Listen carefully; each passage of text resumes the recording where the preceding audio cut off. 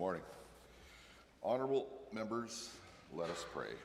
Lord, the God of righteousness and truth, grant to our King and his government, to members of the Legislative Assembly, and to all in positions of responsibility the guidance of your Spirit.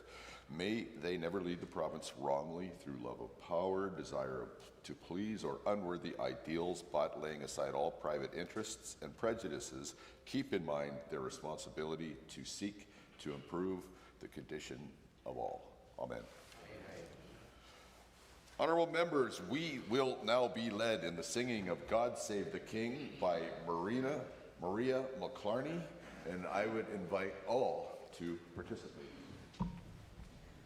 God save our gracious King, long live our noble King. God save the King. Send him victorious, happy and glorious, long to reign over us. God save the King. Thank you. Please be seated.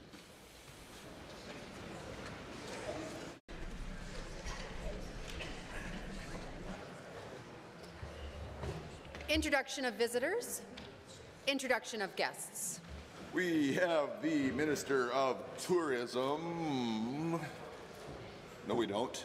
And the member for Lac St. Anne Parkland. Mr. Speaker, I'd like to introduce Kristen Blakeman. She's my constituency manager. This lady is the heart and soul of God's country. Kristen, if you could please rise and receive the warm welcome. And I personally think this lady would make a fine MLA one day. Please give her a round of applause.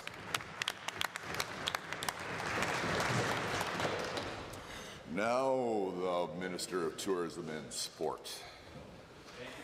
I'd like to introduce to you and through you the grade 6 students from HW Pickup School in Drayton Valley. Last Friday, I had the opportunity to visit their school, and now they're visiting my workplace. So I would like to ask them to please stand up and receive the warm welcome of this assembly.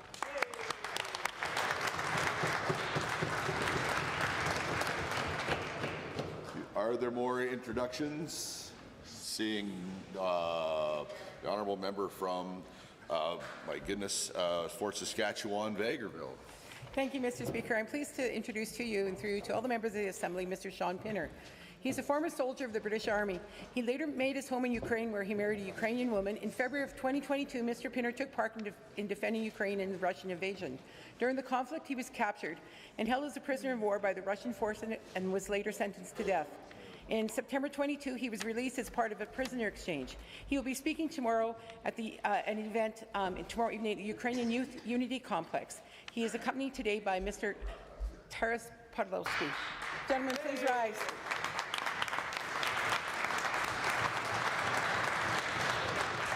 The Honourable Minister of Health. Speaker, it's an honour to rise and introduce to you and through you representatives from the College of Registered Nurses of Alberta, the interim CEO and registrar, Andrew Douglas, the CFO, Todd Shanier, as well as their communication engagement team, Karen Kadine, Dana Torglinson, Josh Sabanandel, Annika Regis, and Danelle Boyden. Please rise.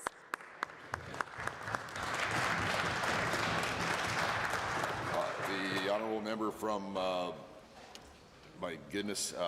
Livingston McLeod. Thank you, Mr. Speaker. We also like to call it God's country in Livingston McLeod. But, Mr. Speaker, I'd like to rise and introduce to you and through you 3 of my constituents from Livingston McLeod. We have my best friend, Carrie Lynn, who is an emergency nurse. She's here with her son, Connor, and his good friend, Uriah Carpenter. And I ask that they please rise and receive the traditional warm welcome of the Assembly. Are there more introductions? Seeing none. Honourable members, seated in my gallery today is Maria McClarney, who you all know, who shared that lovely rendition of the Royal Anthem this morning. Maria is currently in her 4th and final year serving as a page at the Alberta Legislature. She is also a first-year student in the Practical Nurse Program at Norquest College's Wetaskiwin campus. Singing has long been a valued part of Maria's life, cultivated through family voice lessons, informal settings, and her participation in a church choir in Beaumont. I ask Maria, please rise and receive the warm welcome of this assembly.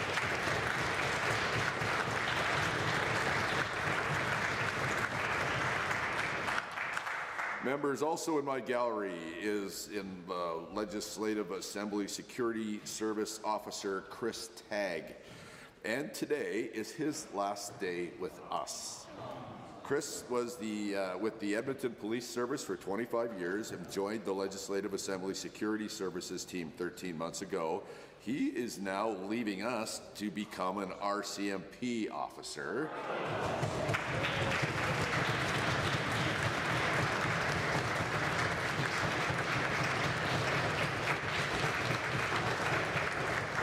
And Chris will be sworn in as a Mountie on April 28th. Chris, thank you for your service to this Assembly and all the other service that you perform for Albertans. Every one of us here in this chamber is immensely grateful to you and your colleagues every day for what you do to keep us safe. Thank you. We wish you well. Now that you've risen, please offer the warm welcome to the Assembly.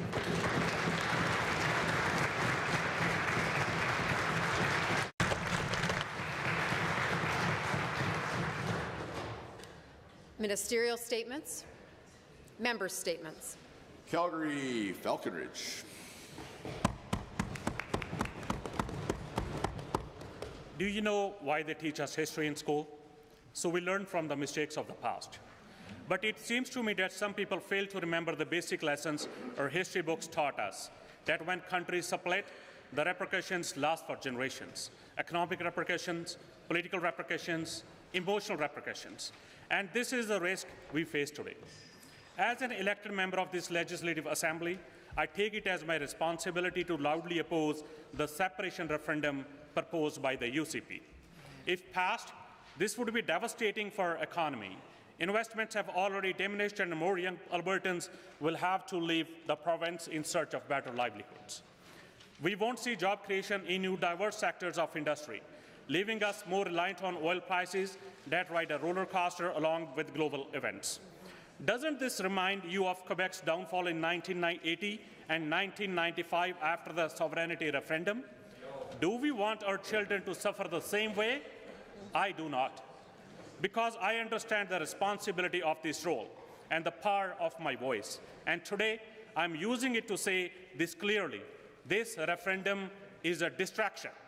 It is not about patriotism. It is being used to shift your focus away from real issues. I want to remind you that this is not a patriotic agenda, but is being manipulated by foreign interference that wants to disintegrate our country for their own vested interests. Remember, we are not traitors. We will not turn our backs on a country that has given us so much. Yes. We, the Alberta NDP, will always fight for a stronger Alberta and a united Canada. Yes. Because no matter what, we are for Alberta and for Canada. Here, here.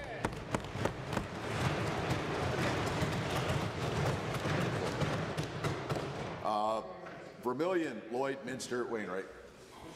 Alberta's government announced in February that Albertans will go to the polls and have a direct say on 9 questions concerning our province's future. Earlier today, the Premier announced the launch of a new public website dedicated to the upcoming 2026 referendum, designed to give Albertans clear, accessible information as they prepare to vote this fall. These questions address immigration and the supports available to new Albertans, and how our province can work alongside other provinces to amend Canada's Constitution to assert our provincial sovereignty within a strong and united Canada. Albertans have been clear that both issues matter deeply to them, and this referendum gives every Albertan the opportunity to provide direction on the path forward. The new website will serve as a central hub where Albertans can learn what each question means, why it is being asked, and how the results will guide the government's next steps. It translates these policies and constitutional matters into straightforward explanations, ensuring that everybody can understand what a yes vote means. Mr. Speaker, Alberta will welcome newcomers for generations, and population growth has long been a part of our success story. But in recent years, the pace and scale of that growth have placed real pressures on housing, healthcare, education, and other essential services. At the same time, many Albertans have expressed concern about federal actions in areas that fall squarely within provincial jurisdiction. These concerns were echoed through the Alberta Next panel, where thousands of Albertans shared their views. The referendum is an opportunity for Albertans to provide a clear mandate on how to address these challenges, and a website launched today empowers them to make that decision with confidence and clarity.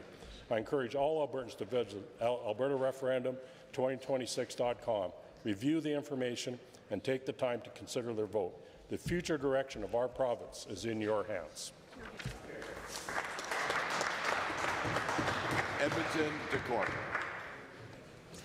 Mr. Speaker, as if this UCP government's ongoing attacks on our democratic institutions were not enough, they have once again turned their side on our public health care system, the system families rely on in their most frightening, vulnerable moments. Public health care is a promise, Mr. Speaker. It is reassurance a parent feels when their child is sick. It is the dignity a senior deserves when their body begins to fail them. It is often compared to insurance. You hope you will never need it, but when you do, you are profoundly grateful it exists. But unlike private insurance, public health care is universal. It's public, and it's based on need, not wealth. It doesn't ask for a credit card. It doesn't check your income. It simply cares for you. That was the promise before this government started taking it away piece by piece. Instead of learning from their failure to rein in skyrocketing insurance costs, the UCP have chosen to repeat the same mistake, placing ideology and profit ahead of people. Just as they sided with the insurance companies, they are now opening the doors for those who want to profit from sickness, from injury, and from pain. They call it reform, but Albertans know for what it is. It is privatization. Instead of properly funding our public health care system, they are offering vouchers, treating care like a coupon instead of a right. In Alberta and across Canada, health care is a right, not a luxury. It is part of social contract we make with one another that in our moment of need, we will not be left behind. This government has responsibility to strengthen that promise, not weaken it. Albertans expect not less. Yes. Thank you, Mr. Speaker.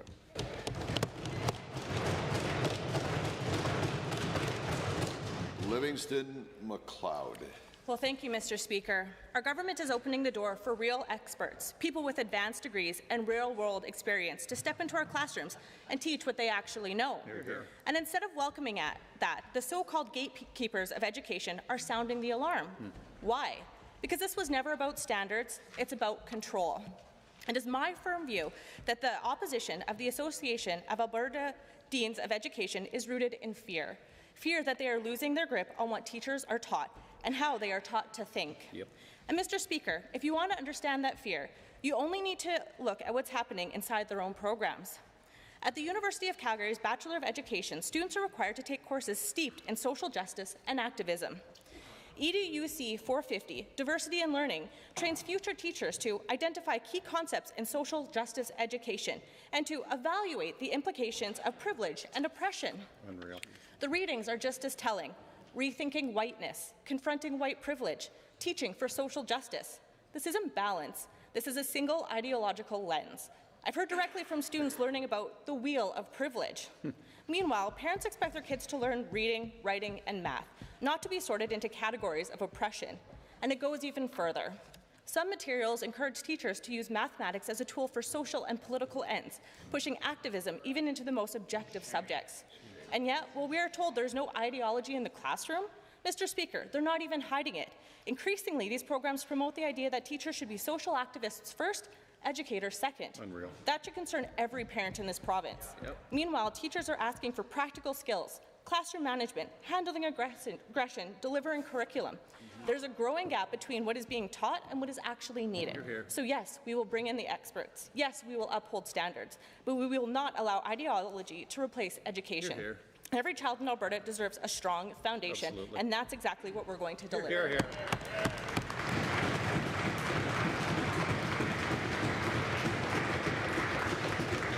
Winston Rutherford. Twice this past week, this Premier and the UCP have violated the basic democratic principles that we hold dear as Albertans, as Canadians, and as First Peoples of this land. On Tuesday, the UCP denied hundreds of thousands of people who signed the Forever Canadian petition from the right to be heard. UCP ministers, including the Minister of Indigenous Relations, refused to even let the petitioner speak at the committee. That is sabotage and a derailing of democratic, grassroots and citizen-led processes. Later that same day, imagine, the UCP used their majority to tear up a fair, ethical map drawn by the Independent Electoral Boundaries Commission in consultation with thousands of Albertans from our Rocky Mountains to our large cities, and small towns. This map gave unprecedented political recognition and voting rights to Indigenous peoples, giving them a direct say in Alberta's future and ensuring that their vote and their voice matter. But this UCP tore up that map and gave themselves a crayon to draw a new one. Is it any wonder, Mr. Speaker, why Albertans are angry? Why the chiefs from Treaty 6, 7 and 8 would come to this very chamber to tell this government that they have lost their trust in this government and to call a vote of incompetency when the people of Fort Chipewyan are dying of cancer at higher rates than anywhere else in our province? There is a very big problem. But this government is more concerned with fighting First Nations and wasting millions of taxpayers' dollars to defend their separatist buddies. Is it any surprise that people have lost their faith in the UCP government and this separatist premier? 400,000 Albertans sent a message to this government that they are forever Canadian. And if this government does not listen, you can bet hundreds of thousands will show up and vote them out. Call the election.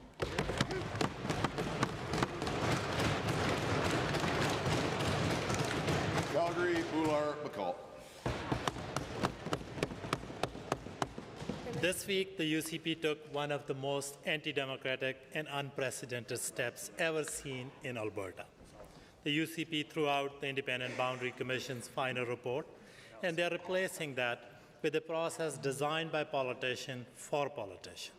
Mr. Speaker, politicians should never draw election maps. They should never choose their voters.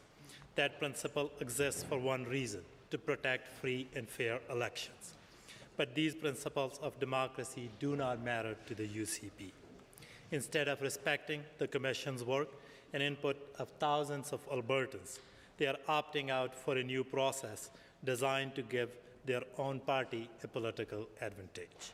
The UCP is willing to violate Albertans' constitutional right to effective representation just to stay in power. They are planning on cheating, gerrymandering, and rigging the elections. And that's utterly unacceptable.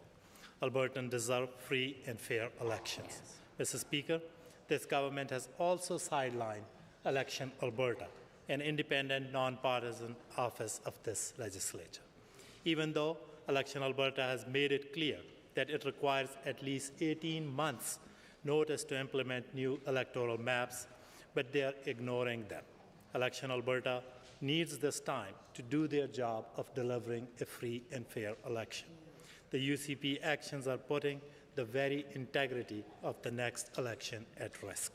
All Albertans need to stand up to the UCP plan to undermine their right to effective representation and rig the election.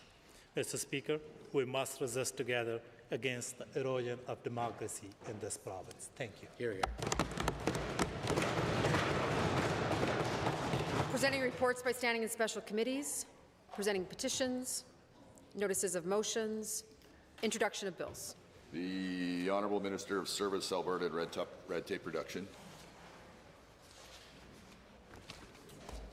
Thank you, Mr. Speaker. I request leave to introduce Bill 31, the Red Tape Statutes Amendment Act, 2026. This is our 11th red tape reduction bill since 2019. Since then, we've eliminated nearly 220,000 regulatory amendments, saving Albertans and Alberta businesses more than $3 billion through the hundreds of initiatives we've taken over the years. With that, Mr. Speaker, I hereby move first reading of Bill 31, the Red Tape Reduction Statutes Amendment Act, 2026. Honourable members, the Minister for Service, Alberta and Red Tape Reduction has moved first reading of Bill 31, Red Tape Reduction Statutes Amendment Act 2026. Those in favour of first reading, please say aye. Aye. Those opposed to first reading, please say no.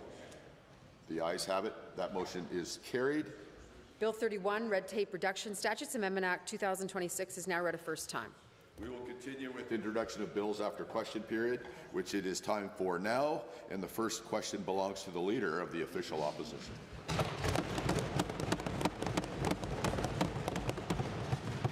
Thank you, Mr. Speaker. Happy anniversary to the Premier. Yesterday, the Supreme Court of Canada, in a 7-2 decision, told Quebec that they could not gerrymander their political map. So now we have people on the left, on the right, across the spectrum, academics, experts, journalists, everyday people, and now the Supreme Court of Canada telling the government they can't do what they want to do. So has the government reviewed this recent Supreme Court decision, and will they change their cooked-up process now that we know it is illegal and unconstitutional? Premier. Thank you, Mr. Speaker. The reasoning for that judgment is not out yet. As soon as the reasoning is out, we will absolutely look at it and see if there is anything we can learn here. I would point out, Mr. Speaker, that there are factual and legal differences in the framework between Alberta and Quebec when it comes to setting electoral boundaries. But if there are any guidances that we can get from the Supreme Court, we'll certainly look at that. Honourable member.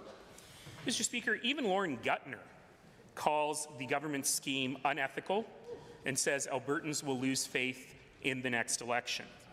Now, the Attorney General of Alberta intervened in the Supreme Court case on Quebec's side, asking that Quebec be given the right to gerrymander its maps, spending Alberta taxpayer dollars. Of course, they lost badly. I've often said this government's only job creation program is to hire more government lawyers. So how much did Alberta spend on this misadventure all the way to the Supreme Court? The Honourable Premier. Mr. Speaker, I don't know the answer to that. I'll get our Justice Minister to follow up with the member opposite. But we know that when it's important matters of provincial jurisdiction and there's important questions at law that need to be settled, we do intervene in those cases. That's part of the reason why we were able to win on C-69, on the No More Pipelines bill. It's part of the reason why we're still challenging the government on the plastics ban. Sometimes you've got to take cases forward in order to defend provincial jurisdiction. That's why we're going to continue to monitor cases and intervene where it's appropriate. Honourable member. Well, I'm glad the Justice Minister now has something to do in between his meetings with Sam Marache. Now, to be honest, there are only two ways this cooked-up process can go. Either the votes of people in Calgary, Edmonton, Red Deer, and Lethbridge get hopelessly diluted, or we end up with a gerrymandered map with illegal constituencies. Yesterday's Supreme Court ruling shows that both of these outcomes are, in fact, illegal and unconstitutional. So the Premier's got a choice. Will she backtrack now and just let the legislature pass the majority report? Hear, hear. Premier. Thank you, Mr. Speaker. One of the factual and legal differences between Alberta and Quebec is in Alberta legislation, our Electoral Boundary Commission has the latitude to have a riding that would either be 20% higher or 20% lower than the average. So that is one of the things that, in fact, the committee suggested we look at increasing. Rather than having 4 seats that could be like that, have 8 seats for the reason of effective representation, to make sure that large geographic areas are appropriately represented, Mr. Speaker. They're very different legal frameworks. The second set of questions belongs to the Leader of the Official Opposition. The technicalities may be different, but the legal principle is the same. The Supreme Court announced that yesterday in an oral judgment because what Quebec was doing was so egregious, and it's less bad than what Alberta is attempting to do. Yeah. But Albertans are more concerned about their cost of living. They're concerned about their grocery prices. When we asked about the crushing grocery prices yesterday, instead of getting answers, we got a bizarre performance from 2 ministers of the Crown yelling and blustering, but not giving any actual answers or taking any accountability for the fact that grocery prices have gone up 40%. What's the government doing about it?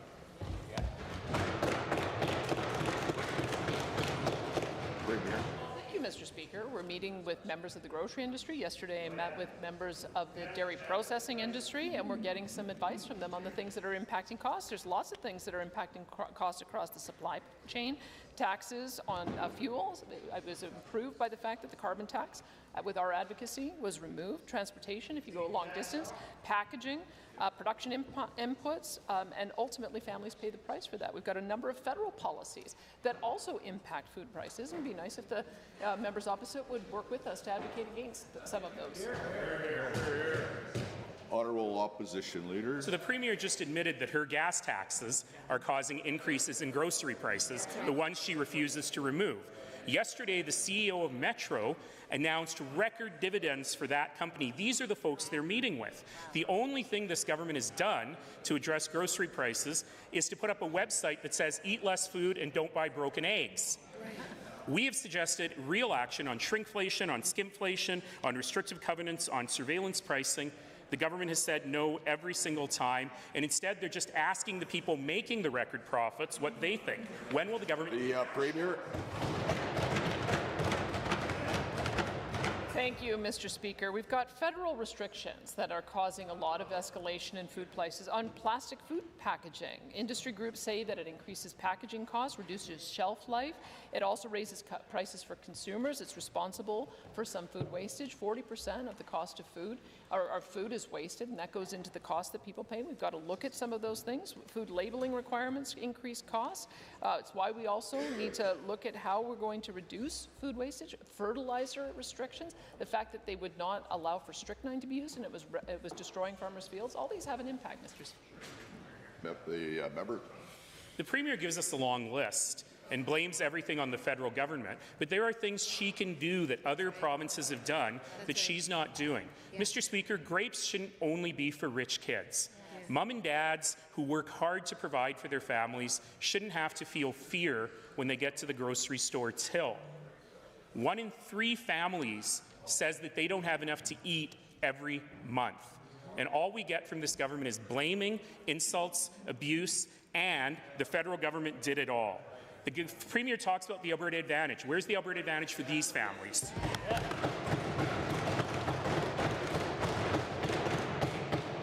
Just a quick reminder, everybody's got 35 seconds and not more. Go ahead. Well, Mr. Speaker, we have the lowest gas prices in the country. We also support our food banks, which the members opposite didn't do. We also have a food program in schools, which we work with the federal government to expand.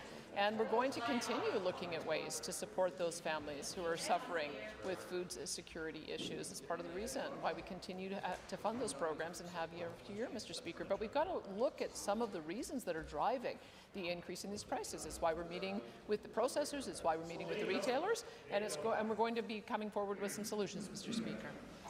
The third set of questions belongs to the Leader of the Official Opposition. Yet again, the Premier tells families who don't have enough to eat, things aren't that bad. From her perspective, perhaps they are not. You can always go to the food bank. Maybe they have cake at the food bank for people to eat. This government is so allergic to transparency, we all know that. They just can't clear the air on anything ever because they have so much to hide, but it's gotten worse. Now they're attacking journalists for asking questions. The Premier, when she was a media personality, would never have stood for this. So does the Premier condone her House Leader insulting a journalist and comparing her to Jabba the Hutt?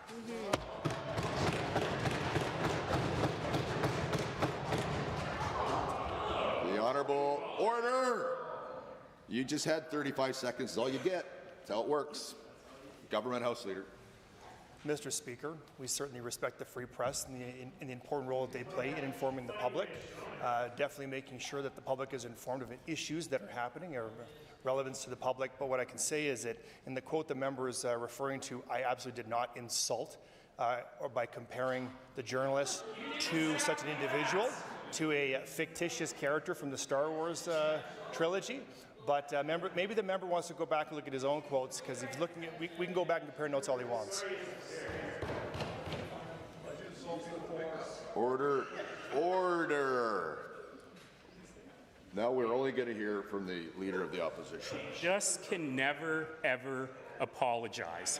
You know, the Premier often talks about students having problems with self-regulation. I think she's actually externalizing to the men on her front bench and the men who work in her office who have difficulties with self-regulation.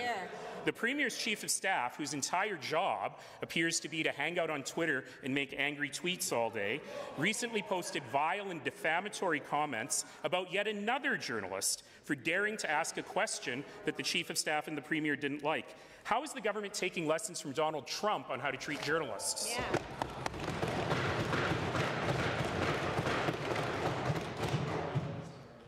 Premier. Thank you, Mr. Speaker. If the member opposite wants me to answer a question, he needs to be specific about what he's referring to. I have no idea what he's talking about. I do press conferences every day with my ministers. I treat the media with respect. I also talk to those members who are in the alternative media so that we can ensure that our message is getting out. We also post broadly on social media, and these are the things that you're supposed to do when you're in this position. So, Mr. Speaker, I don't know what he's referring to. The opposition leader. I appreciate the Premier's admission that her staff insults Albertans so much she doesn't know which insult we're talking about. That's right. Because that's all they do all day. But it's even worse than that. They also mislead journalists. The Premier's office recently tried to discredit paramedics who were worried about their workload by claiming that their overtime had dropped instead of increasing. We know this is untrue. The Investigative Journalism Foundation found it was completely made up. Now look, politicians don't always like what journalists report, but they have a job to do, and we need to help them do their job. Why does the government mislead and send— Order! Order!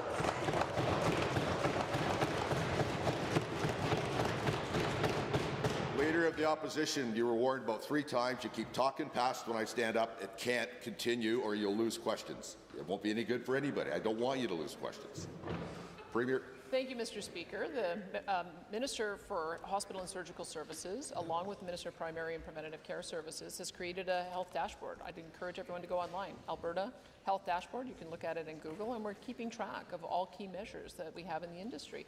We have seen 600,000 people come into our province in the last 5 years. Yes, it has put pressure on our hospitals, it has put pressure on our ability to get family doctors, and it's put pressure on paramedics. But by tracking this information, we can identify problems, we can hire more staff, and we can reduce the amount of overtime. The next question belongs to the member for Edmonton-Glenora. Like a lot of women in Alberta, I go for an annual mammogram and I check my breast tissue regularly for any changes. Many Albertans were excited to hear the government announce self-referral options earlier for women now 40 years of age or older, but in question period yesterday, the Premier said, and I quote, "We're very, very hopeful that more women will take us up on paying for this option," end quote. Did the Premier tell the truth yesterday when she said women will have to pay for their mammograms? The Honourable, the Minister of Health. Thank you, Mr. Speaker. And women will not have to pay for their mammograms. Mr. Speaker, just to clarify, currently 45 and older can self-refer. They don't have to pay. Mr. Speaker, if a doctor refers a patient even younger than 45 years of age, they do not have to pay. And as of April 1st of 2027, 40 to 45 or to 44-year-olds can self-refer and they don't have to pay. Mr. Speaker, we want all women to get mammograms in this province. Hear, hear. Honourable member. The Premier went on to say that getting diagnosed earlier means earlier treatment, but the UCP budget cut cancer research, screening and prevention by more than 5%.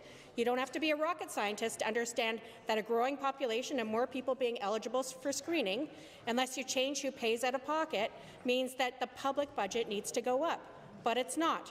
It's millions of dollars being cut. It's on page 189 of the minister's budget. So how much are women who are going to get mammograms now going to have to pay, or is that going to come out later in the regulations? Yeah. Minister. Thank you, Mr. Speaker. And we clarified that in estimates. I'm not sure why the member opposite can't read the budget line. We, in fact, have, through the refocusing, been able to make sure that we have all the funding we require to do that research. In fact, Mr. Speaker, it was our government that introduced $20 million for women's research, not that government, our government, Mr. Speaker, because we believe in making sure that we have that research that informs the best evidence to do treatments for women. The honourable member. I don't know why the minister can't read her own budget. $2 million is being cut from prevention and screening. And since the current premier got her job, the number of people waiting for breast cancer surgeries has gone up significantly. 70% of us used to be able to get our surgeries within medically recommended time frame. Now it's only 43%. This is a dangerous trend. So unless the UCP scrap their plan to have more surgical staff leave the public hospitals and work in private centres, it's going to get worse. So will the minister, any minister, finally admit that their government needs to scrap their plan to Americanize our healthcare system and restore public health care?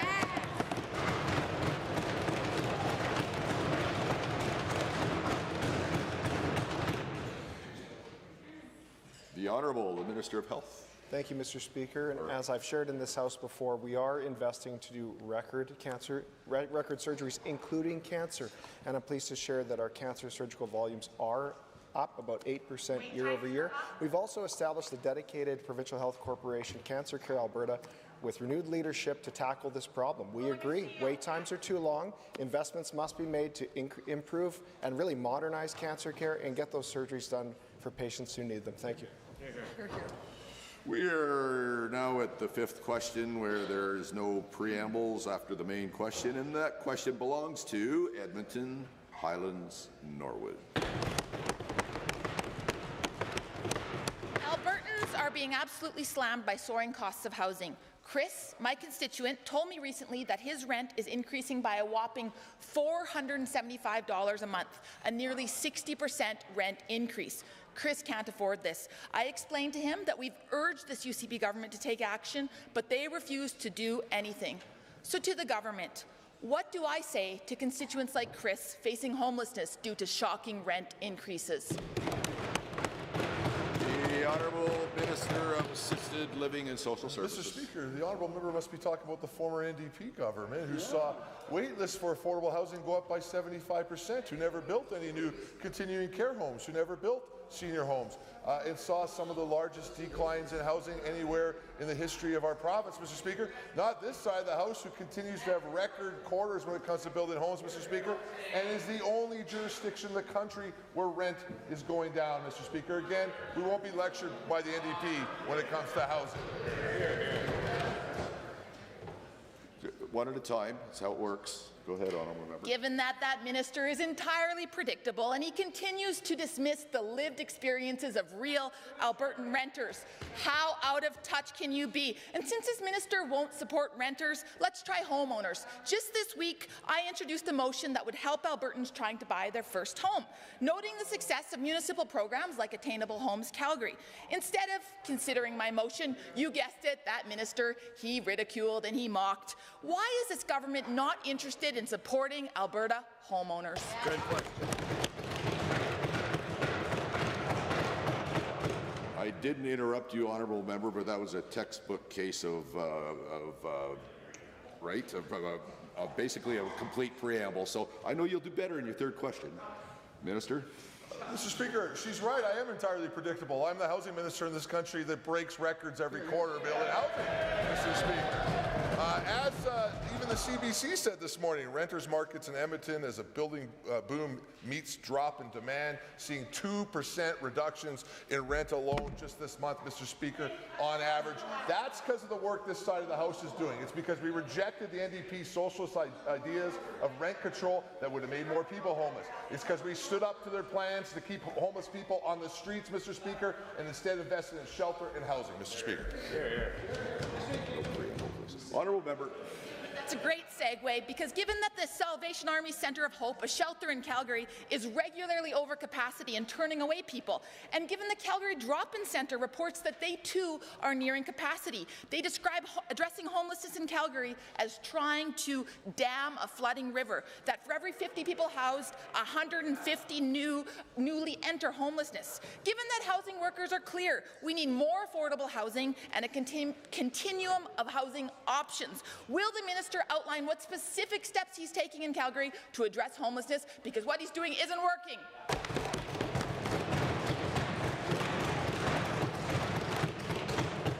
Minister. Well, Mr. Speaker, the NDP continue to struggle with facts. The average occupancy in both the drop-in centre in Calgary and in the Salvation Army is below 90%, Mr. Speaker. We watch it very, very closely. In fact, in all of our shelters, it averages between about 85% and about 88%, Mr. Speaker, so the member's just plain wrong. Now, what we are doing to be able to help Albertans is we're building more houses than anywhere else. We're building more affordable housing units. We're building more continuing care units. And as a result of that, Edmonton and Calgary are the most affordable large cities anywhere on this continent, Mr. Speaker. Orders. Hand signals are largely on both sides, not considered to be a good idea here. Athabasca Barhead, Westlock. Well, thank you, Mr. Speaker. Alberta's government released the Nuclear Energy Engagement and Advisory Panel's report, which will guide next steps on enabling nuclear energy in the province. The report reflects months of province-wide engagement by the panel to learn what Albertans, Indigenous communities, municipalities and industry think about adding nuclear energy to Alberta's energy mix. To the Minister of Affordability and Utilities, Alberta has long been an energy leader.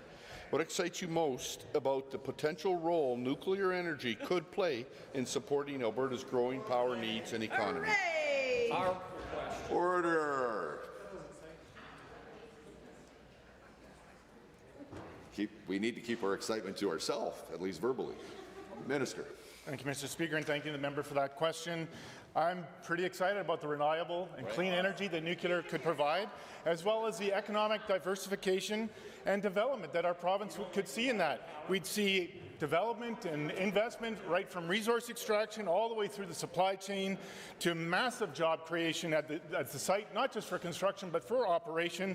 There's the opportunity to explore medical isotopes which are treating cancers around the world with tremendous success. Alberta is always a leader of energy in Canada. This could be our next great future. Honourable member. Thank you, Mr. Speaker. Given that during the engagement, Albertans expressed an interest in the potential for nuclear power to provide reliable, emissions-free energy, and given that based on this feedback, the report provides recommendations and advice to government on how best to advance a nuclear energy industry in the province. To the same minister, the advisory panel heard from thousands of Albertans, municipalities and Indigenous communities. What did they hear most often during these conversations that will help shape the province's next steps? The Minister of Utilities and Affordability. Thank you again, Mr. Speaker. You know what I heard? I heard a lot of interest and a lot of hope.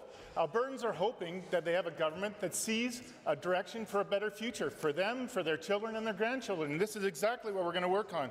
You know what we also heard, Mr. Speaker? We heard reasonable questions. What do we do about safety? What do we do with waste? And what do we do with our water? These are precious resources that we need to handle carefully. They asked for more information, they asked for more education, they asked for us to work cooperatively with the federal government and federal regulators, which are world-class and world leaders, to do what's best for Albertans. Honourable member. Thank you, Mr. Speaker, and thank you to the Minister for his work on this file. Given that the panel's recommendations lay out a long-term vision for how Alberta could responsibly explore nuclear energy that would balance affordability, reliability and public confidence. And further, given this report talks about building a clear roadmap for nuclear energy within Alberta. Once again, to the same minister, what are the next steps and what can Albertans expect to see moving forward? The Honourable Minister. Thank you, Mr. Speaker, and thanks to the member for all the great work that he does representing his constituents in North Rural Alberta, where there's a lot of interest in what's next for nuclear within the province of Alberta. In fact, that's why we're going to proceed with the information that we have, continue to gather and create a nuclear energy roadmap for Albertans so they know exactly what's going to happen, when it's going to happen, and how it's going to happen. It will likely lead to legislation and regulations so we can set up a framework for private investment to lead Alberta, lead Canada in nuclear development and growth, and provide jobs for the future. The next question belongs to the member for Calgary Elbow.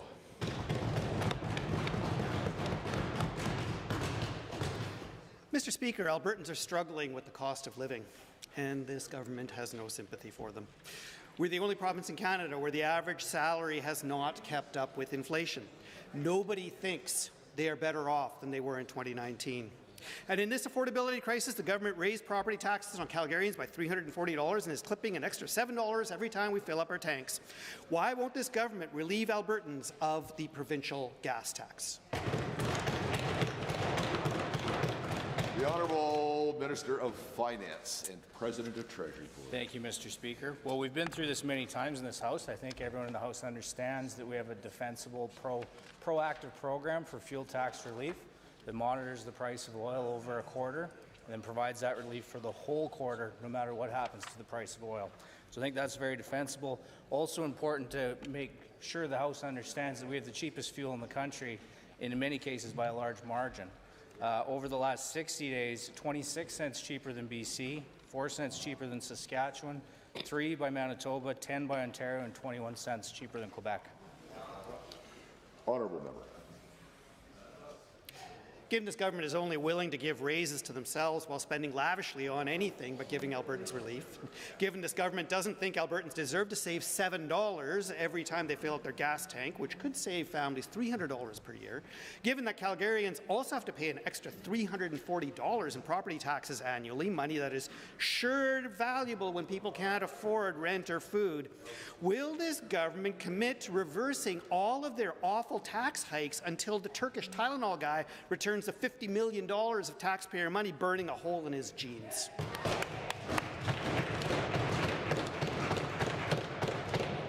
Minister. Mr. Speaker, this is the side of the House that appreciates the Alberta advantage that we have and fights hard to maintain it. A $16.9 billion tax advantage over the next closest province. No sales tax. A government that decreased personal income taxes within this term, saving families $1,500, single individuals $750. As I said, we have a program in place on fuel. When we bring in more in royalties in a consistent way, that relief will be provided automatically. It makes a lot of sense for Albertans and for the finances of the province. Calgary Elbow. Given that the Turkish Tylenol guy got a deal of $49 million of taxpayer money while Albertans received nothing to show for it, courtesy of this government, and given that the government chooses to empty Albertans' pockets instead of getting their out-of-control spending on Turkish Tylenol under control, given that Canadian leaders, including Premier Ford and Prime Minister Carney, have all made moves to give Canadians relief at the pumps, why won't this government do the right thing for once? Relieve drivers at the pumps and cut the provincial gas tax.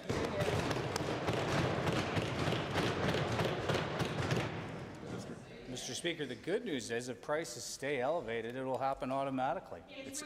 It's in the legislation. And then if oil drops the next day, it will continue to stay off. I would ask the members opposite that some days pretend to care about the finances of this province, that some days pretended to care that we ran a deficit. There's $1.5 billion in the budget on fuel tax revenue. Let's look at a quarter. 400 million, maybe 430 million for a summer quarter. Where would you like it? Would you like it to go right on top of the deficit, or would you like it to be less transportation maintenance?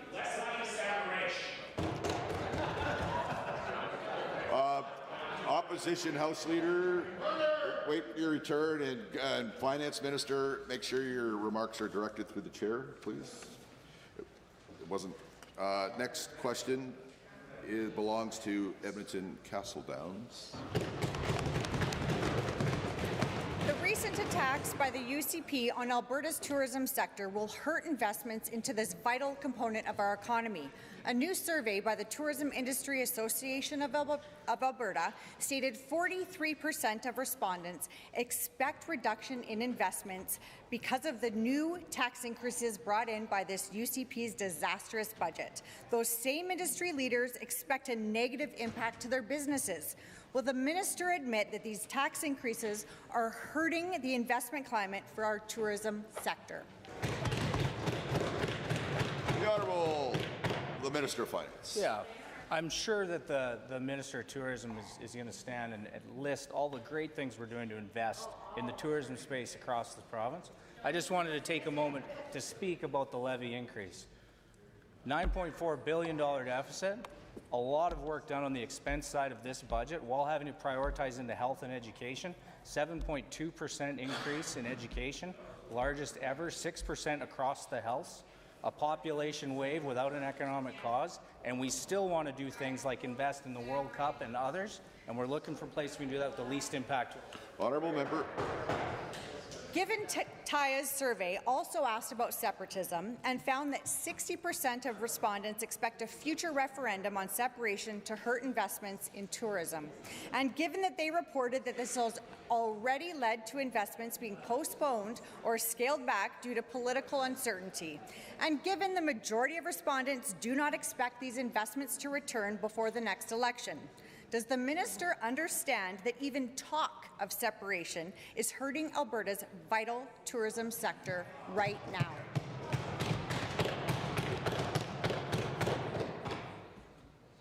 The Honourable Government House Leader. Mr. Speaker, if you were to draw a word map of this session of the legislature, you would find the only people using the term separation are the members opposite. And I would encourage them to cease from using that word, because I can tell you, Mr. Speaker, that on this side of the House, what we're focused on is attracting more investment. That's why we created the All-Season Resorts Act, what we're seeing to bring in more tourism, more tourists from around the entire world who love Alberta and the advantage we have. But, Mr. Speaker, the members opposite, they're trying to drive away investment today by using the word, because just like they drove away investment when they were in government. That's right. Edmonton Castleton. Given how vital tourism is to diversify our economy and create jobs, and given how bad policy and talks of separatism are killing investment, delaying projects, and scuttling job creation opportunities in tourism, and given Alberta tourism operators know it's bad decisions by this UCP government that hurt their industry, will the UCP admit their mistakes, roll back their tax changes that hurt the tourism industry, and stop with the separatism rhetoric before widespread job losses hit Alberta's tourism economy? The Honourable Minister of Tourism and Sport. Thank you, Mr. Speaker. Alberta is the most affordable province to live nationwide. Full stop right there. Yeah. Okay? We are leading the country in the growth, tourism growth, 2 times of average, national average. In 2024, we're leading 4 times of national average. This year alone, first 2 months, we're treated to actually lead the country 3 or 4 times national average. We're having big games coming to Alberta, Grey Cup in 2026, World Junior Championship in 2027, World Cup.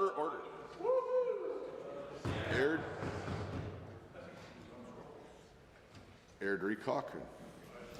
Mr. Speaker, Albertans expect when government issues tens of millions in grants, there are controls, oversight, and accountability, as there is with any major financial transaction. But in the case of recovery centres, government allowed sole source contracts, inserted intermediaries, and now claims no responsibility. When projects are stalled, Alberta contractors go unpaid and liens are issued. To the Minister of Municipal Affairs, how did you justify committing millions in public funds without proper safeguards? And if government is not accountable, who is? The Honourable Minister of Addictions and Mental Health. Well, Mr. Speaker, on this side of the House, we're all about saving lives, and we're out there doing it right now. We're opening recovery communities across the province. We're working with our First Nations. We just opened our first one on a First Nation down in Kainai country, Mr. Speaker. They're so happy. They've already got 20 people in there in recovery, Mr. Speaker. It's amazing, yeah. We're doing it all across the province. We're going to be opening another one up down in Siksika very shortly. We're doing another one at Sutina, another one at Meaty Crossing, another one at Enoch, all over. We're going to have over 375 more beds for recovery across this province, Mr. Speaker, and we let the Indigenous people do it themselves. Airdrie Cochrane. For decades, grant funding flowed directly to First Nations, with authority remaining at the community level. And given this government changed that process, inserting a lawyer to control tens of millions in public funds. And given that decision removed oversight from the nations, added costs, and created clear conflicts of interest. To the Minister of Municipal Affairs, why was monetary control removed from First Nations and handed to lawyers connected to insiders now under RCMP investigation?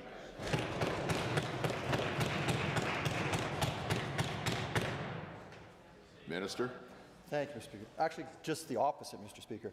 What we've done is we let the Indigenous people be in control of their own destiny. They were given cash to build these recovery communities. They appointed their own lawyer to oversee it, to make sure that the money was given out at proper times as the project proceeds. And if there is some shortfalls, the money is held in trust and they will be taken care of, Mr. Speaker. This is the way we're doing it. It's worked very well, and they are doing it on time and on budget. Honourable member.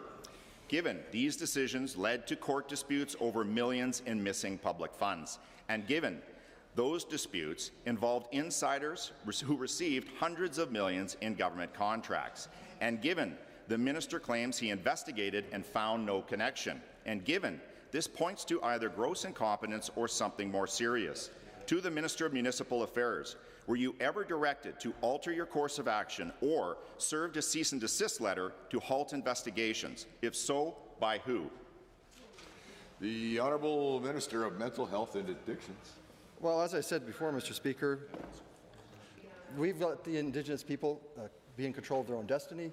The money was given to them to build these recovery communities. Not only are they building them, they are built, Mr. Speaker. Within a couple of months, they're all going to be opened up. They're doing an amazing job. I don't know why they don't want to let the Indigenous people feel that they are trusted. They are trusted. We trust them. They're doing a great job. They've got controls in place to make sure people are being paid. It's going to be a great thing for all. It's not just for Indigenous people. Anybody can use these recovery communities. It's amazing what they're doing out there. The next question belongs to the member for Calgary-Glenmore. Mr. Speaker, Albertans watch the AER CEO dodge simple questions, failing to explain how the AER approved the transfer of hundreds of licenses to Mega Energy, despite the company owing $200,000 in unpaid municipal taxes. Then we watch the Energy Minister twist himself into knots, trying to explain why the AER is breaking his own ministerial order. I'm feeling generous today, Mr. Speaker, so here's another chance. Why is the Minister allowing the AER to ignore his own rules? Good question. The Honourable Minister of Energy and Minerals. First of all, Mr. Speaker, I want to apologize to the members opposite that asked a question last week. I got a little hot under the collar. In fact, so hot my collar was starting to flitch a bit. But, Mr. Speaker, the AER does a great job. It's a world-class regulator. The CEO of the AER is doing a great job, Mr. Speaker. His experience speaks for itself. He is an industry expert. What we do know, Mr. Speaker, is when the opposition was in control, when the NDP was government, they actually set up, or allowed to set up, a Ponzi scheme in the AER, Mr. Speaker, taking advantage of the people of Alberta. We're not doing this, Mr. Speaker. We're appointing the best people to make the best decisions. Order. And a point of order is noted at 10:57. The Honourable Member. Given that the Shell-Cavi deal exposes another AER failure, this time under the Oil and Gas Conservation Act, where the license holder and the asset owner must be the same. Given that Shell sold these assets 7 years ago, yet still holds the licenses while Cavi owns and operates them, if something goes wrong at these sour gas sites, who's actually responsible? Who pays for the environmental cleanups? And why hasn't the AER stepped up to suspend these licenses and protect Albertans? Yeah. The Honourable Minister. Well, Mr. Speaker, industry stands up and pays for it. In fact, the AER is funded by industry, Mr. Speaker, and the Orphan Well Fund is funded by industry, Mr. Speaker. In fact, industry is making great strides with the Orphan Well Fund, Mr. Speaker. We've taken great strides forward. We've actually tripled that fund over the last few years and actually taken real stances to clean up the mess the NDP left. Mr. Speaker, the world is faced with this reality. We are the government that is being the most responsive to it and making sure we get the job done right, Mr. Speaker, because nothing is more important than our water, our air, and our environment. Absolutely. Honourable Member. Given that this minister is a minister of the Crown, given that the AER is breaking the minister's own rules, and the minister is okay with it, given that the AER is breaking the Oil and Gas Conservation Act and have not kept the public informed on these very sour gas facilities since 2019, and the minister is okay with it, given that the AER CEO ignored basic questions about how the AER is failing Albertans and landowners, and the minister and the premier are okay with it, why is the UCP ignoring their own rules? Who is this government working for, Mr. Speaker? Yes.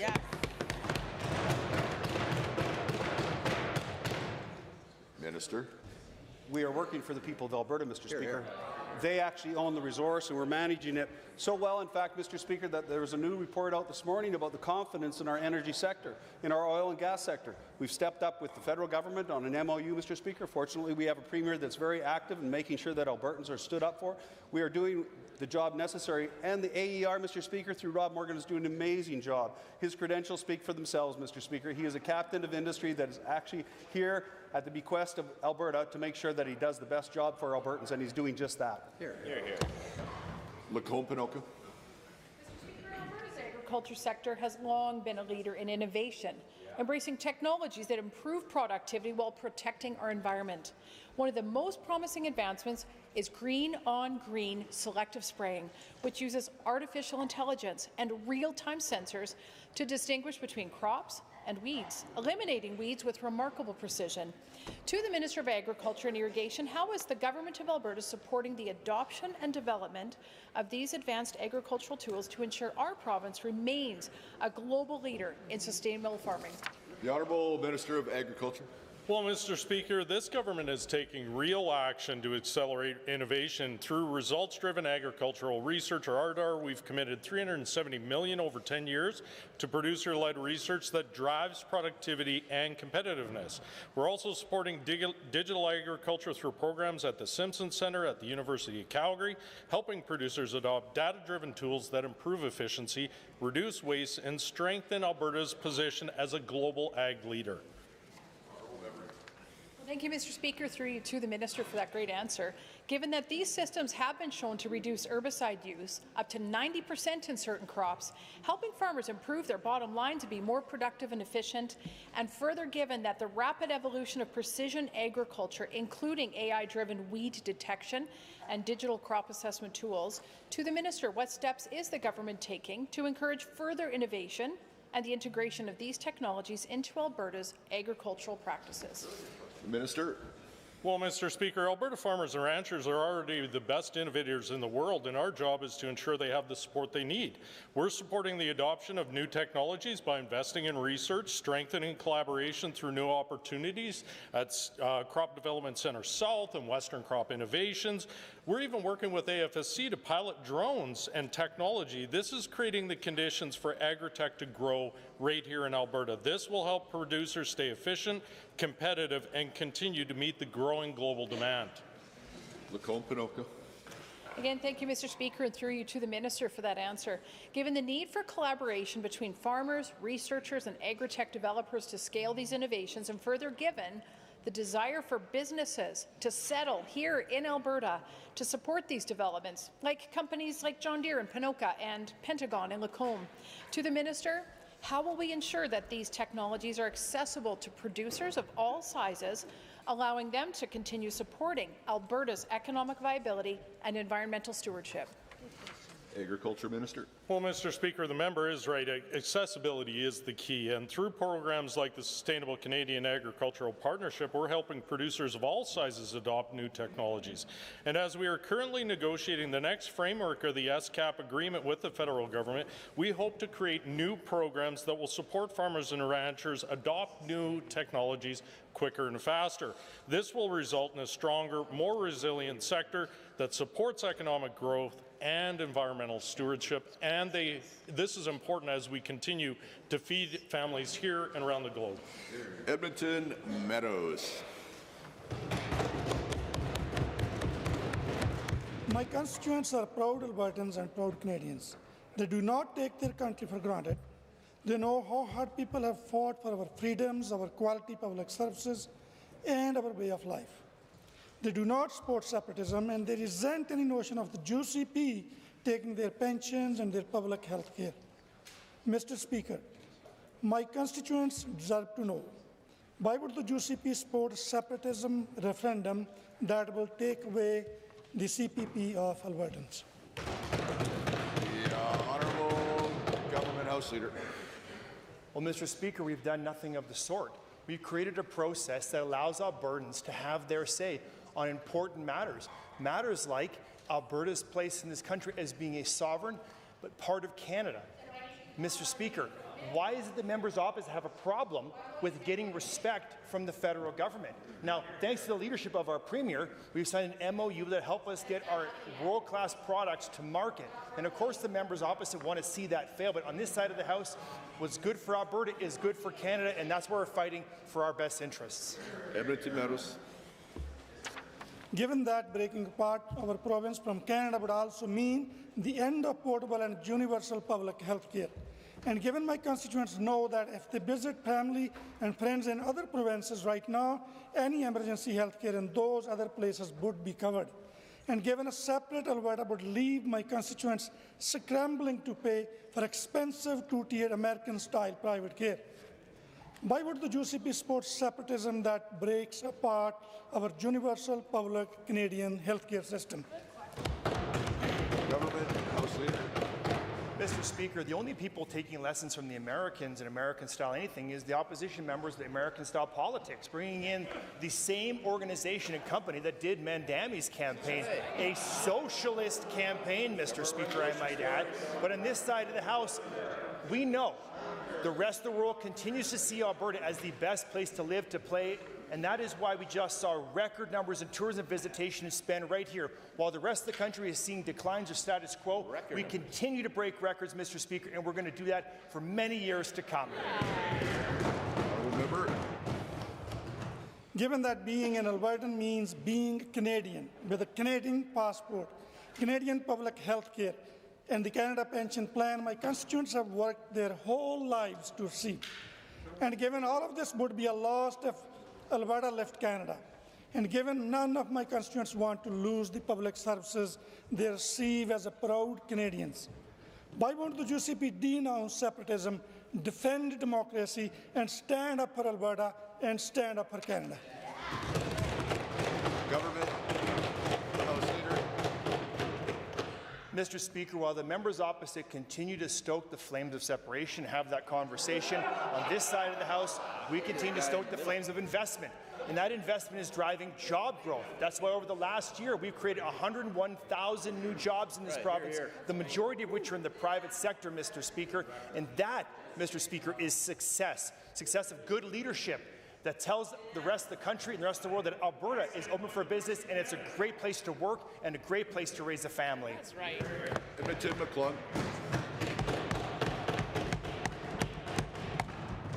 More than 100 farmers and ranchers have petitioned the minister about the Highway 3 twinning project and how he's riding roughshod over their concerns. Can he confirm whether Alberta Transportation conducted any documented site-specific safety or operational analyses, including collision history, quantified risk assessment, or operational conflict analysis to justify freeway-level access removals on the Highway 3 segment between Whitla and Medicine Hat, where traffic volumes are only 3,700 vehicles per day, and the corridor runs through the most heavily irrigated agricultural regions in Alberta? The Honourable Minister of Transportation and Economic Corridors. Thank you, Mr. Speaker. It's a little rich, the NDP actually faking the interest in agriculture and Highway 3, Mr. Speaker, because it is this government that made an incredible investment in irrigation, $800 million to actually expand irrigation by 200,000 in southern Alberta, 200,000 acres, Mr. Speaker, as well as a government that's actually twinning Highway 3, Mr. Speaker. And if the member actually wants to travel down to southern Alberta, he can go on April 27th to Medicine Hat, where they're actually going to have an open house to actually discuss the Highway 3 twinning project, Mr. Speaker, so we can have local input from people in the area that will actually benefit. Edmonton McClung. Given, Mr. Speaker, that the member for Cypress Medicine Hat cancelled a meeting with the coalition who was complaining about the way the government's going about Highway 3 development, given that no site-specific safety analysis was completed, how does the minister justify applying freeway-level access control on Highway 3 through Alberta's most heavily irrigated agricultural region when Alberta routinely maintains direct agricultural access and controlled median crossings on much larger, busier highways such as Highway 1 and Highway 2, given that the rural function and agricultural operations remain a stated provincial priority? Minister. Thank Thank you very much, Mr. Speaker. If he doesn't want to come down on April 27th, he can come down on April 28th to 7 persons, Mr. Speaker, where there'll be another open house where we'll actually have local feedback from individuals and farmers in the area. They'll actually have their say on how the design of Highway 3 twinning will actually happen, Mr. Speaker. We like to say on this side of the House that twinning is winning, Mr. Speaker, and here we have Highway 3 twinning project is well underway. There will be 8 sections. We've already had 1 section completed, Mr. Speaker, but we want to make sure we get the remaining 7 sections done right. Here. Honourable member.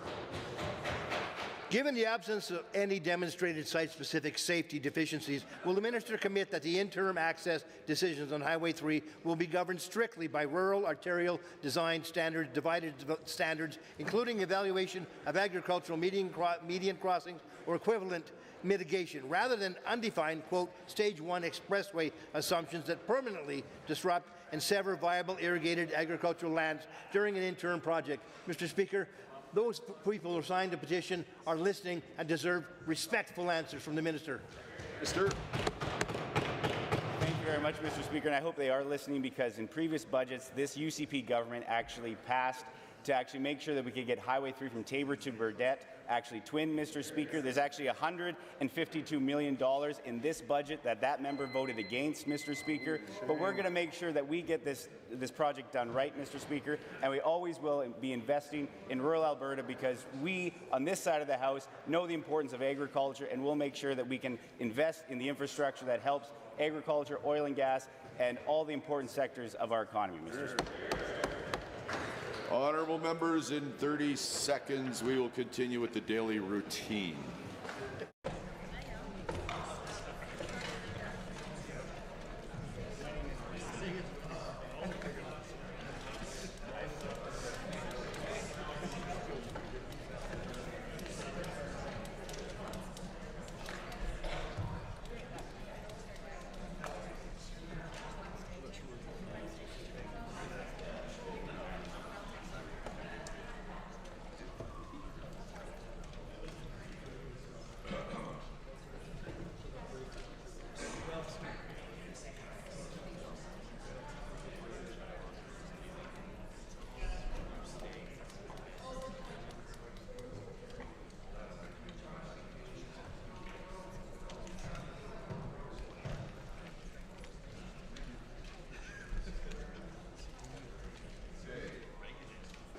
We will continue with introduction of bills. The Honourable Minister of Justice. Well, thank you very much, Mr. Speaker. I'm pleased to rise and move first reading for Bill 32, the Electoral Boundaries Commission Amendment Act 2026. Now, as Alberta's population continues to grow, we must ensure that Albertans have effective representation all across our province. The amendments in Bill 32 would add 2 electoral divisions to the Electoral Boundaries Commission Act 2026 and align with the report that was tabled by you, Mr. Speaker, in this Assembly. With that, I move first reading of Bill 32. Members, the Honourable Justice, did you say Bill 32? Did I hear you say? Okay. The Honourable Minister of Justice has moved first reading of Bill 32, Electoral Boundaries Commission Amendment Act 2026. Those in favour of the motion for first reading, please say aye. Aye. Those opposed, please say no. The ayes have it. That motion's carried. Bill 32, Electoral Boundaries Commission Amendment Act 2026 is now read a first time. The Honourable Member for Calgary Currie. Thank you, Mr. Speaker. I am thrilled to rise today to request leave to introduce Bill 209, the Consumer Protection Affordability Measures Amendment Act 2026. If passed, Bill 209 will bring in common sense measures to make life a little bit more affordable for everyone in this province. Bill 209 will see that the prices advertised are the prices you pay, with no hidden fees or charges at checkout. It will ban white label ATMs from overcharging you for taking out your money, and it will make cancelling a subscription as easy as one click. With that, I move first reading of Private Member's Bill 209. Honourable members, the Honourable Member for Calgary Currie has moved first reading of Bill 209, Consumer Protection Affordability Measures Amendment Act 2026. Does the Assembly agree to the motion for first reading? If so, please say aye. Aye. If you are opposed, please say no. The ayes have it. That motion is carried. Somebody owes the food bank $50. I'm not sure who it is, but I'm sure that they will honor that. Bill 209, Consumer Protection Affordability Measures Amendment Act 2026 is now read first time.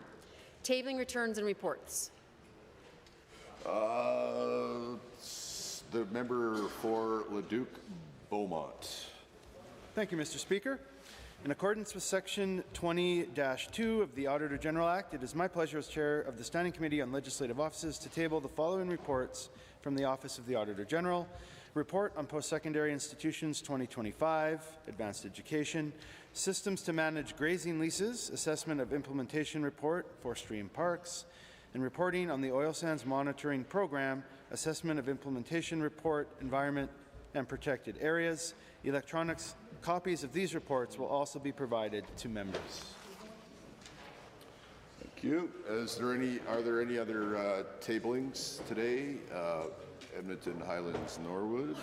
Thank you, Mr. Speaker. I raised to table 5 copies of the email from the constituent that I referenced earlier in question period who is experiencing shocking rent increases. Calgary, Cold Lake, Bonneville, Cold Lake. 5 requisite copies of a tabling of my pet Lexa, who I'll be talking about on Bill 22 this afternoon. Calgary Varsity. Thank you, Mr. Speaker. I rise to table 5 copies of a paper published in Healthy Debate by Drs. Gabriel Fabreau and Annalee Coakley called Alberta Can't Rely on Immigrant Workers While Denying Them Health Care. And Tim McClung. Thank you, Mr. Speaker. I rise to table 5 requisite copies of a beautifully eloquent handwritten letter that I picked up from my constituent Virginia Koziak, who writes about the hardships as a disabled senior for housing, for food, and for other costs. Calgary Curry. I stand to table a release from the Canadian Society of Addiction Medicine raising concerns about the closure of supervised consumption services based on flawed data without alternatives to public health or public safety. Are there any other tabling? Seeing none. Tablings to the clerk, deferred divisions. Okay, and that takes us to points of order. The point of order that was called today was called at or near 10:57 a.m. Thank you, Mr. Speaker. I rise to withdraw the point of order. Well, on a Thursday. Thank you. It is now for what coffee? It's now orders of the day. You can have coffee. Your wish is granted. Government motions. Motion number 40, Honourable Mr. Scow. The Honourable Government House Leader.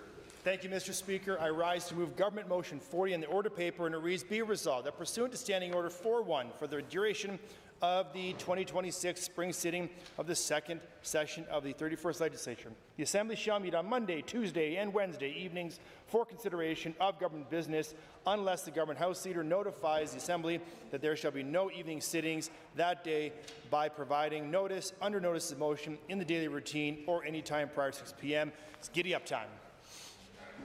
Okay, honourable members, having heard the motion as proposed by the Honourable Government House Leader, and my understanding is this is not a debatable motion, are we agreed? If so, say yes. If opposed, say no. The motion is carried and so ordered. Government motions. Motion number 38, Honourable Mr. Scow. The Honourable Government House Leader.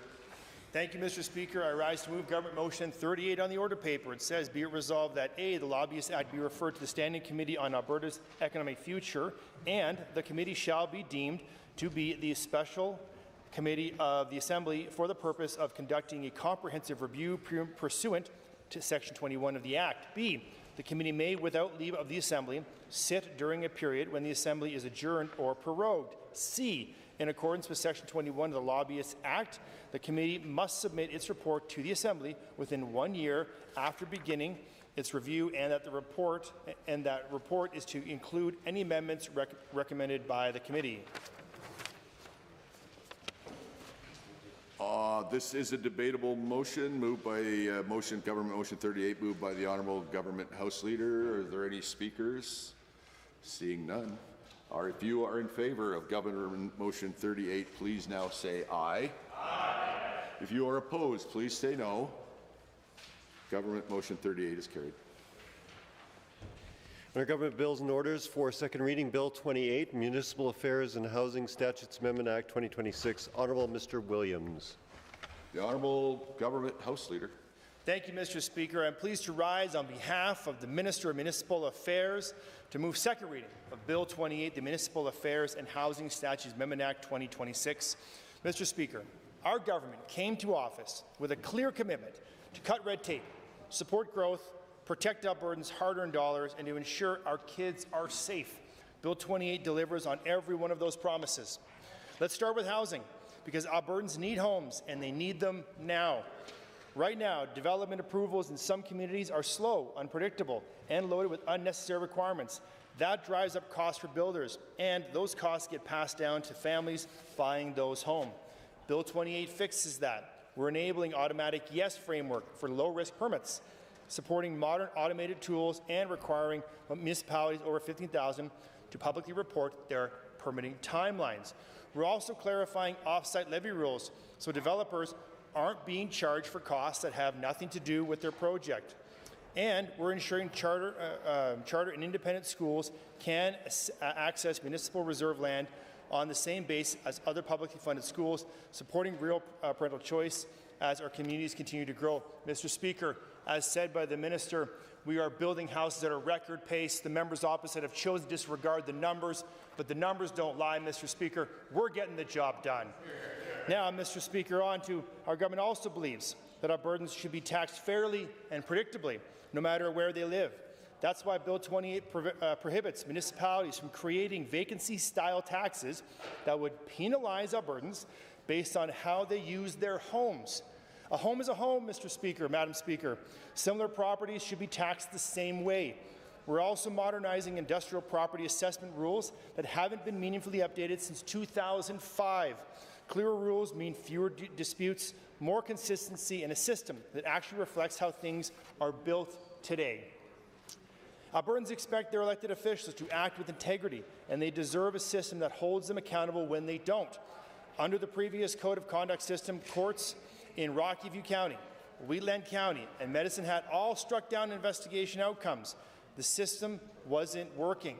Bill 28 replaces the patchwork approach with a consistent province-wide counselor accountability framework, covering everything from financial interest to threatening behaviour, with independent third-party investigators, a formal appeals process, and transparency built in from start right all the way to the finish.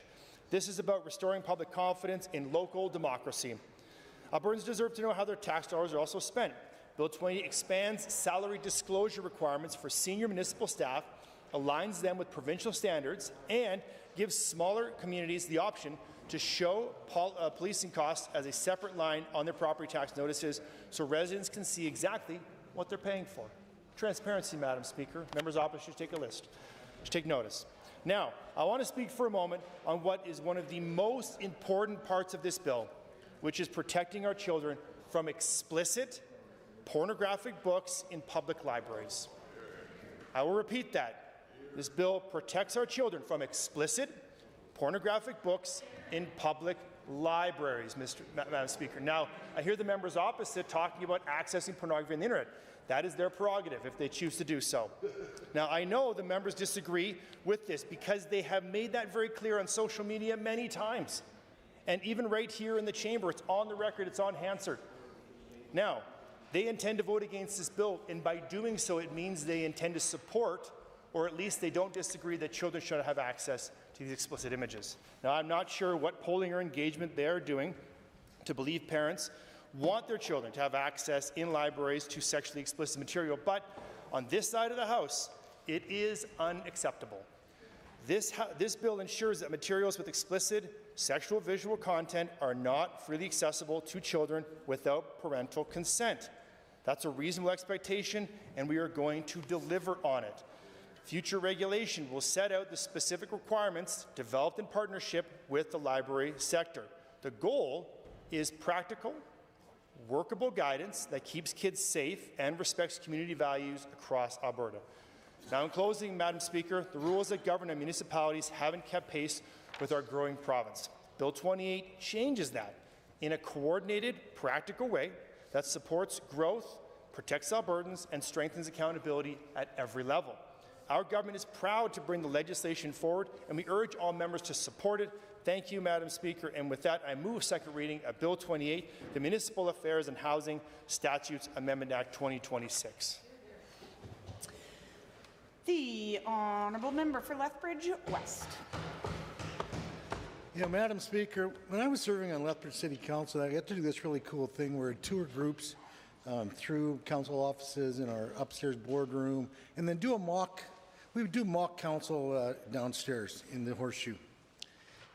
One of the things we used to do was so far out, one of the arguments we'd always use was councillors should get a free house and a couple of cars. And we would get the free house out of the seized property list, so to speak. And then we'd go through a debate with kids, with people with disabilities, with newcomers, with adults that just wanted to know about how this worked. And there's only 2 times when we did this process where the groups actually voted for councillors to get this giant raise and a free house and 2 cars. And the lesson that we discussed afterwards is really quite simple, Madam Speaker, is just because you can do something doesn't mean that you should.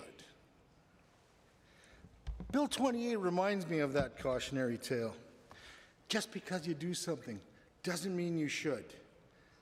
I was recently admonished in this assembly for referring to the minister as Mayor of Alberta. But I now clearly see the error of my ways because there is no mayor in Alberta that would ever attempt such a naked power grab as we're witnessing with this bill. There has never been a piece of legislation in our province whose main purpose is to diminish the role and responsibility of municipal councils by concentrating power with the provincial government. And it appears that minimal, if any, consultations were undertaken with municipalities prior to Bill 28 appearing on our order paper. And once again, the overreaching UCP nanny state is claiming another sector.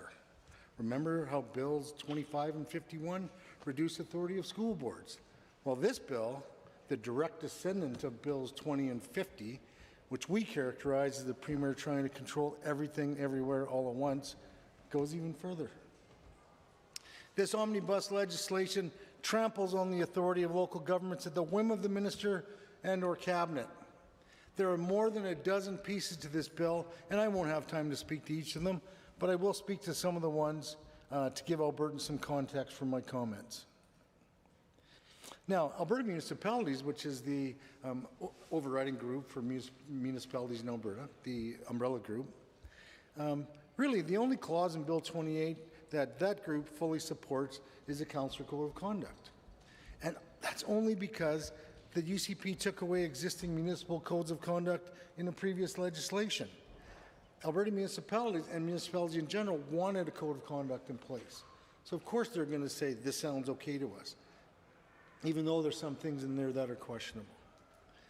Munis also has concerns with further erosion of local autonomy and added cost pressures that Bill 28 continues to raise significant and persistent concerns related to municipal autonomy.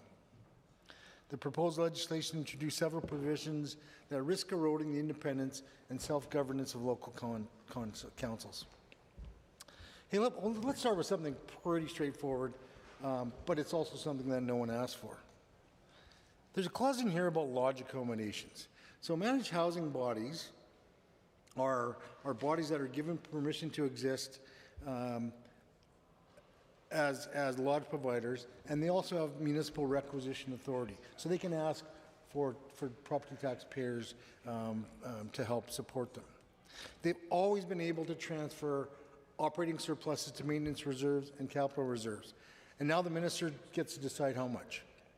The Alberta Housing Act has a minimum disposable income threshold for lodge residents.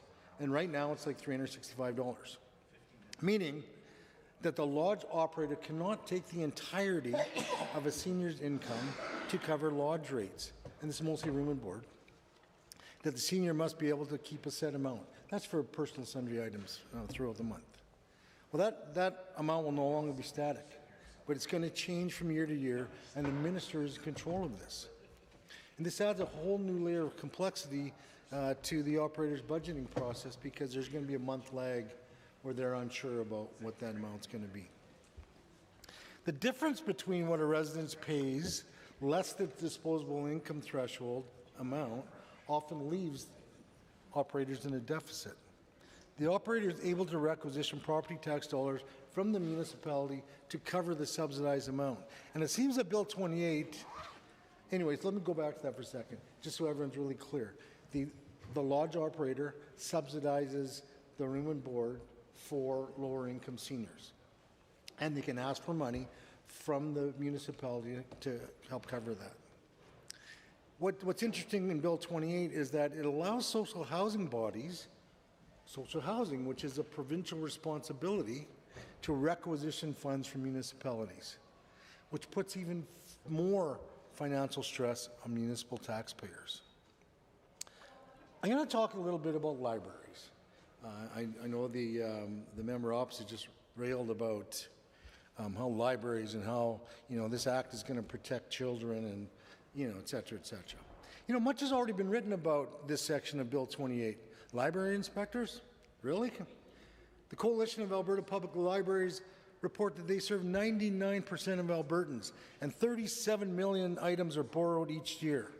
Formal complaints about inappropriate materials in Alberta's public libraries have been extremely rare since, I don't know, forever. I think there's been one complaint about content in a library that's been documented in the last 15 or 20 years. So the UCP Whisperer was really active on this one. Like a talented illusionist, an issue was created out of thin air, and the government was convinced to solve a non-existent problem. Libraries already separate their collections for age appropriateness, and if they find an item that's been miscatalogued, they move it to the appropriate section. It's already being done, Madam Speaker.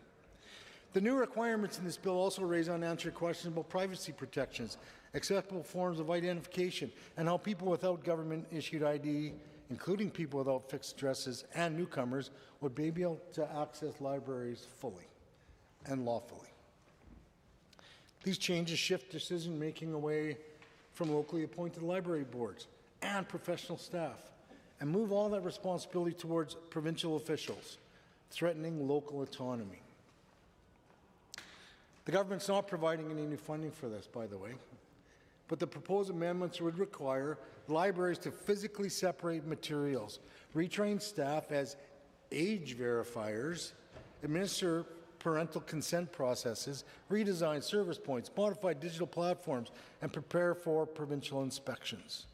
Oh, and by the way, digital platforms, movies, music that libraries have in their collections. What about that one scene in the Titanic when they're in the carriage in the bottom hold? Would we now have to get rid of the Titanic, an Academy Award-winning movie, because it doesn't meet this standard? Just something to think about. And again, this is creating increased financial stress on municipalities to maintain current levels of service. I'm going to talk a bit about some things that I think will have the most negative long-term impact on municipalities. And these are community design, off-site levies, and utilities. So Bill 28 says the minister can create rules around architectural styles, districting, frontage standards and heights, historical architectural styles, landscaping, parks, open spaces, parks, and street design. Well, notwithstanding the fact that no one in Lethbridge or any other municipality wants a minister to determine community design for them, the hidden gem for the government in this list is districting. Why is that, you ask? Districting is land use zoning. Think of low, medium, high density residential. Think of different types of commercial, industrial land uses that municipal councils decide where they should be located. The most localized decision-making can be illustrated by a council's decision on zoning of a single lot. That decision is only made after a public hearing where proponents and opponents are allowed to speak. I sat on my community's Municipal Planning Commission and was also the chair. Our decision might seem mundane to most people, but those decisions affected people's lives, positively or negatively. Let me give you a couple of examples of this. People wanted to add on to their garage in the back, and they also wanted to extend their kitchen and put a window in, that the window actually faced the yards of the people across the alley. Now, that development across the alley, they all had chain link fences, because when that development was made, they didn't allow for 6-foot high wooden fences. They all had 4-foot high chain link fences. When this came to for discussion about land use, all the neighbors in the neighborhood, or all the neighbors in the street where they had the chain link fences came, and they complained heavily about their invasion of privacy and how they didn't want people looking out of that window and staring at them in the backyard. Notwithstanding the fact, again, that you could see from one end to the block because of 4-foot chain link fences. Anyway, when that was voted on, that application was actually denied. This is the kind of thing that we will be missing in this bill. There's a daycare that applied for a permit on the west side of Lethbridge in my constituency. The neighbors that protested this actually had the gall to come and say they didn't want a daycare in their neighborhood because they were retired and they were too noisy during the day, and they didn't want kids to make noise. Again, not realizing that there's no one there at night and no one there on weekends. However, their argument fell on deaf ears, and that daycare was allowed to pass. Now, the other thing they had worried about was traffic. So the city compensated for that by putting in a 3-way stop sign, which now there's not a problem. So are these the things that you think the minister is concerned about? I don't think so. Not at all.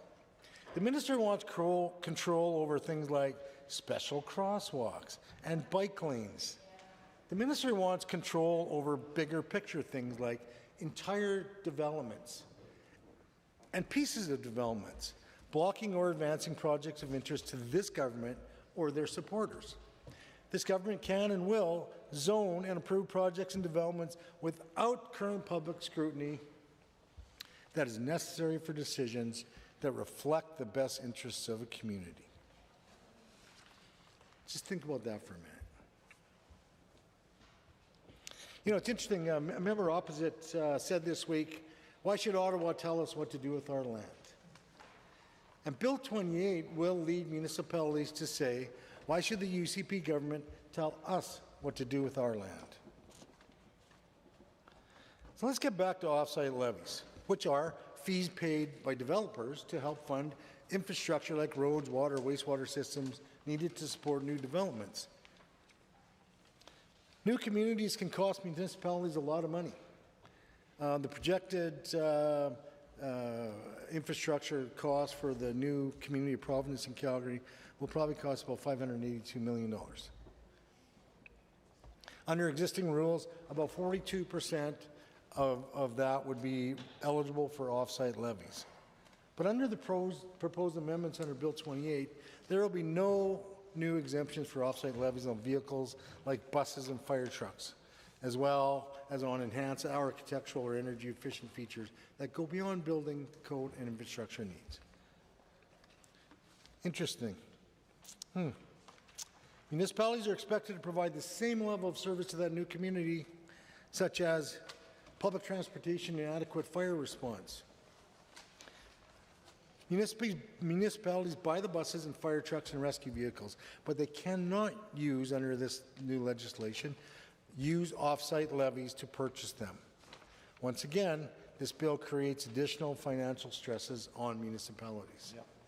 And this bill also authorizes the use of the automated system for low-risk permits. And this is the automatic yes for development that this government drools over. And then land use ties into this off-site levies in 2 ways. Number one, the private and charter schools now have access to municipal reserve and school reserve lands. And these are lands that are set aside in municipalities, in developments for, you guessed it, for schools, when a school has been designated for that development, or municipal reserve lands are lands that the municipality hasn't designated for use yet, but probably will in the future, for whatever that may be. But now, private and charter schools will have access to that land. And not only that, but private and charter schools will not have to pay off-site levies to develop that property. And you heard that right. Not only will private and charter schools have access to that land, they will not have to pay for the development of that land and help cover the municipality's costs. How is that fair? It is not. This part of the bill compels a municipality to subsidize the development of a private or charter school and has to give them access to lands typically held for public schools or public uses. You know, Madam Speaker, the biggest item that probably slipped through under the distraction of controlling libraries and what people should see is utilities transfers. And because I'm kind of a municipal geek, this one really struck me as the most problematic of all. Bill 28 allows Cabinet to transfer ownership or control of a municipal utility to a public utility. A municipal utility to a public utility. What's the reason for this? Because no one asked for it. Oh yes, do you know what it is? Calgary's bad. They don't know how to do water mains. And it's the leader of the opposition's fault. But that just proves that the UCP government doesn't understand that mayors have a single vote on council. One. They don't have any superpower in municipal councils. But regardless of that reason, the minister seems to lack an understanding of the regional nature of water and wastewater services across the province, which are utilities. Calgary serves Airdrie, serves Chestermere, serves a wide area of people. Edmonton also around the donut. Red Deer serves a large area around central Alberta. Lethbridge provides fresh water and wastewater services to a number of communities around Lethbridge. In fact, Madam Speaker, there are 38 regional water and wastewater partnerships across the province. Now, I'm not sure if when they developed this clause in the legislation, they understood as water and wastewater utilities how integrated those services were across our province. And what is the point to wanting to take those over? That's the question. But you know what it's not? It's not about water and wastewater. Although unless of course, you go back to what I said about the Cabinet and the Minister being able to approve developments, guess what? Now you can approve water and wastewater for different projects, even if there's not enough available. I think what it comes down to is electric utilities. Municipally owned electric utilities are something that this government probably has a real interest in. Because the government's interested in electricity. So why not take over something like ENMAX or EPCOR? Is that the end game for this? This government actually just wants to take over municipally owned utilities and make them public. And to what end? That means if they do take those over, that means they have to take over all the staff. That means they have to take over the infrastructure. That means, so now all of a sudden, the government is growing again. And for a government that prides itself on, well, we're going to be small government, which we know they're not, taking on electrical utilities is a giant undertaking that they're actually not prepared to do. And to provide that last mile, as we say, of electrical service to residents. Do we really want provincial government to control municipal utilities? I think not. And again, Madam Speaker, no one asked for this. You know, I'd be remiss if I didn't talk about the preventing vacancy tax, which we can pretty much call the Canmore tax, because out of the over 400 municipalities in Alberta, this applies directly to Canmore. One municipality out of 400 plus, And this government wants to say, nope, you can't implement that tax, that all the revenues from that tax in the municipality in Canmore, we're going to go to developing social housing and affordable housing. But they're going to take that away for people that have 3 or 4 houses in the province, people that have 2 or 3. I had a discussion with a relative of mine that owns multiple houses across the province. And I pretty much told him that, you know what, suck it up, you need to pay this tax. If you have enough money to have 3 houses across the province in 3 different municipalities, you have enough money to pay that tax. But also, you know what? You know what also? Oh. The Honourable Minister of Community Social Services, Seniors, Housing. Assisted living too, Assisted and everything living. in between. Madam Speaker, what a great morning to be here in the Alberta Legislature. I have a couple minutes to talk to you about this important piece of legislation coming from my colleague, the Honourable the Minister of Municipal Affairs, who has been a great partner in working with me as the Minister responsible for housing in our province to be able to make sure that we can accomplish some of the most extraordinary things that we've seen anywhere in the country and certainly in the history of this province when it comes to housing. But I want to start first with this conversation about utilities, which the member just before me from Lethbridge West just spoke about in the chamber about the concern about utilities and who should be responsible for utilities. Well, what I can tell you is I certainly support the Municipal Affairs Minister having a conversation about this issue, because who should not be responsible for utilities is a leader of the NDP party, the leader of the official opposition in this province, who is a former mayor of Calgary, oversaw some of the largest destruction of utilities in the history of the city of Calgary,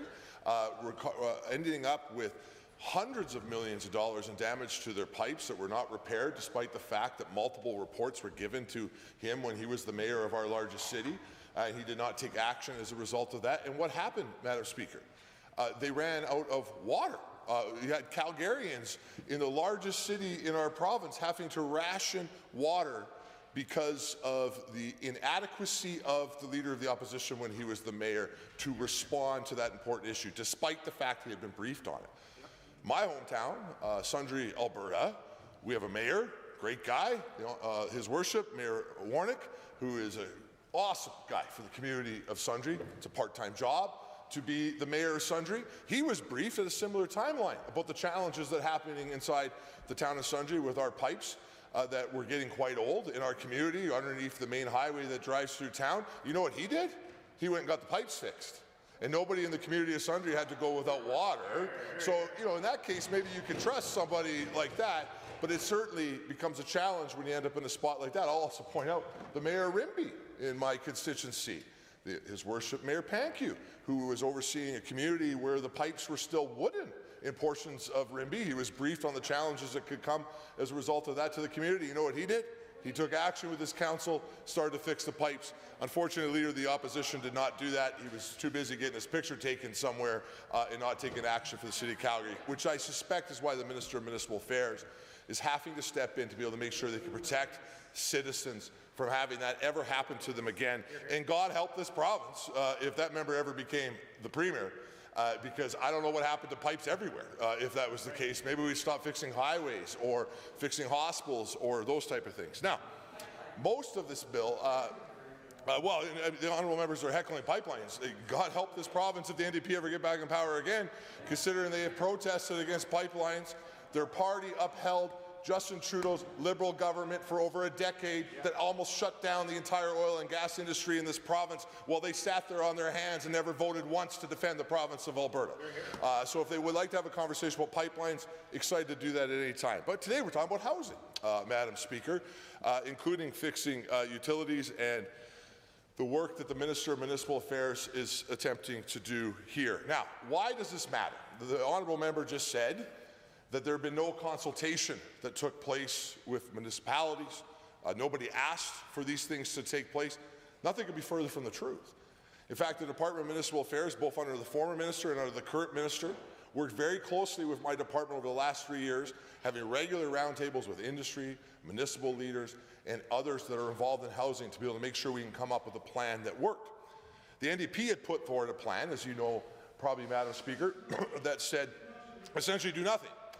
Their theory was to just ignore the homeless crisis, let everybody continue not to go into shelters, not to invest inside that space, not to invest in affordable housing. It's why you saw affordable housing wait lists go up by 75% when the NDP were in power. They came up with this crazy idea, Madam Speaker, of doing rent control, which every other jurisdiction who tried it saw a catastrophe take place inside their communities. Rent go up, lack of supply, more homeless people, and challenges in some cases like New York City that have lasted for decades as a result of that type of a policy. And so we looked at a different approach, and we sat down with Municipal Affairs and other key partners, and we went around and had a conversation. We said, we have a supply problem in this province. We need to be able to make sure that the housing market can keep up with supply. We got to make sure that mayors like the leader of the opposition when he was mayor get out of the way and stop making things worse by not fixing pipes or building roads or approving permits or the things that matter with that. And to be able to make sure that we could create that supply situation, that we make sure there's enough homes for everybody inside this province, which would result, we predicted, in rent going down because there was a supply challenge. The NDP's theory was to limit the supply and then somehow magically the rent would go down. And clearly that doesn't work. And there are, I will say this, Madam Speaker, during this period of time, the last couple of years, as we've been dealing with the housing situation across the country, two provinces did try to flirt with that a little bit, not to the level that the Alberta NDP were calling for, but a little bit. Ontario and Vancouver, and I will give you my case in point of why it didn't work, and just go check the rents in Toronto and Vancouver. And you will very clearly realize that that was a mistake. Both those provinces' housing is going down and rent continues to skyrocket. Now, what's happening in Alberta, because we took that different approach.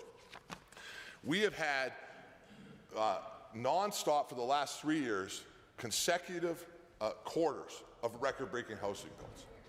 But also on top of that, we've had consecutive quarters of being the only jurisdiction in the country where rent is going down. That's a good news. That's because we ignored the NDP's advice and we were able to create spaces. Now, what does that mean in numbers?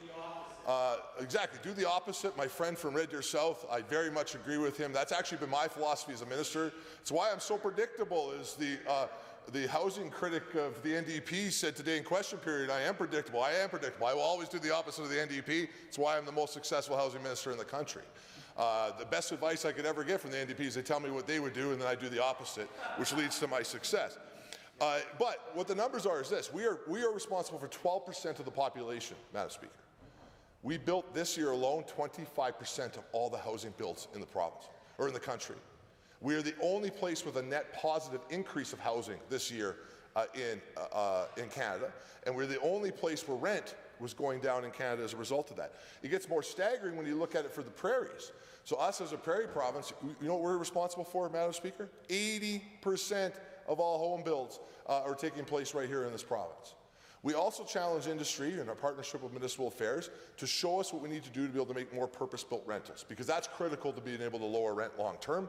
And we have the most purpose-built rentals that were ever built in this province that took place over the last year, resulting in almost 30% of all our builds being purpose-built rentals, which all that together has caused rent to go down 4 times the national average in Alberta, has resulted in 6 of the 10 most affordable small jurisdictions being here in the province of Alberta.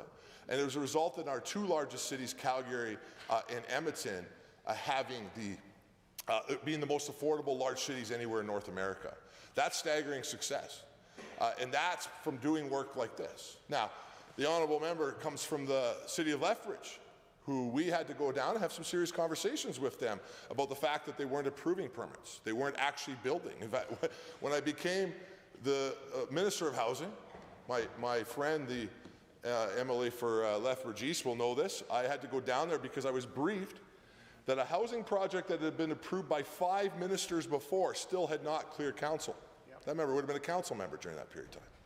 I went to council, I said, this has to stop. There must be true actual investments, not holding on the money. And, you know, the honourable member says it's my fault. Well, I just became the minister 48 hours before, so certainly it wasn't my fault. But I'll tell you what was my fault, the fact that it finally got built, Madam Speaker. Because I went down there, I challenged council to get it fixed, and I told them we would not continue to send money to Lethbridge, so they started to partner with us on this. And you know what Lethbridge did? They started to invest that money. And Lethbridge has, at times, increased their home builds by almost 200% as a result of that. And credit to the Mayor of Lethbridge and credit to his council for listening, working as partners to be able to make sure that Lethbridge could see the success it had, and by rejecting what was a false promise of rent control and making sure it can take place. Second issue is affordable housing, which is part of the market. You must make sure that you get enough capacity in the market to be able to make sure affordable housing can be affordable, even for the government. If there's not enough demand or enough supply inside the market, this level of demand, the cost for us to build affordable housing units goes to the roof. Now, we'll supplement the rent, which is what we do in Alberta to help those who can't afford it, but our costs are still going to go up while we deal with that. So this is why we have to be able to increase the supply. But we recognized in this province that we couldn't just focus on the market, that we had to focus on the market. And so we also at the same time invested in our Stronger Foundations plan, which is to create 82,000 more affordable households all across Alberta, investing, Madam Speaker, get this, $9 billion in affordable housing over a decade. We're halfway done that. We are right on track as far as those construction numbers, which has also led the way to be able to see wait lists go down when it comes to affordable housing, something I'm very proud of because I inherited from the NDP wait lists that went up by 75%. And so our Conservative government was able to make those investments in key areas by trusting industry, by trusting our nonprofit partners, by trusting our municipal partners, by working on things like being able to get access to land that had been abandoned for schools, a great partnership we had here with the city of Edmonton. As the outgoing mayor, the former mayor of Edmonton, said, it was the best partnership he ever had with any government during his time as mayor, was the partnership with this government for housing. Together with that mayor and his council, we increased the housing stock in the city of Edmonton by 30% in 24 months. Because we took time to do the things that the Minister of Municipal Affairs is doing. And he's continued that work, because that's the instructions from the Premier. Continue to do that work, continue to find the space where we can be able to make sure we can have that success, and he's bringing that legislation to the floor today. And what can the honourable members across the way do? All they could do is speak against it, because they don't want that success to continue, Madam Speaker. They don't want Alberta to be successful. They want to get up inside the chamber each day and say, the sky is falling. This is the worst day of all times. It gets a little old when you say it every day, Madam Speaker. There's some fairy tales about that. I won't get into that today, but maybe some of the members should check that out. They involve something about crying wolf and Chicken Little. That might be another one you might want to check out if you get some time. But they clearly don't want us to be successful. But that's sad, because that's for them just for partisan purposes, so that they can get up here and make themselves feel good and rant for their TikToks or whatever they're doing, and instead of helping the government, and most importantly, helping their constituents make sure that they could have more homes. Working with municipalities to make sure that situation can be fixed. Lastly, I want to quickly talk about seniors' housing and continuing care, because I think it is one of the most appalling things that took place over the last several years. The NDP let AHS get increased money each year for continuing care, and then did not build any continuing care. It's statistically a fact. I've shown it to the media, where they didn't build. They didn't build. It went flat or it went down. But the money increased each year. They let AHS take that for pet projects or who knows what. One of the reasons why we had to deal with the situation that we found in AHS was exactly that. This government said no. We got aging rates that are the highest that we've ever had in the history of the province. All the Western world does. Alberta's in a little better shape because we have a younger population, but we are still impacted by the challenges of the fact that we're getting more and more seniors here, almost 5,000 a month, Madam Speaker. And we said to AHS, we're taking that back. We're going to bring it back in government, and we're going to come up with a concrete plan in partnership with municipalities, our contract providers, our nonprofit providers, and make sure that we're going to be able to build places for our grandparents and our parents to be able to retire, the people who built this province. And together with the Premier, I was proud to announce on behalf of this government, every member of the government caucus, the largest continuing care capital upgrade in the history of the province. Over the next decade, we're going to build 15,000 more units all across the province. We already right now today, Madam Speaker, have almost 4,000 of those units under construction. And when you compare that to the NDP's plan, which was built none, zero, literally zero net new houses, literally zero net new continuing care facilities, zero. That's all they built. I actually couldn't even believe it when I was first briefed on it. Zero. It's a crazy number. Actually, it's not a number, technically, I suspect. We'll check with one of my more mathematically inclined colleagues whether zero is a number or not. But it wasn't one, that's for sure, Madam Speaker. Compare that to $15,000 more units worth of investment. You can't do that, though, if you can't get the permits. You can't do that if you can't get the land. You can't do that if construction companies are stopped from being able to do their work. You can't do that if you over-regulate the sector to make sure things can't get built. You can't do that when you bring in bizarre rules like the NDP did for continuing care facilities that they had to vacuum inside the walls before you would build it, like it was a surgical bay. You can't accomplish that underneath the process that they made, and most importantly, you can't accomplish it if you bring in things like rent control. And so I really urge everybody in this legislature to support the Minister of Municipal Affairs with this bill. And to recognize the extraordinary success of this province when it comes to housing. The honourable member for Calgary Buffalo. Madam Chair, I won't support this bill, and I'll tell you why. I was a city councillor in Calgary from 1995 to 2010, 15 years, 5 terms, re-elected 5 times. And the premiers during those times were people who had had some experience with municipal councils. Ralph Klein, a long-time mayor of Calgary and then long-time premier of this province. He knew municipalities and the work of municipalities, and he obviously was a revered mayor for Calgary. Ed Stelmach was the second premier during my tenure as a city councillor in Calgary. He had had, I think he had had school board experience, and then he went to the local county, had experience there, elected experience, and he became a premier of this province. Both of those premiers respected the work of municipalities because they'd come from that scene. They'd come from that environment. And when they got here, they worked closely with municipalities. Every premier has to or try to, and their associations. And there was none of this that we're seeing in Bill 28, which is a continued attack on municipalities in this province, particularly on the municipalities across this province, their authority, their autonomy, and their jurisdictions. And that's what's in Bill 28. We know that in the spring of 2024, the UCP passed Bill 20, called the Municipal Affairs Statutes Amendment Act 2024. It was the first major set of amendments affecting municipalities that this government has undertaken. And at the time, this side framed that as the premier trying to control everything, everywhere, all at once. That was in the spring of 2024. And then in the spring of 2025, just a few, like 11 months ago, the UCP passed Bill 50, the Municipal Affairs Statutes Amendment Act 2025. And this was the second Municipal Government Act amendment brought forward by the UCP. And it included amendments such as the elimination of codes of conduct and a series of changes regarding chief administrative officers. We strongly oppose that bill as well, arguing that the UCP is seriously overreaching into municipal jurisdiction, encroaching on the autonomy of municipalities. Bill 28 follows in those footsteps, Madam Chair.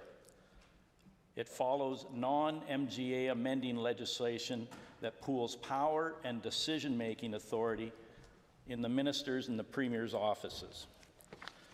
And that's wrong, because the minister and the premier, and probably most of the members on that side, don't know what it's like to work as an elected municipal leader. They've never had that experience, so they don't mind stripping municipalities of their autonomy. It's an authoritarian action that this government oversteps all the time. I was just listening to the previous speaker and kind of his laying every issue, every problem in this province at the feet of the NDP. And Madam Speaker, it belies reason. The reason it's totally a made-up argument is because if you look at the precursors to the UCP, it was the PCs. They were in power for 44 years. The UCP's been in power for 7 years. That's 51 years since 1971, but every problem in this province is because of the 4 years of the NDP. It doesn't make any sense. And they know it, but they keep saying it because, you know, they're in power and they can say anything they want. Well, on this side, we know it's not true. We know that Albertans do not want their powers eroded, but every day, that's what happens from the other side. Absolutely. So in my time at City Council, we worked with the provincial government, the PC governments of the day. We didn't like everything that was happening, but we didn't have our powers stripped away willy-nilly by the government power like they do today. We worked with them, and I'll just give you some examples of the stripping of power. You know, this whole Libraries Act amendment that's here, and the inspectors that are going to be hired, or the inspectors that are going to go into libraries across the province, these inspectors, if I review their kind of 2.5 pages in this bill in terms of their powers, these are more powers than UCP gave Judge Wyant to look at the whole corruption going on in the surgical facilities, or the Turkish Tylenol. Judge Wyant didn't have the same breadth of powers that are identified here. And why is that? Because obviously the UCP controlled all of that. They don't want to be transparent about all the problems that are going on in this government. They want to continue to throw spaghetti at the wall so that Albertans can't really try and figure out one thing or another. Well, Madam Speaker, municipalities have it figured out. The fact that Bild was standing up with the minister when this was announced is kind of instructive, because when you look at it, municipalities are going to not be able to individually work with their local Bild and come up with off-site levy amounts. And I can tell you, Madam Speaker, when I was at City Council, we had some brilliant people doing those negotiations for our side. And it took a while, but and it was a precursor to Bild at the time. It was the Urban Institute of Developers. But we had some negotiations go on all the time, Madam Speaker. And they reflected the needs of our municipality. And that's what I fear this Bill 28 will do, is it's going to make, you know, like a homogenous kind of approach to municipalities. And they're not the same across the province. Obviously, we know that.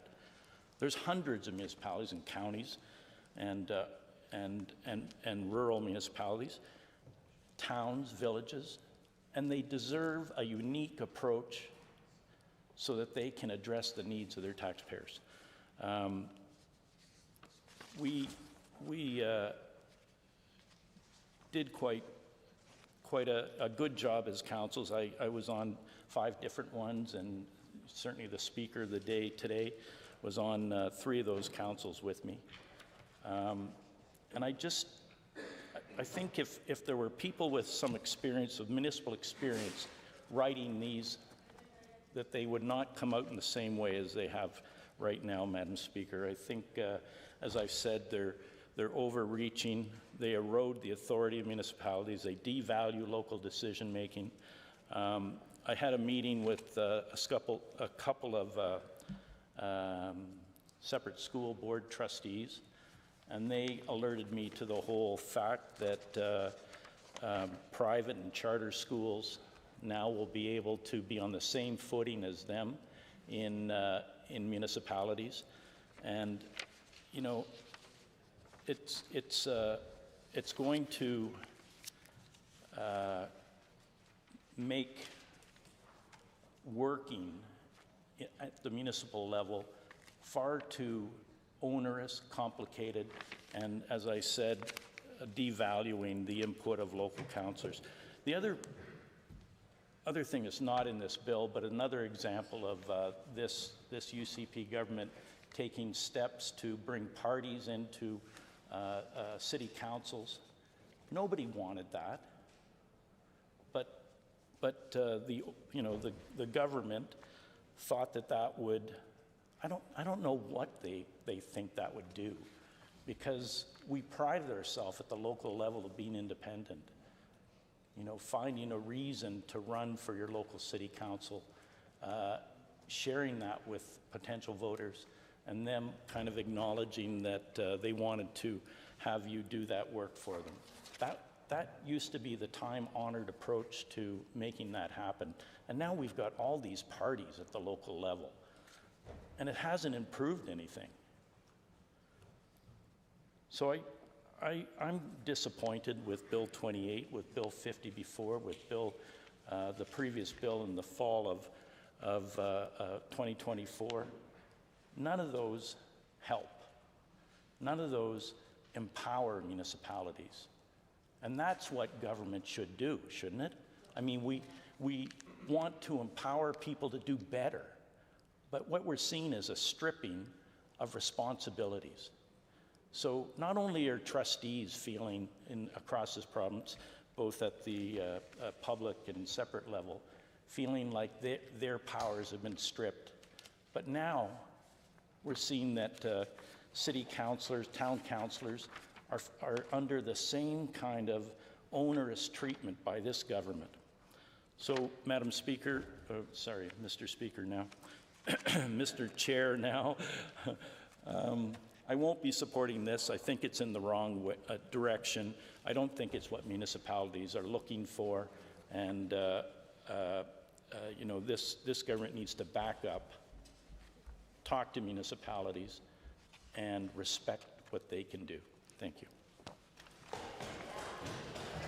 Member for Sherwood Park. Good morrow. Pray, lend me your ear, thy ear. Pray, lend me thy ear. Mr. Speaker, today on the National Talk Like Shakespeare Day, I rise to speak on Bill 28, specifically to the very real concern and impacts this legislation will have on community libraries. To support or not support? To support or not to support? That is the question, Mr. Speaker. Perhaps after this debate, we'll have a better idea.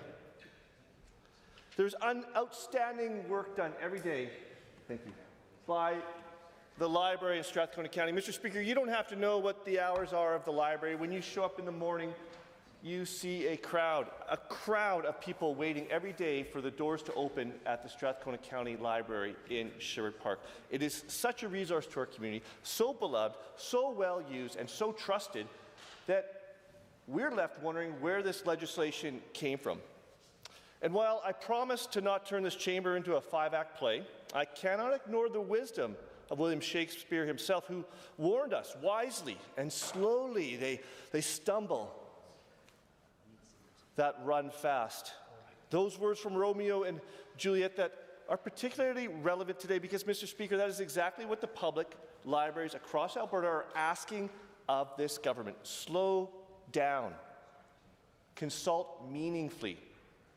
Ensure that in trying to address the concerns that you may have, we are not creating many, many more. As Mr. Shakespeare also reminds us in The Tempest, what's past is prologue. And what we have seen from this government time and time again is a pattern of rushing legislation, shoddy legislation, of centralizing power and failing to listen to the very people who will be affected most, failing to listen to Albertans. And Bill 28 is, again, no exception to this pattern, this prologue written by the UCP. Mr. Speaker, let's be clear about what's at stake. Public libraries are not some abstract institution. They're not ideological battlegrounds. They are living, breathing community spaces.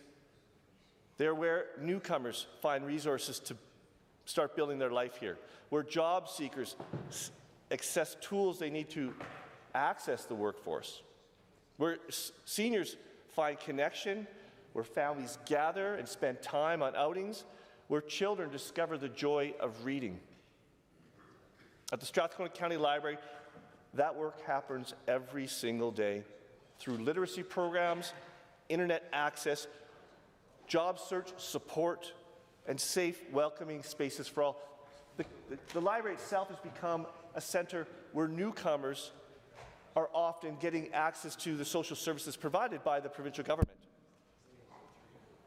And yet, Mr. Speaker, despite all the good that's being done, this government has chosen to include sweeping changes to the Library Act within this omnibus bill, without any meaningful consultation, without careful consideration, and without respect for the local governance model that has served Albertans well for decades. No one asked for this, Mr. Speaker. I can assure you. We've had the member across the way talking about the number 0 a lot. He's mentioned 0 many times. What I'd like to mention is that 0 times has anyone written the MLA for Sherwood Park to raise any concerns about the content in the libraries at the Strathcona County Library. 0 times. It's never heard about. Where is this coming from? It is unknown, and I'll tell you, Mr. Speaker, about some of the #1 priorities, because we keep track of them. I think the #1 priority that we get is we hear about health care. Clearly that comes up a lot. Yep. We've been hearing about pensions. That comes up a lot. People are anxious about that. We've been hearing about public safety. We've been hearing about disability services and access to AISH. We've been hearing a lot about coal mining. In particular, nobody wants coal mining in the Rocky Mountains, and they want to protect Alberta's headwaters. Not once have I received any information or any requests mentioning anything about content in the libraries in the Strathcona County Public Libraries. No one asked for this. In Sherwood Park, I've not received a single inquiry on what is on the library shelves. This legislation allows for people that are not from Sherwood Park, not from Strathcona County, to raise concerns and then invite inspectors to come into the Strathcona County Library, like Thought Police, and wreak havoc on the community that we've created inside that library. It is shoddy legislation, cut and paste from the U.S. mega movement. We've seen this before with the UCP. In good faith, we stand in the legislature and advise the government against adopting shoddy legislation, like the legislation they brought in to take the limits off gifts, which led to entitled conservatives taking private flights, jets on luxury private jets, to hockey games in other cities. At the beginning of the 2023 hockey season, they brought in legislation to remove gift limits for MLAs. By the end of the hockey season, the Premier was sitting with Sam Raish in a skybox in Vancouver. She was flown there, gifted a flight there on a private jet. And now the next step we've heard recently, on the most significant day in the term of this government, when they took away the right for teachers to bargain in good faith for their wages and working conditions, the Premier took another flight to fly on a Saudi prince's luxury private jet. So they brought in shoddy legislation to remove gift limits, and then within a year, and then years on now, they are continuing to take private jets. The UCP get private jets, and Albertans just get regrets. This is not thoughtful government. It is a power grab. This legislation is another example of the UCP exuding more control over municipalities, another step in a troubling pattern, the prologue they have written, of undermining local decision-making. Municipalities are not subsidiaries of the provincial government. They are partners. They are democratically elected bodies that understand the unique needs of their communities. And when it comes to libraries, that local knowledge matters. The local community standards matter. Under the current system, library boards made up of community volunteers and local representatives are entrusted with governance, policy oversight, and ensuring that services reflect the needs of people they serve in their community, Bill 28 disrupts that balance. It shifts authority away from local boards and professional staff and places it in the hands of the minister. It creates a misalignment between responsibility and decision-making power. It centralizes control in a way that both is unnecessary and deeply concerning. Mr. Speaker, despite what this government might think, local decision-making is not a weakness, it is an enormous strength. And Albertans have been clear. They do not want the government eroding the autonomy of municipalities. But the concerns do not stop there. One of the most troubling aspects of Bill 28 is the breadth of power it grants. While the stated intent may be to protect children, something we all want to do in this legislature, the language of the bill goes far beyond that. As written, it would allow restrictions on access to library materials on any topic, in any format, for any age group. That's not targeted policy, that's not a light touch or a subtle clarification of the rules as the minister might present to us. As he'd have you hear, it's just a subtle change. It's sweeping, unchecked authority. And let us call it what it is. It's censorship. Yep. Even if materials remain physically present in a library, restricting access through provincial directives to the local community library is still a barrier. It still limits the ability of Albertans to access information freely. As Shakespeare wrote in Twelfth Night, there is no darkness but ignorance. Libraries exist to combat that ignorance, to provide access to knowledge, to foster curiosity, to support lifelong learning. Bill 28 risks undermining that very mission. Mr. Speaker, there are also serious concerns about privacy. Public libraries have long been champions of intellectual freedom and confidentiality. Albertans trust that what they read, what they research, and what they borrow remains private. But this legislation introduces a possibility of age verification requirements that could force libraries to collect and store sensitive personal information, such as dates of birth. In an era where cyber threats are increasing, this is not a trivial concern. Libraries have been working digitally to reduce the amount of personal data they retain, precisely to protect users from the risks like identity theft. Bill 28 moves in the opposite direction. Is the government backing up this bill with the funding to ensure that every library across this province has cybersecurity protection that is as strong as the provincial government's? This bill creates vulnerabilities. It asks frontline staff, many of whom are young workers, to act as gatekeepers to verify identification and potentially to manage sensitive information about patrons. And it goes even further. Under this bill, inspectors would have the authority to enter libraries, interview staff, including part-time employees, to compel them to provide information and library operations about patrons. It's asking inspectors to come in, ask underage Albertans to snitch on patrons, to report on what they're seeing. This is bonkers, Mr. Speaker.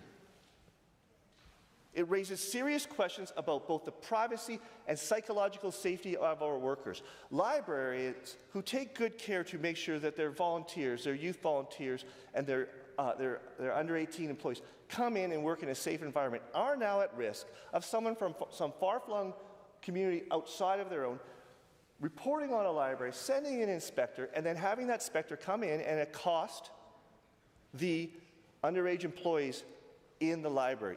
It is not a place where you imagine will be a space of safety, something that is created in most libraries across this province, an environment that people want to visit that is safe and welcoming. There will be costs to this that are not being addressed by the minister, and we are left with that constant thing we hear from the UCP. Just trust us. We'll take care of it in regulations. We're not trying to do what you think we're trying to do. Then why are you cutting and pasting legislation from the US mega movement and bringing it into Alberta? Why not let our Alberta-made way that we manage libraries continue? Because it works well. It is an excellent system. It is collaborative. It is practical. It is respectful of a community of diversity. It is not some US cut and paste mega legislation. Mr. Speaker, I think after raising a lot of good quotes from Shakespeare and speaking with some passion about how much I appreciate the library in Strathcona County, I think I'd like to let you know I will not be supporting this omnibus bill because of the components in it that are going to be bad for libraries in Alberta and especially in Sherwood Park. And with that, I move that we adjourn debate. Having heard the motion by the member for Sherwood Park to adjourn debate, all those in favour, please say aye. Aye. Any opposed, please say no. That is carried. Under Government Bills and Orders for third reading, Bill 22, Animal Protection Amendment Act 2026, Honourable Mr. Sigurdsson. The Honourable Minister of Agriculture and Irrigation. Well, thank you, Mr. Speaker. I'm pleased to share details of Bill 22, the Animal Protection Amendment Act, with you as I ask for support to get this through third reading and pass it into law. The proposed amendments outlined in Bill 22 make up the first amendments that the Animal Protection Act have seen in over 20 years. The Act establishes the minimum care requirements for all animals and prohibits causing or allowing an animal to be in distress. It enables peace officers and police officers to act when animals are in distress, including the ability to take them into custody and hold individuals accountable. Officers can also respond to situations involving abandoned animals. Mr. Speaker, it's been a long time since we last updated this Act, and the dozens of changes that we are proposing will have lasting impacts and improve care for animals in our province.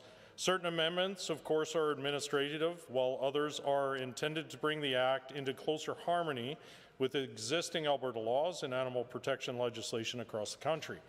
Even changes that seem minor, like updating terms and definitions, will have a big impact when it comes to animal protection. For example, updating the definitions of distress and abandonment will make it easier for peace officers to intervene or remove animals from harmful conditions. I have heard concerns that certain terms are not explicitly included in Bill 22. However, I want to reassure those concerned that the proposed changes are designed to address the underlying issues. I'm proud to share that if passed, the Animal Protection Amendment Act will make Alberta a leader in protecting animals from repeat offenders. We will expand the availability of prohibition orders and provide guidance to the court to ensure orders are effective. We will also be the first province in Canada to allow the enforcement of prohibition orders issued in other provinces or territories. And, Mr. Speaker, here's why that is so important. If a court in another province or territory has restricted or prohibited an individual from owning or living with animals, we'll be able to enforce that order here. The change will ensure that people won't be able to evade these orders and potentially re-offend in Alberta. Since we are the first province taking this on, there will be a bit of a learning curve, and I understand that some have made concerns about how this will work. And I want to assure you that is top of my mind and my department. Many animal protection enforcement agencies across Canada routinely share information with each other, either directly or through other networks. Prohibition orders are often shared through these channels. Some agencies also maintain informal lists of existing prohibition orders online. Alternatively, if an existing prohibition order comes to light following a complaint in Alberta, officers could then enforce the order immediately, potentially avoiding the need for a new court proceeding. In the future, if other provinces and territories follow Alberta's lead, there may be an opportunity to consider a more formal registry for prohibition orders to facilitate consistent information sharing across Canada. Now, enforcement is essential to the success of the Animal Protection Amendment Act.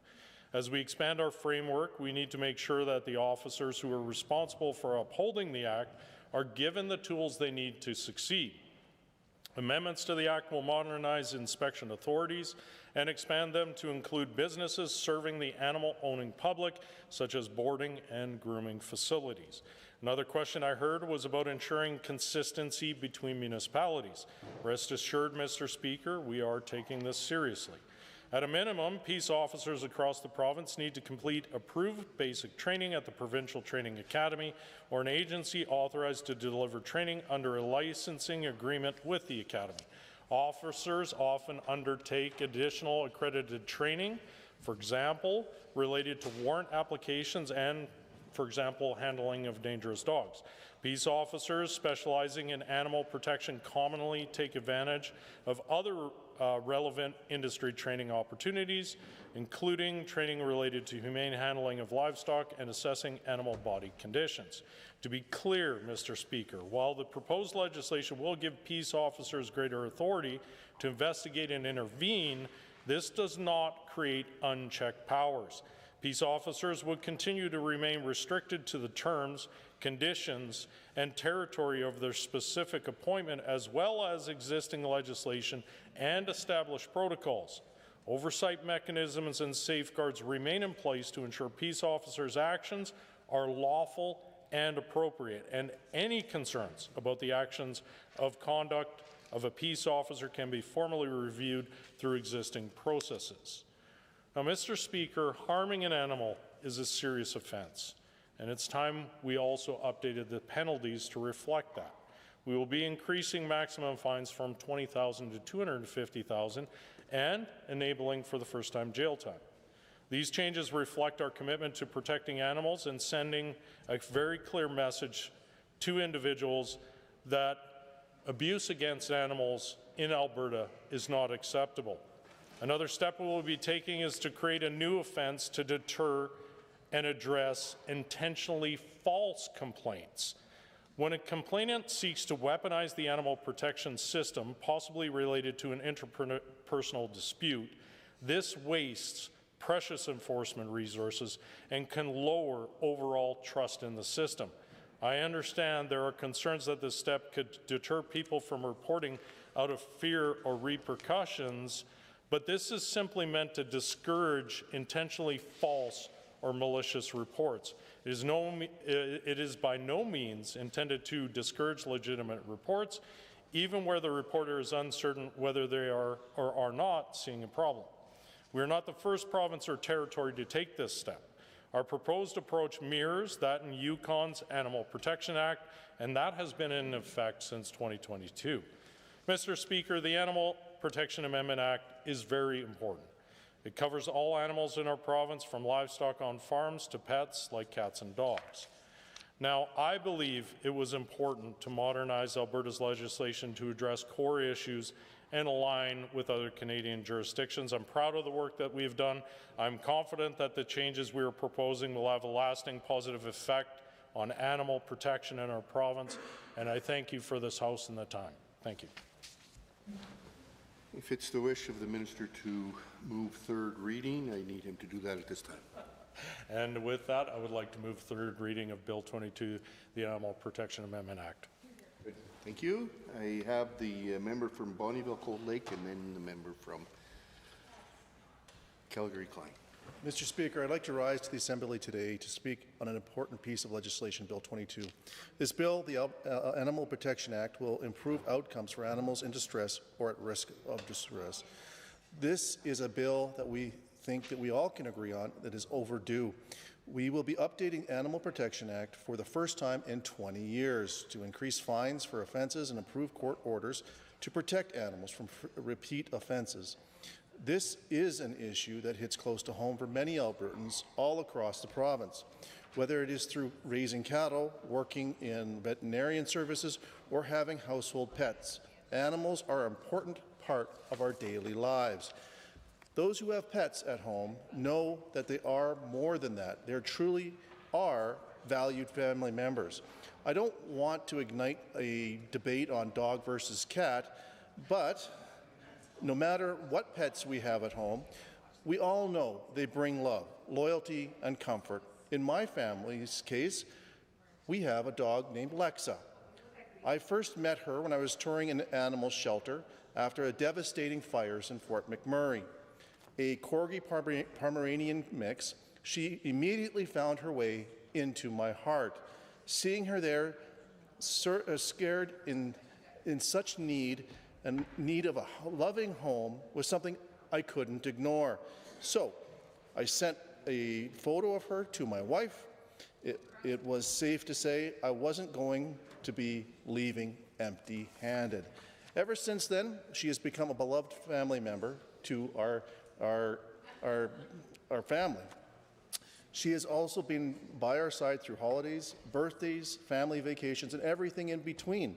She has been a loyal friend to the children, to my children, as they have grown up, and a source of comfort for both my wife and myself. We have been truly blessed to have her as a member of the family. Thinking about Lexa and all those other pets across the province, it really brings this issue home for me. Every animal in this province deserves to be treated with dignity and respect. It is our duties as caretakers for animals to provide them with the same level of care and attention they provide us. But it's not just pet owners who share this responsibility. Livestock producers across the province also care for and protect their animals every day. I can tell you the vast majority of producers in this province have an incredible level of care for their animals. We have some incredible ranchers and farmers in the Lakeland that do great work to respect the dignity of life of their animals. They raise cattle in humane and respectful ways, literally dedicating their lives to proper animal welfare. If you have never been to a ranch, I highly recommend you do so.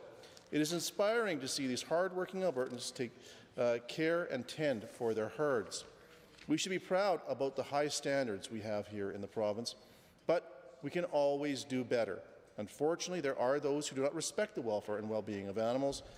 Animal abuse is truly a horrific evil. Hurting those who cannot defend themselves or cannot ask for help is cruel and wrong.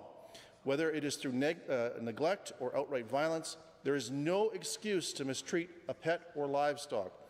The abuse of animals is a crime, Mr. Speaker, and we will not stand by when we can do more. So that is exactly what the government is doing with Bill 22. We are now giving peace officers and police officers the ability to intervene when there is a need to protect animals. There will also be expanded inspection and compliance measures, and we are opening this up for boarding and grooming activities as well. With these new powers, law enforcement will be able to protect those who are unable to ask for help. The punishments for these crimes will be severe, especially for repeat offenders. We have an obligation to protect animals as they don't have the opportunity to advocate for themselves. So please, to my friends and colleagues in this Assembly, I ask you to support this bill. Thank you, Mr. Speaker. Member for Calgary-Klein. Thank you, Mr. Chair. I'm pleased to rise and speak to Bill 22, the Animal Protection Amendment Act.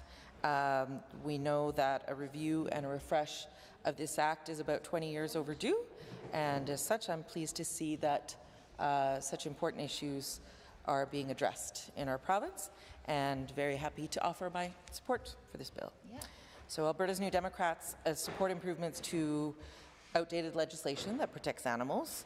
As I've heard from many of the members opposite and on this side of the House, animals deserve to live in dignity, and a lot of the changes that we're seeing made through Bill 22 better align Alberta with other jurisdictions, and I would hope that that's always a consideration in any of the legislation that we are looking at in this House.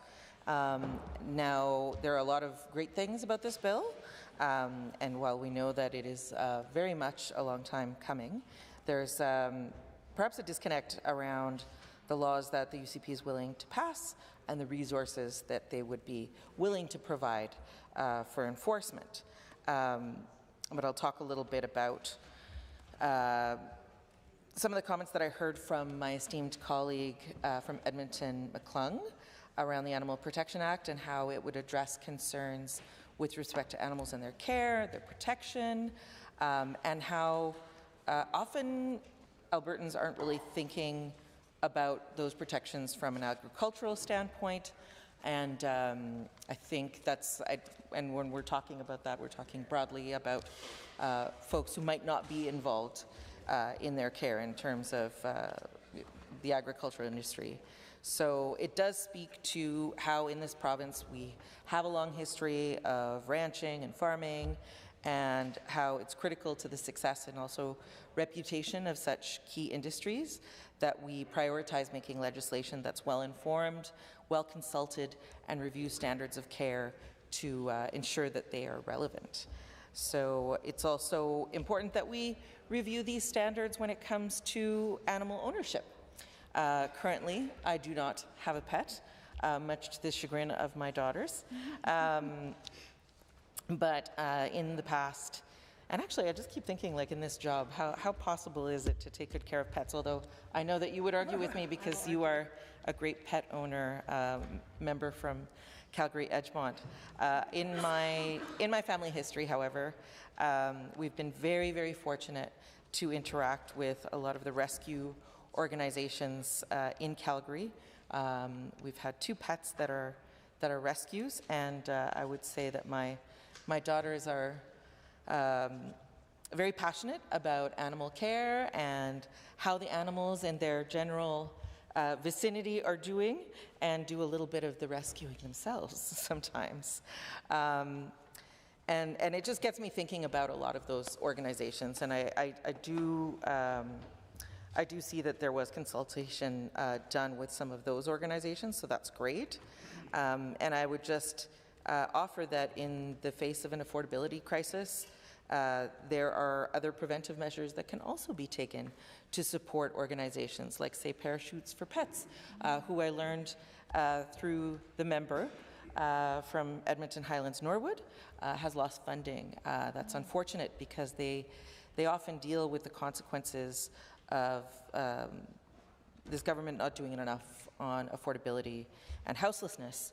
And I've been able to chat with folks in that organization and see a lot of the work that's been done on pet food banks. They do great work there. We have organizations like the Meow Foundation, which is also doing a lot of great work to ensure that animals are well cared for and safe and find good homes. Now, in terms of consultation, I did pay special attention to some of the notes from my colleague in Edmonton Manning, who was talking about consultation with zoos and how they will definitely, at some point, I'm sure, interface with the Animal Protection Act. I myself have had some incredibly rich conversations with leaders at the Calgary Zoo, an institution in Calgary, one that I'm happy to have interacted with from babyhood to adulthood and to having my own babies.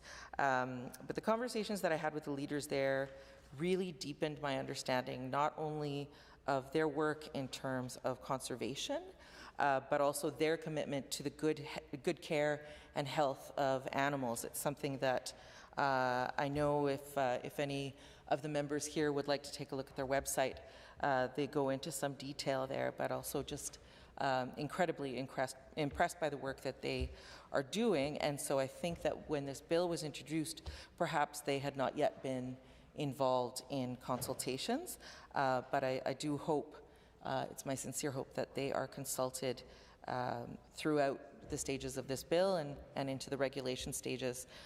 They do a lot of great work in Calgary, and I'm sure that the zoos here in Edmonton do as well in other parts of Alberta.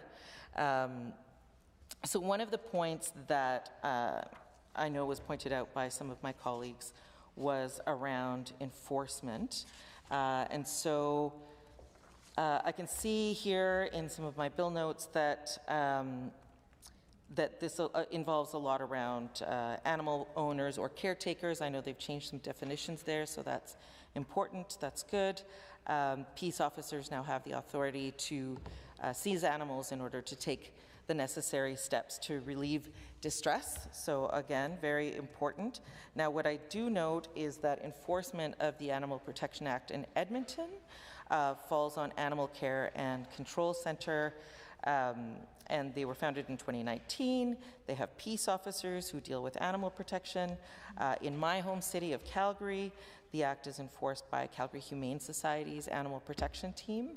And for areas outside of Edmonton and Calgary, peace officers at the Alberta Society for the Prevention of Cruelty to Animals enforce this act. So we know that especially organizations like the SPCA, this is a registered charity. So they have 10 peace officers, and we know that they rely heavily on donor funding. So we know that they do get some government funding. So just after the budget dropped, I know that there was about a $2 million injection of funds there. But I do have questions around relying on organizations that are largely donor funded, and what this government would be willing to do to shore up those supports to ensure that we're doing good enforcement on this act. So we know that the RCMP, the municipal police, and peace officers appointed under the Peace Officer Act can also act and investigate any suspicions of cruelty and enforce this act. These duties often fall on the 3 previously discussed organizations, however, who specialize in this work. And so I would ask that that be looked at, that we look at how we can support enforcement of this act. But in general, I would say I am very supportive of this act, of the amendments that are being made to this act, and encourage all other members of this House to also support this bill. Are there any others? The member for Edmonton McClung. Thank you very much, Mr. Speaker. Pleasure to rise this afternoon on an interesting day in the legislature where we are discussing Bill 22, an Animal Protection Amendment Act 2026, brought forward by the Minister of Agriculture, a bill, Mr. Speaker, which on this side of the House we will be supporting. And we agree with the Minister that this is legislation that is long overdue. Unfortunately, it's taken quite a while to come to the floor of this House. And while we do support the legislation, Mr. Speaker, there are some shortcomings, as been mentioned by other members of the opposition, and in particular, shortcomings in questions over the ability to enforce the regulations and the legislation that are being amended under this bill. So we are hopeful, and we will be watching very carefully, Mr. Speaker, as to how the enforcement rolls out under this legislation should the act pass. Of course, history has been in Alberta that enforcement of animal protection has been historically a complaint-based and reactive process, and the expectation is that with this renewal after 20-some years, that the enforcement will become a more proactive, ongoing investigative process rather than relying on complaints. Granted, much of the abuse that occurs is quite often behind closed doors, and maybe a puppy mill or a distant farm that doesn't have a lot of traffic or activity to it, but people in vicinities where there's rural Alberta or in a community, some people know, and the people talk. So we would hope that the investigative process supersedes the complaint-based process and makes the whole enforcement more proactive and try to prevent abuse before it actually gets to the acute stage, Mr. Speaker, because some of the times often when abuse is discovered and it's gotten to an acute stage where animals are emaciated or hungry or dead or sickly, it's partly because there hasn't been enough staff to proactively and ongoingly investigate in their particular region. And that's something that I don't think has been fully addressed by this legislation. So let's hope that that is something the minister is acutely aware of. Now, as we say, Bill 22 is really overdue. There's a clear disconnect between the laws the UCP is willing to pass and, as I said, the resources they're willing to provide for enforcement. So we'll always be vigilant on the enforcement side, Mr. Speaker. So I want to just address a couple of particular situations, Mr. Speaker. I know that Section 5 of the legislation adds a new section on humane destruction of animals. And of course that makes reference to animal slaughter. In the food industry, or particularly poultry, beef, pork, turkeys, so forth, all animals who end their life to become our food need our protection right up until and including the method of slaughter. And the manner of slaughter must be a very humane procedure and not entail any suffering, undue suffering to an animal. Of course, I'm sure it's not without some type of suffering because you're ending an animal's life. I've participated in numerous chicken killing fall seasons where after our cousins and my uncle would go ahead and raise the chickens that we would provide the feed for and share crop. We would go in the fall and all the family, the 6 kids and my dad, my mom, everybody, aunts, uncles, cousins, get together and would slaughter 100 to 150 chickens, depending on how many survived that season in one day. And of course, the humane way of doing that was to chop the heads off with a cleaver or a hatchet, and that was my dad's responsibility, and we carried on the process from there. Well, I'll tell you, it may not be something that people are aware of, but once a chicken's got its head cut off, it actually jumps around quite a bit involuntarily, and you don't think about that, but my poor sister Colleen was chased mercilessly by a chicken with its head not there, zigging and zagging across the barnyard, and she was terrified, screaming and crying, and finally this chicken flopped and died, but not before my poor sister was traumatized for life. She never forgot. I don't think she ever forgets being chased by this poor chicken with his head cut off. But by and large, those chickens were cleanly killed efficiently by my father with a hatchet, as happens in slaughter facilities as well, where the procedures for ending an animal's life to begin the process of making it into food is one that's governed by regulations, and I think by and large followed pretty closely. There are some concerns yet in the transport of animals. All of us will have seen trucks going down the road with full of turkeys in their trailer, or chickens, or cattle, or pigs, and you wonder exactly how comfortable those animals are if it's like minus 30 or minus 40 out. And we always need to make sure that those regulations insist that animals are not subject to undue cold temperature injury in terms of their transport to an abattoir.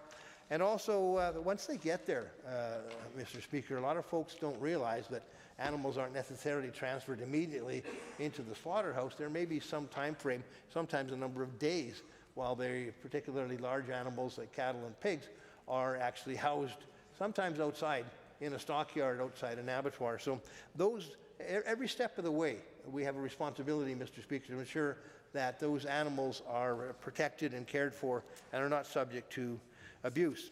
There's one other element as well, Mr. Speaker, that I know may be covered somewhat by Section 5, but specifically I haven't seen any real clear reference to it. And as many members know, I was raised in a small community of Thorhild in my younger years, and there was a rodeo there every year. I never missed one until I was 20 years old, and of course it had all the regular rodeo performances, including saddle bronc and bareback. And I remember when I was probably no more than about 6 or 7 years old, it would be somewhere around 64, 65, 1964, 65, that the grandstand was watching a performance of a saddle bronc rider, and the cowboy was bucked off, and as he was ejected from the horse, the bronc rein slipped from his hand and it went wrapped around the front left leg of the horse, and it snapped that horse's leg. You could hear that god-awful sound right throughout the grandstand, and the horse was hobbling on a broken leg. And immediately the cowboy swung into action, and a couple of them grabbed the bronc rein. Another one jumped on the horse and bit its ear as hard as it could, so because that's a way to stabilize a horse. And they got it down onto the ground into the arena in front of everybody. You could see the horse had his broken leg, and it was a doomed animal. And then somebody got a gate, and a tractor came in, and they got this horse on the gate, and they pulled it underneath the bandstand. And the PA announcer, the rodeo announcer, called out for the Mountie, the RCMP constable, in the rodeo grounds to come and visit underneath the grandstand.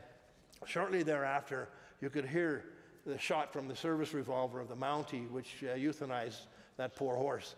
And I believe that all things since 1965 have probably changed. There are other ways of euthanizing an animal, but my point is I don't see in Section 5 anything specific which would require that there be mandated veterinarian attendance with the ability to properly euthanize a performance animal, so it is humanely done and safely done for spectators as well as for that animal. So I'm hoping to hear some clarification from the minister on that, whether Section 5 actually will cover that element, because there are other performance animals which may suffer a death during a performance. Chuck wagon race horses as well are commonly known to have injuries that result in death. And the humane euthanization of those animals is something that should be contemplated under this piece of legislation, Mr. Speaker. So I know that other methods of farm slaughter are undertaken now. My cousin had he didn't quite know how many. I asked him how many bison he had. He said, I don't know. They keep coming out of the bush. But he had around 300 head of bison. And my brother went to harvest one of the animals a few years back. And he had an old Lee Enfield 303. And he was going to get off the tractor to shoot it. And my cousin yanks him back, says, no. You stay on the tractor. So it took him 3 shots, and he got right into the hump of that bison. But the third one finally decked it. And that's something that I think should be properly regulated. The farm slaughter of animals, especially large ones. How else do you drop a bison, Mr. Speaker? But you want to make sure that the animals don't suffer, no matter where they're slaughtered, in a legal fashion. And that's something I don't know if it's been fully contemplated under Section 5 in the legislation. So I hope that the minister takes the suggestions to heart in the vein in which they are recommended, having lived experience watching rodeo performance animals suffer a horrific fate in front of a whole rodeo spectator crowd. And back then, it was a pretty brutal thing for everybody in that crowd to experience when that horse was put down by the service revolver of the Mountie underneath the bandstand during the rodeo performance. So something obviously I'll never forget. So I would wholeheartedly expect that the mandate of the individuals who are expected to be on site during a rodeo performance or other performance animals acts would be able to have the equipment and the right professional tools to on hand to quickly and humanely carry out this unpleasant but sometimes a necessary procedure. So I'm looking at the clock, and I've got a couple more minutes to continue. Yeah, but I would say that it's something that we always should consider, Mr. Speaker. The well-being of the animals and the care of human beings is a responsibility that should never be taken lightly. And I'm glad the minister brought this legislation forward. But we do have concerns about enforcement, and we will be monitoring that very carefully should this legislation pass. Thank you. Well done.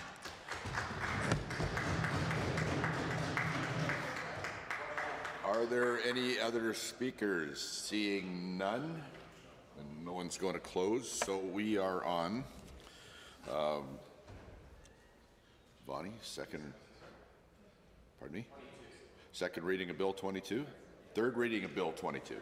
All those in favor of the motion for third reading of Bill 22, please now say aye. Aye. All of those opposed, please say no. The ayes have it. Bill 22, Animal Protection Amendment Act 2026 is now read a third time. Under Government Bills and Orders for second reading, Bill 25, an act to remove politics and ideology from classrooms and amend the Education Act 2026. Debate adjourned. MLA Irwin speaking.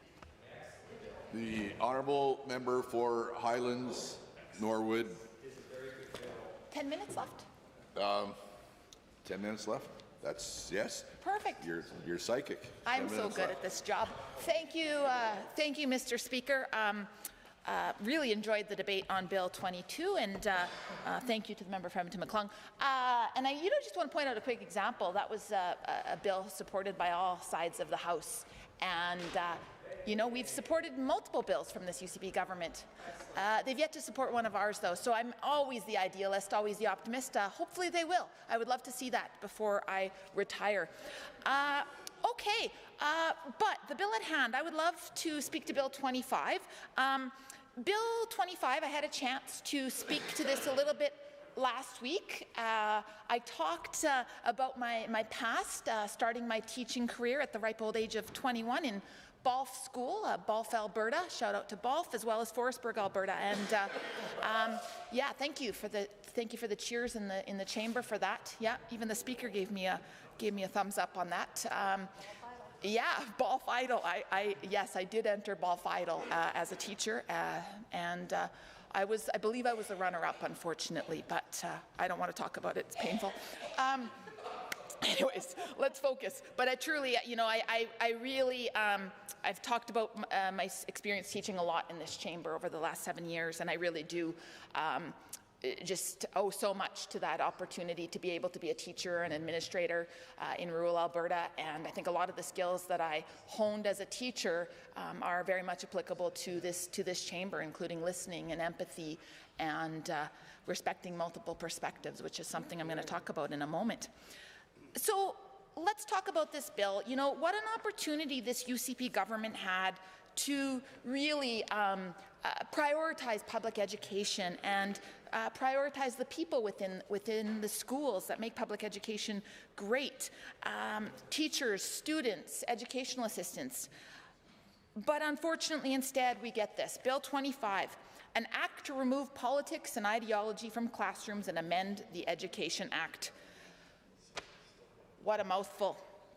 So I would like to spend the time that I have remaining on this bill to focus on what I see as some of the most egregious parts of this bill.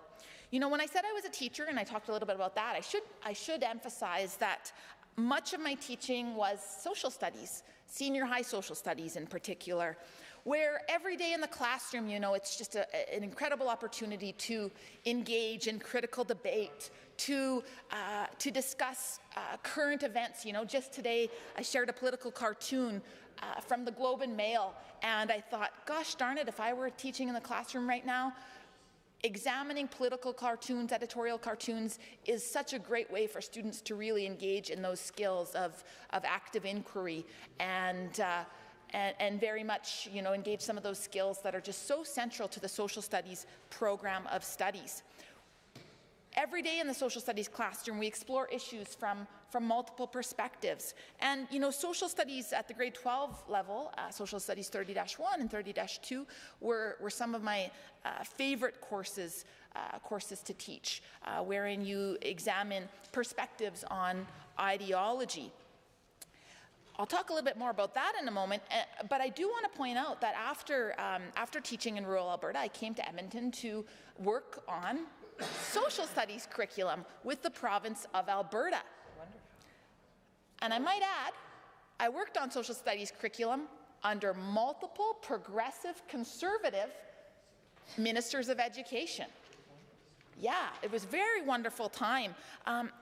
And then I had a little bit of a chance to work under the NDP government, also a very excellent experience. And I can tell you, the work that we did on curriculum in the years that I was there, first I worked on 10 to 12 social studies curriculum, and then I had the opportunity to be the executive director of senior high social studies curriculum, just as we were embarking on a curriculum renewal, which was subsequently killed by this UCP government, which was incredibly troubling, due to the fact that the work we did in curriculum was so extensive.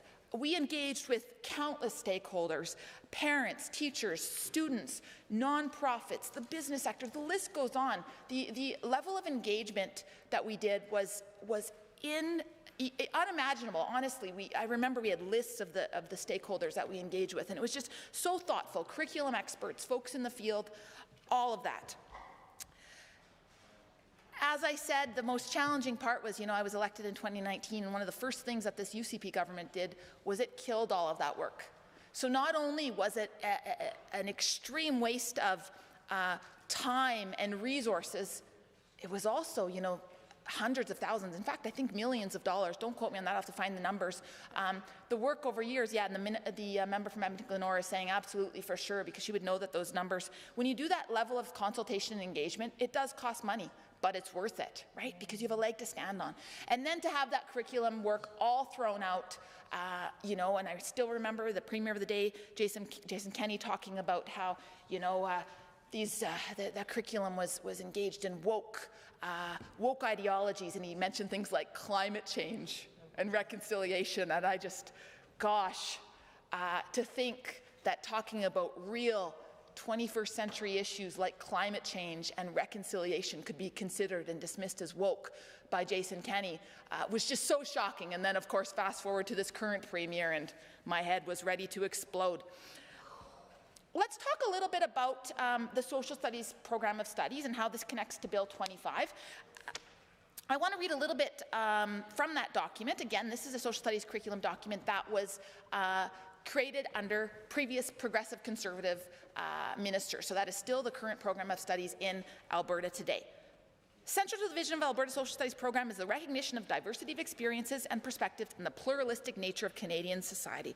Love that. So it makes you wonder, though, when this minister talks about, you know, when he calls for neutrality and he calls for both sides, he's getting a little bit contradictory here. I also want to mention the point that he made in the chamber, I believe it was yesterday. I'm just relying on my memory, which is never always the best, but he said something to the effect of, we don't want students to become quote, agents of change, something along those lines. Well, I can tell you, someone who worked very much on curriculum and in fact also engaged in my graduate work on the social studies curriculum, agents of change or active citizens, that phrase, that phraseology has been in social studies curriculum documents for actual decades. The member from Fish Creek is chirping at me a little bit, but I want him to listen to this. Agents of change, active citizenship, that's been part of social studies curriculum documents since the post-war era here in Alberta. So this isn't some new woke ideology. Again, quoting from the progressive conservative created curriculum document, what does it say? Social studies provides opportunities for students to develop the attitudes, skills, and knowledge that will enable them to become active, informed, and responsible citizens. Again, not a woke ideology of the 21st century. This is something that goes back decades, and you'll see similar phrases in curriculum documents all across Canada. I want to talk a little bit more about a section that I kind of alluded to earlier, one that I find incredibly problematic. The minister speaking about neutrality and both sides. Now, again, focusing on the social studies curriculums, the social studies program of studies, I really do wonder, you know, when we engage in conversations around residential schools comes up explicitly in Social Studies 10 program of studies, but it also comes up in earlier grades as well, because you can teach topics like residential schools at age-appropriate and developmentally appropriate ways. There are ways in which to talk about residential schools in a way that young students can even understand.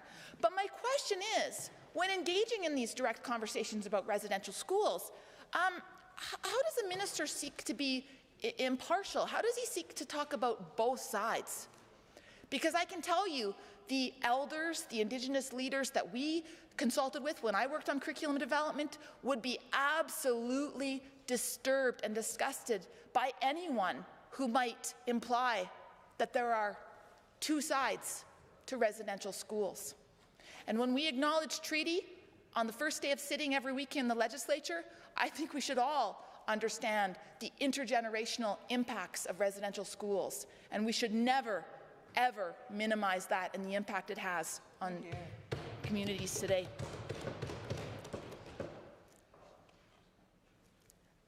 And let's talk about some of the other social studies. So that's Social Studies 10. Social Studies 20-1 and 20-2. Perspectives on nationalism. So I actually really loved teaching social studies at the grade 11 level. I think I'm going to run out of time here, but fortunately I will hopefully have more to say here. At the grade 11 level, you examine issues like ultranationalism, looking at ultranationalism as a cause of genocide, looking at the various ideologies. The honourable member for Edmonton City Centre. Thank you, Mr. Speaker. I appreciate the opportunity to speak to Bill 25, the title of which I will decline to read. I think back, Mr. Speaker, as we talk about this bill that is purportedly about removing politics and ideology from classrooms. I think back on my own experience as a student, my own education right here in Edmonton, in Alberta.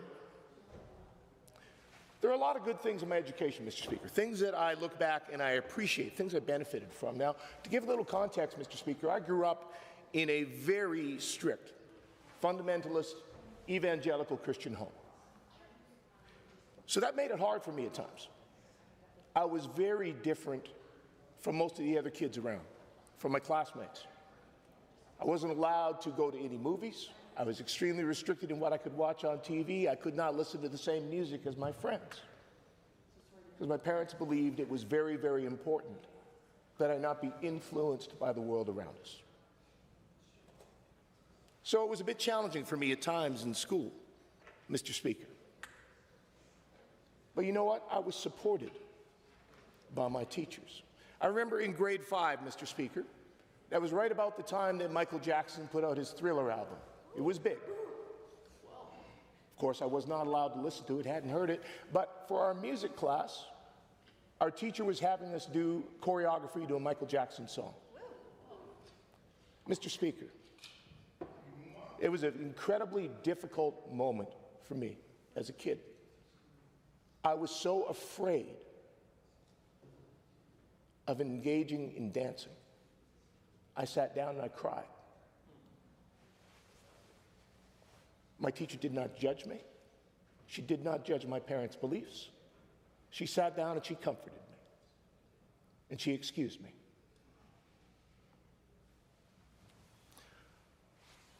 From grade 6 to grade 9, I went to Strathcona Christian Academy. And certainly, there was a very strong bias and opinion in all of those classes at that school, Mr. Speaker. Not saying anything about it one way or the other, but just acknowledging that was in fact the case. And when I came out of junior high, graduated from grade 9, I went to East Glen High School here in Edmonton. I went there because it was a smaller school. And I needed to get comfortable being back in the public school system. And you know what? I enjoyed the fact that we had smaller classes, particularly because I had the opportunity to attend classes in an advanced academic stream. And Mr. Speaker, I was not shy, because at that time I was still very much involved in that evangelical church community. I wasn't shy about my ideas, my beliefs. I'd been taught it was a good thing to speak out, to witness, Mr. Speaker. So I did in school. You know, I think in particular about my grade 12 English teacher, Mr. Hughes. English was one of my favorite classes. You know, I loved to read, I loved analysis, I loved to write. I was one of those weird kids that actually enjoyed writing essays. Now, in that class, Mr. Hughes did not judge what I wrote, at least not in the way that we're talking about here today. He gave me good grades on my papers on agape love, on sexual abstinence. They were replete with citations from the Bible, prominent Christian literature of the time. Mr. Hughes gave me excellent grades because he marked for the quality of the writing, the ability to form an argument. And I had learned those skills from my teachers and from the opportunities that I had in those smaller classrooms, that close attention, that support that was available. Now, I could tell Mr. Hughes at times was a little exasperated sometimes when I'd speak up in class and essentially, I'll be honest, Mr. Speaker, pretty much preach. Because again, I've been taught that that was an admirable thing to do. Didn't shut me down. Did engage with me at times. Acknowledged that, you know, the beliefs he had were not the same as mine. But I did not feel judged. And in fact, at the end of that school year, Mr. Hughes wrote the reference letter for me to attend Canadian Bible College in Regina. Though he was a little surprised that I asked him. Now, Mr. Speaker, there were negative experiences that I had growing up as well. Because like I said, I was not a kid that fit in. I was awkward, I was nerdy, I was clumsy, I was openly and loudly religious.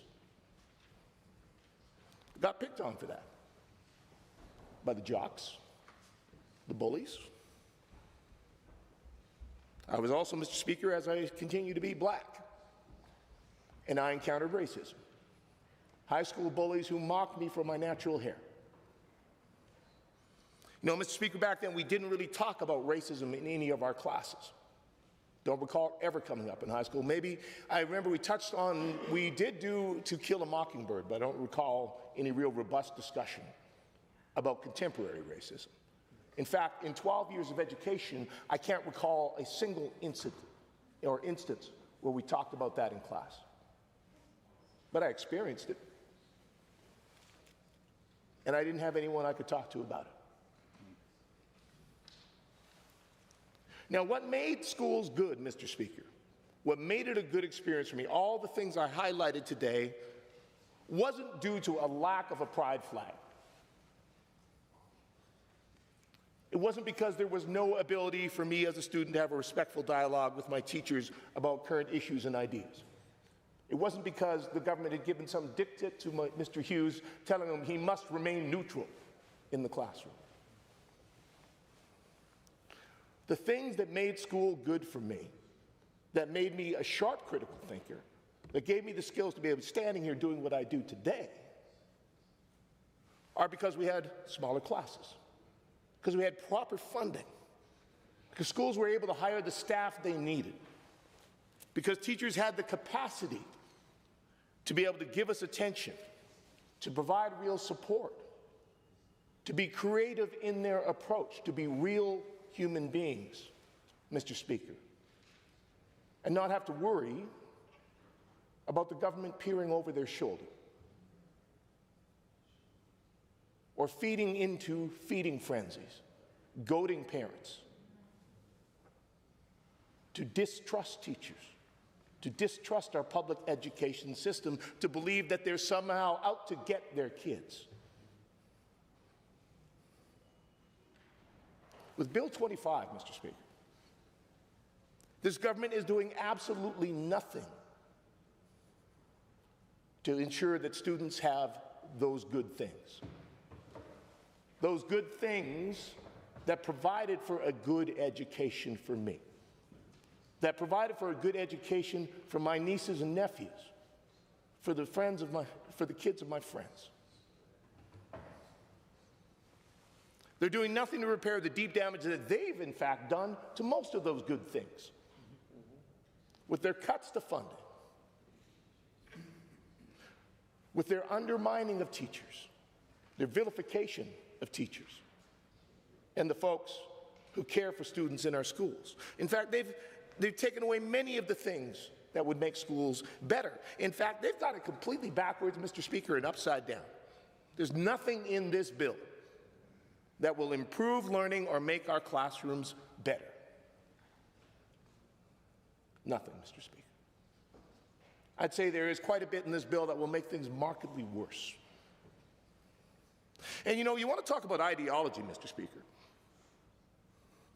Talking particularly about promoting ideology using taxpayer dollars, I think back to last summer, this government's traveling roadshow for Alberta Next. Their website. I haven't had a chance to check out the new website they put up today. I sure hope the quality's a little higher on this one, Mr. Speaker. I hope the honesty is quite a bit higher. Because let me tell you, Mr. Speaker, what this government put out with taxpayer dollars last year, what they toured around the province with, was heavily taught, biased information that clearly was not designed to inform debate. No, it was designed, Mr. Speaker, to create division. It was designed, Mr. Speaker, to manufacture opinion. It contained outright lies, a lot of misinformation about the RCMP, about immigration in the province, about how things actually work when it comes to things like equalization in the CPP. This is not a government, Mr. Speaker, that knows a thing about actually educating people with neutrality. I'll tell you, Mr. Speaker, this is a government that loves to claim that they love direct democracy. No, Mr. Speaker. What they love is directing democracy. They love leading people by the nose. They love setting up the parameters for their referendums, for their websites, for the information they put out to lead people in a single direction. This is not a government that knows anything about actually teaching about critical thinking, Mr. Speaker. This is a government that regularly promotes and pushes politics and ideology to force people in a particular direction.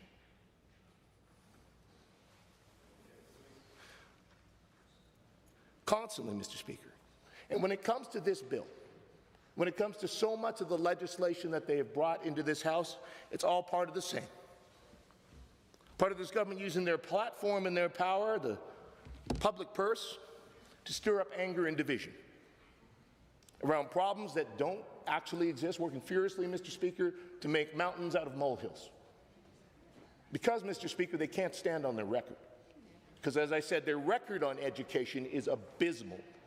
I don't think we've seen a greater decline in our public education system under any government in the history of this province.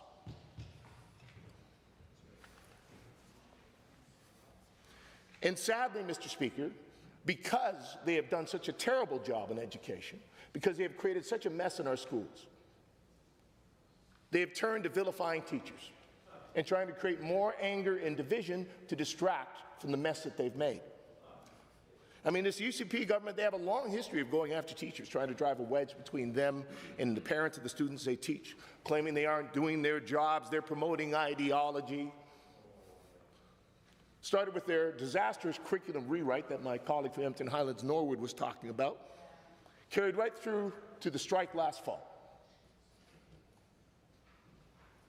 Again, Mr. Speaker, using public dollars to put out videos with all kinds of misinformation about teachers, what they were looking for, the state of our classrooms. The fact is, Mr. Speaker, that strike was driven by the fact that while this government was busy running teachers down for its 7 years in power, Mr. Speaker, they've been cutting funding and supports for students in schools and, like I said, leading to probably the most significant decline in the quality of our public education that we've seen under any government. And that continues, Mr. Speaker. And that is what we see in Bill 25. Mr. Speaker, we stand with parents. in wanting to see their kids get quality education in the classroom. We want to see parents have access to be able to talk with their teachers if they have concerns and have that discussion. But you know what, Mr. Speaker? For that to work well, teachers need to have capacity. Right now, they don't. This government is running them ragged with bloated classrooms, under-resourced, lack of supports, lack of educational assistance and others. And that hurts parents, Mr. Speaker. And what hurts parents is when this government tells them that teachers are the problem. Mr. Speaker, teachers are not the problem. The problem is this government. A government that seemingly does not value the power of public education. Mr. Speaker, I benefited hugely from public education. It taught me to think critically. It gave me the skill sets that I have today. Hey, despite even some of the challenges I had, I came away with learning a bit about how to get along with people, how to make friends. And the fact is, Mr. Speaker, those are the things that government needs to be focused on. I am tired of this government stirring up anger and division, fighting endless culture wars, because they can't just do, in the words of the Minister of Municipal Affairs, their darn job. The fact is, Mr. Speaker, nothing in Bill 25 is going to do anything to improve our education system. It's a smokescreen. It's a distraction. It's an insult to the parents in Alberta who truly just want to see better education for their kids. I don't know they're ever going to get it under this government, Mr. Speaker. But I'll tell you, myself, my colleagues here, we're ready to bring that better government that will give people the education system and the opportunities they deserve. Thank you. The Honourable Member for Edmonton Glenora. Thank you very much, Mr. Speaker. I am excited to have an opportunity to rise and speak to an education bill. This one is titled Bill 25, an act to remove policies and ideology from classrooms and amend the Education Act. One of my favorite things to do is think of what more appropriate titles might be, and this one certainly seems to be an attempt to sow more division in Alberta classrooms, to create fear among teachers and students, to try to pit parents and teachers against each other, an act to remove autonomy from duly elected, democratically elected public school boards. There are many ways that this could be more appropriately titled. So I'll start with a few questions, though, because I think this place should always be a place for learning and engagement. So one of my first questions around the removal of autonomy from school divisions, and I'm grateful that I share this place with other formerly elected public school representatives, both in the public and separate school divisions.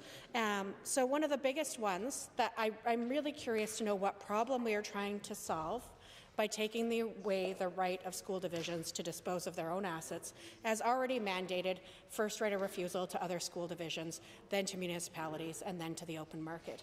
The government is taking that away, and the government is deciding who gets to have the assets if they're not being used. And those could be surplus school sites that schools were never built on, but they could also be school buildings that served an important purpose for many, many years in the community and continue to have a purpose, and now the government is taking away the ability of those school divisions to be able to make that decision because they think that the provincial government's in a better position to be able to make those decisions.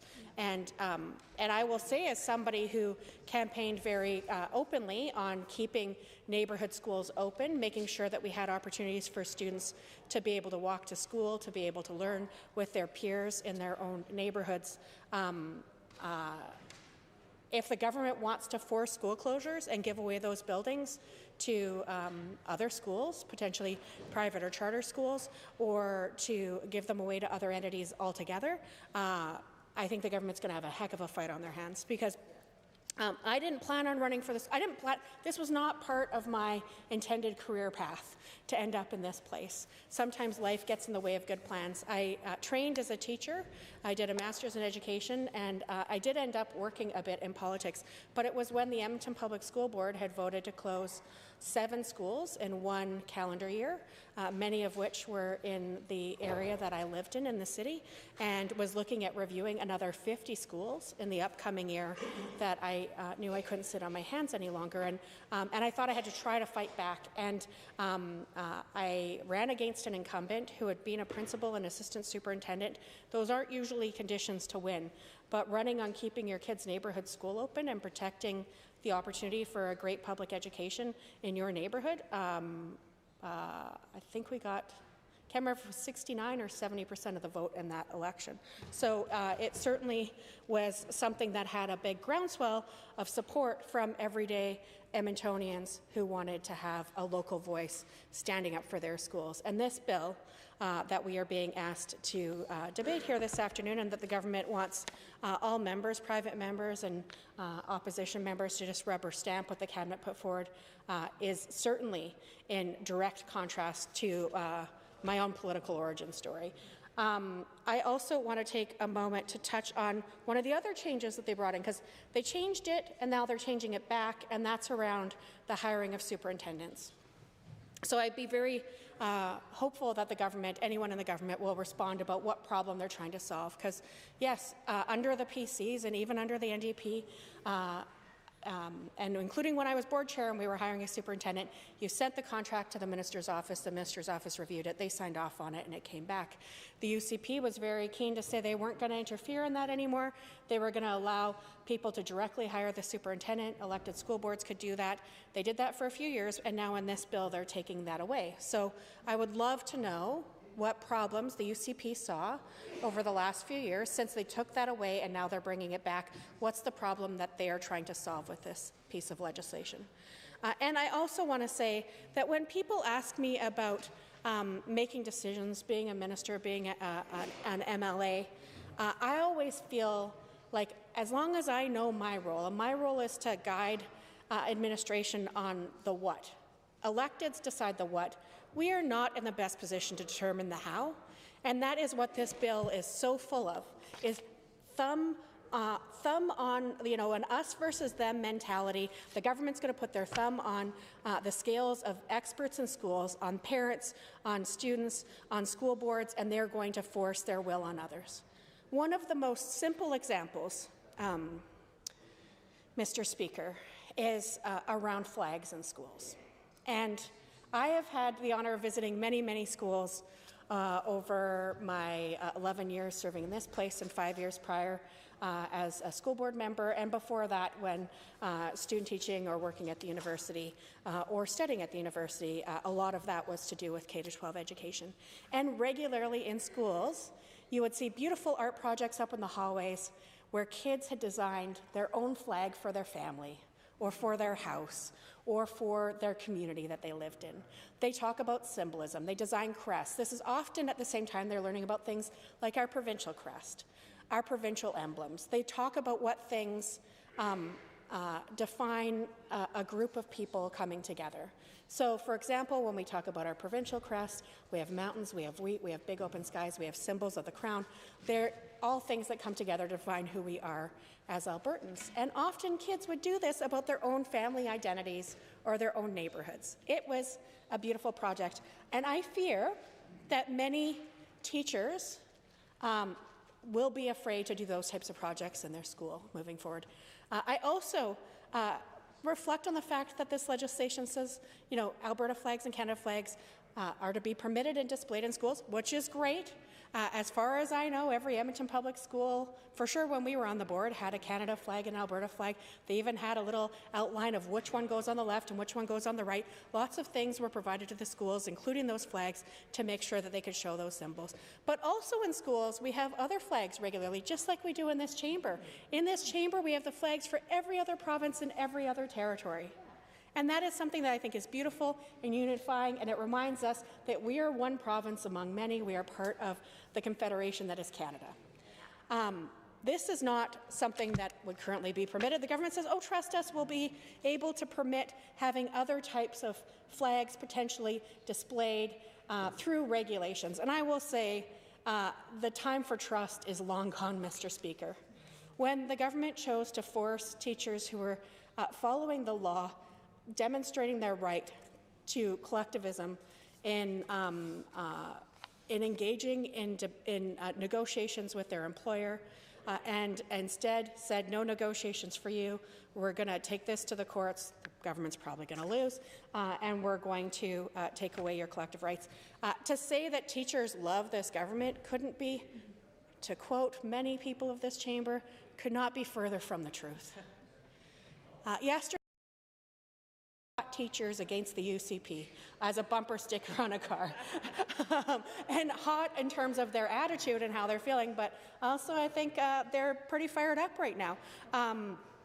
So I have to say that that is by one of the biggest stretches I've heard in here. I also wanted to touch on a couple of other pieces that my colleague, the MLA for Edmonton Highlands Norwood, mentioned. For many, many decades, including even prior to the time in which I was elected as a school board member, UCP governments encouraged and pushed for critical thinking. In fact, it was Dave Hancock who I think started the Children's First Pin, who encouraged people to, not encouraged, he mandated that our responsibility was to produce engaged, ethical and entrepreneurial citizens within our school systems. That is definitely something that it seems this legislation and this current government is not supportive of. And of course that inspiring education legislation under him moved us along that path, and it was, I'm certain, millions of dollars, because I was in many banquet rooms with many hundreds of people, including folks who were there as government workers engaging in that process. So we have much more to say about Bill 25. That's enough from me for today, and I move that we adjourn debate. Well done. Honourable members, the honourable member for Edmonton Glenora has moved that a debate be adjourned on Bill 25. If you are in favour, please say aye. Aye. If you are opposed, please say no. The ayes have it. Under Government Bills and Orders for Second Reading, Bill 29, Health Statutes Amendment Act 2026. Honourable Minister LaGrange. The Honourable, the Minister of Primary and Preventative Health Services. Thank you, Mr. Speaker. I rise in the House today to move second reading of Bill 29, the Health Statutes Amendment Act 2026. This bill reflects a clear and practical vision for health care in Alberta, one that is focused on access, grounded in evidence, and responsive to the realities facing Alberta patients today. Our government is growing rapidly, or our province is growing rapidly, I should say, and as demand for health services continues to increase, and we have a responsibility to ensure our system evolves alongside this pressure.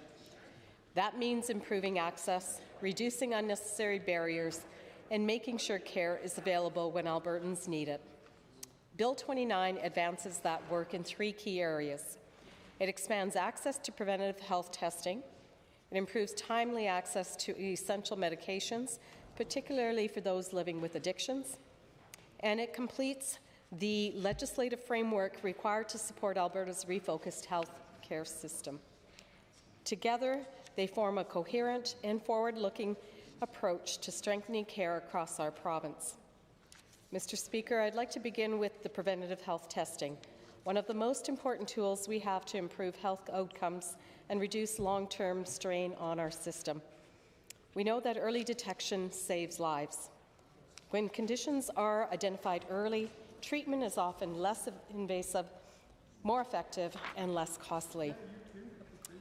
And it has better outcomes as well. It improves quality of life for patients and reduces pressure on hospitals and acute care services. Yet today, access to diagnostic tests in Alberta still depends on a referral from a physician or other provider. While that model ensures clinical oversight, it can also create delays, particularly for patients who do not have regular access to a primary care provider or those who want to be more preemptive and proactive about their health care. Bill 29 addresses this challenge in a careful and balanced way.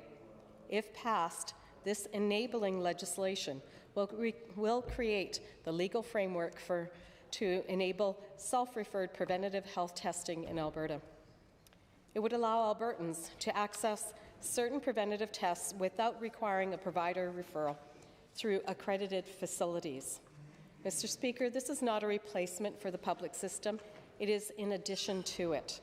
Physicians and nurse practitioners will continue to play a central role in determining when diagnostic testing is medically necessary. It does not remove or reduce publicly funded care. Under Alberta's public health guarantee, all medically necessary tests recommended by a qualified provider will continue to be fully covered and prioritized across the province. It does not compromise patient safety. In fact, all testing in Alberta will continue to take place in accredited facilities under established clinical and regulatory standards. What this legislation does is create an additional optional pathway, one that expands access, reduces wait times, and gives Alberta patients more choice. It recognizes that many Albertans want to take a more active role and responsibility in managing their health care. It also acknowledges that some individuals, particularly those without a primary care provider, face barriers in accessing preventative screening. By enabling self-referral, we are removing these barriers. At the same time, we're taking a measured approach. The legislation establishes the authority, while key details including eligibility, scope of services, safeguards, and reimbursements will be carefully defined and developed through regulation.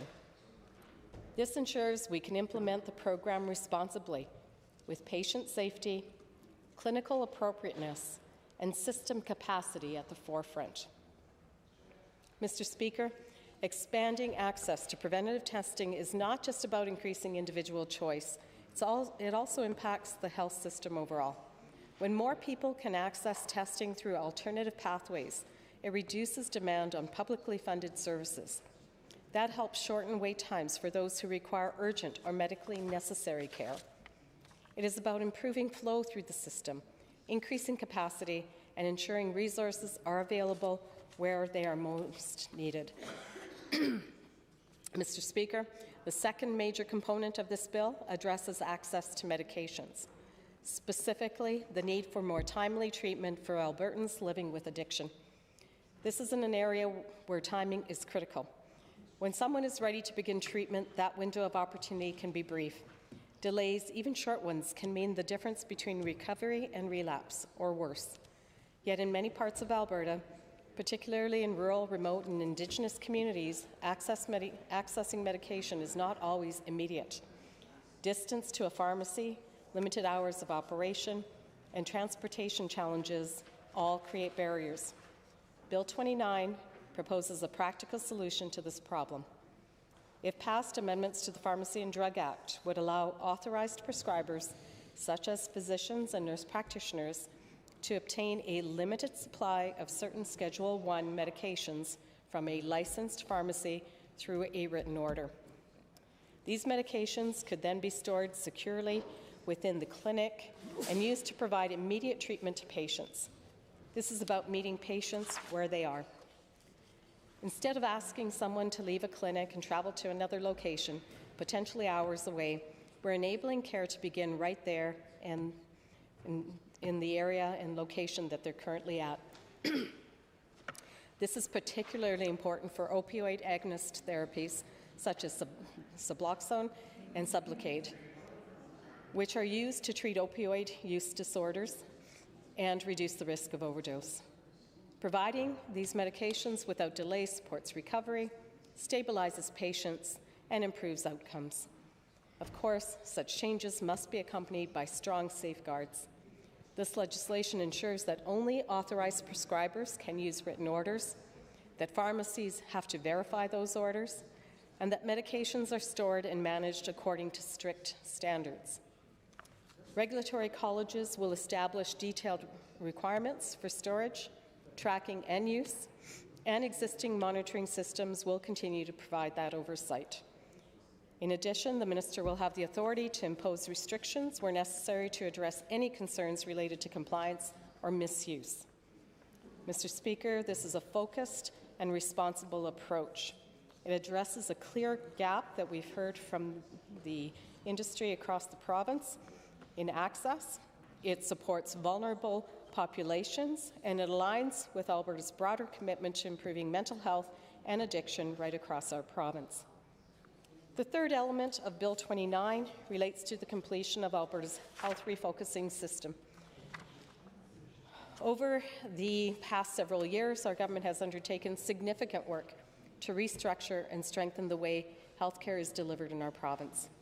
We have moved from a centralized regional health authority model to a more specialized system with distinct roles and responsibilities across different sectors. I call them pillars. This work has been guided by the goal of improving accountability, enhancing coordination, and ensuring that decisions are made closer to where the care is delivered. With the major structural changes now in place, the focus turns to legislative alignment. Bill 29 provides the final set of amendments required to ensure that Alberta statutes reflect the new system accurately and function effectively. So these changes include updates to the Alberta Healthcare Insurance Act, the Provincial Health Agencies Act, and the Health Insurance Premiums Act, among others. They clarify terminology, they update references to ministers and organizations, and ensure consistency across the legislation. They also restore flexibility in payment arrangements for hospital service providers and align language related to physician participation with current policy.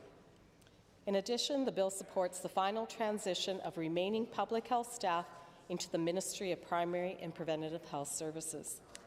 This change reflects the role of public health as a core government function, one that is focused on prevention, population health, and long-term sustainability.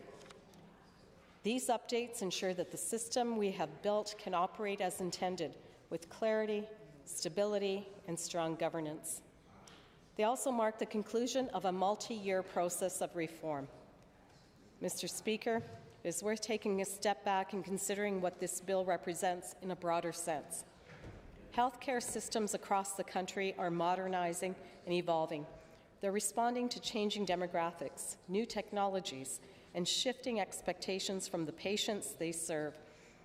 Albertans deserve a system Albertans deserve a system that is accessible, provides timely care, and increasingly they expect to play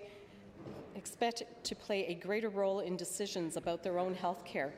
Albertans want to have choice, Mr. Speaker. Bill 29 reflects those expectations.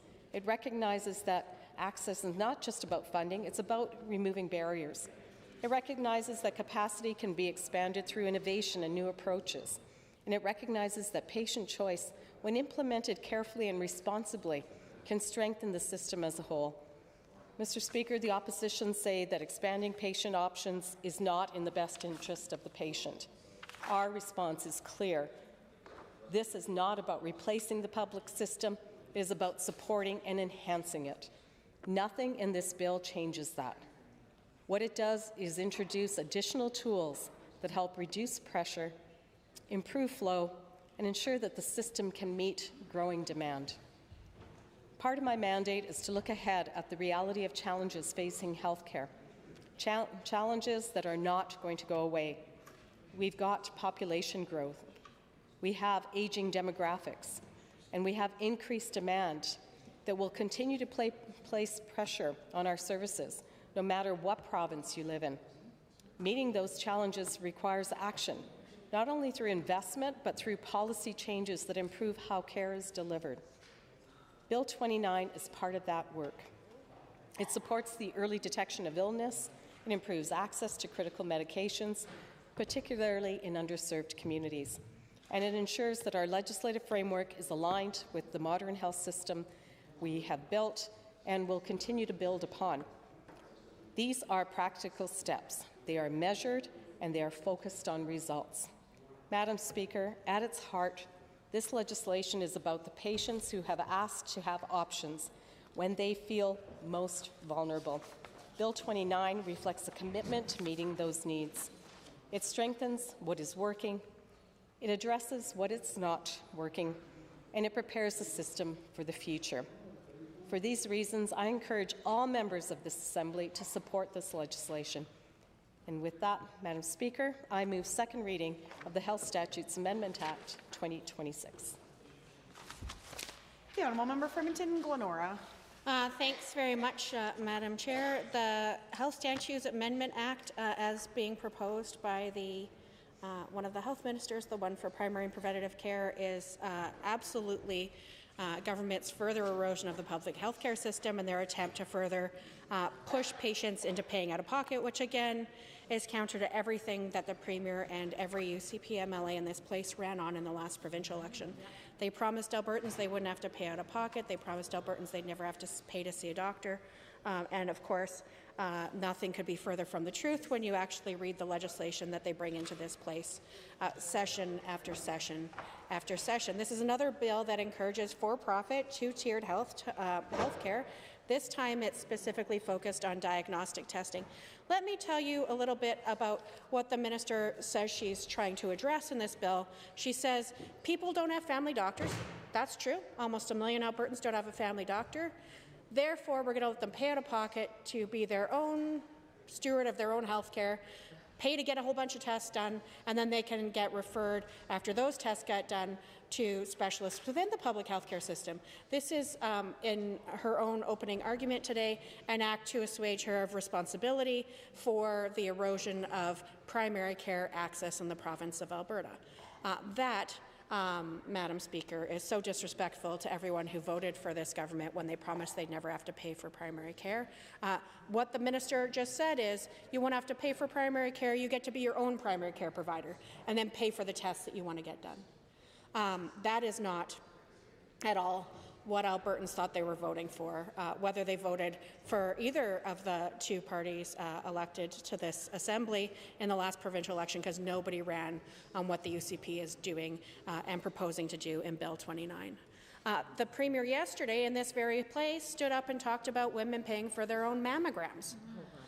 She says she misspoke, but she failed to stand up and correct the record on exactly what it is that she was saying, and of course is giving herself the ability through regulations to be able to give herself that power to download the cost of a mammogram onto women or anyone needing a mammogram. And we know that men and, of course, all Albertans are susceptible. We all have tissue, and it can have tumors. She's saying, take it into your own charge, be your own steward of the healthcare system. Good for you. So the piece about referring yourself, getting a whole bunch of tests done, and then being referred out to specialists, first of all, somebody has to read the tests, right? And you're either going to pay to be a part of a private health clinic that does all of this, or you're going to be using a steward within the public healthcare system to read all of those results, specialists to contact you, and then you, of course, are then referred back into the public healthcare system. So this is absolutely a bill to create two different lines, one for those who pay and one for everybody else. And we all know somebody, I'm sure, because I can't be the only middle-aged person in this place who knows a friend or a family member who has been waiting months or years either for diagnostics or for surgery. I get emails every single day. Today, there's somebody who was talking about being referred for a double knee replacement that's still been waiting over a year. I have other people who are saying that they've been referred for CT scans. There was somebody who already had cancer previously. There is now a new mass on the same part of the body where they had cancer previously, and they're being referred for a CT in October. And the government says, the minister says, oh, don't worry, people who need to be triaged to the top of the list will be triaged to the top of the list. Nothing could be further from the truth. They are hoping that people, like the one who reached out to me with that mass, will give up on the public system, pay out of pocket, and take their own responsibility for navigating their own healthcare journey. And you know what? They very well might, and I don't blame them. But I do blame the government, because they said this was not going to be what happened under their leadership, and it is absolutely what is happening under their leadership. I want to also take a few minutes to talk about just how cold it is to say to people, well, this is going to fix things, when nobody who's a health expert believes that to be true. And the government's being very disrespectful and say, well, doctors have been gatekeepers of healthcare services. First of all, the vast majority of students in our medical schools are Alberta students. 90% of the spots are reserved specifically for Alberta students. Who funds the post-secondary systems in this province? The province. The province is the funder. The province is determining where and how many spots we have, and they are the gatekeepers for how many people are getting into med school. And they are saying doctors are the gatekeepers for who's accessing the services the doctors have available? That is like so totally incongruent that they can draw that conclusion from one to another.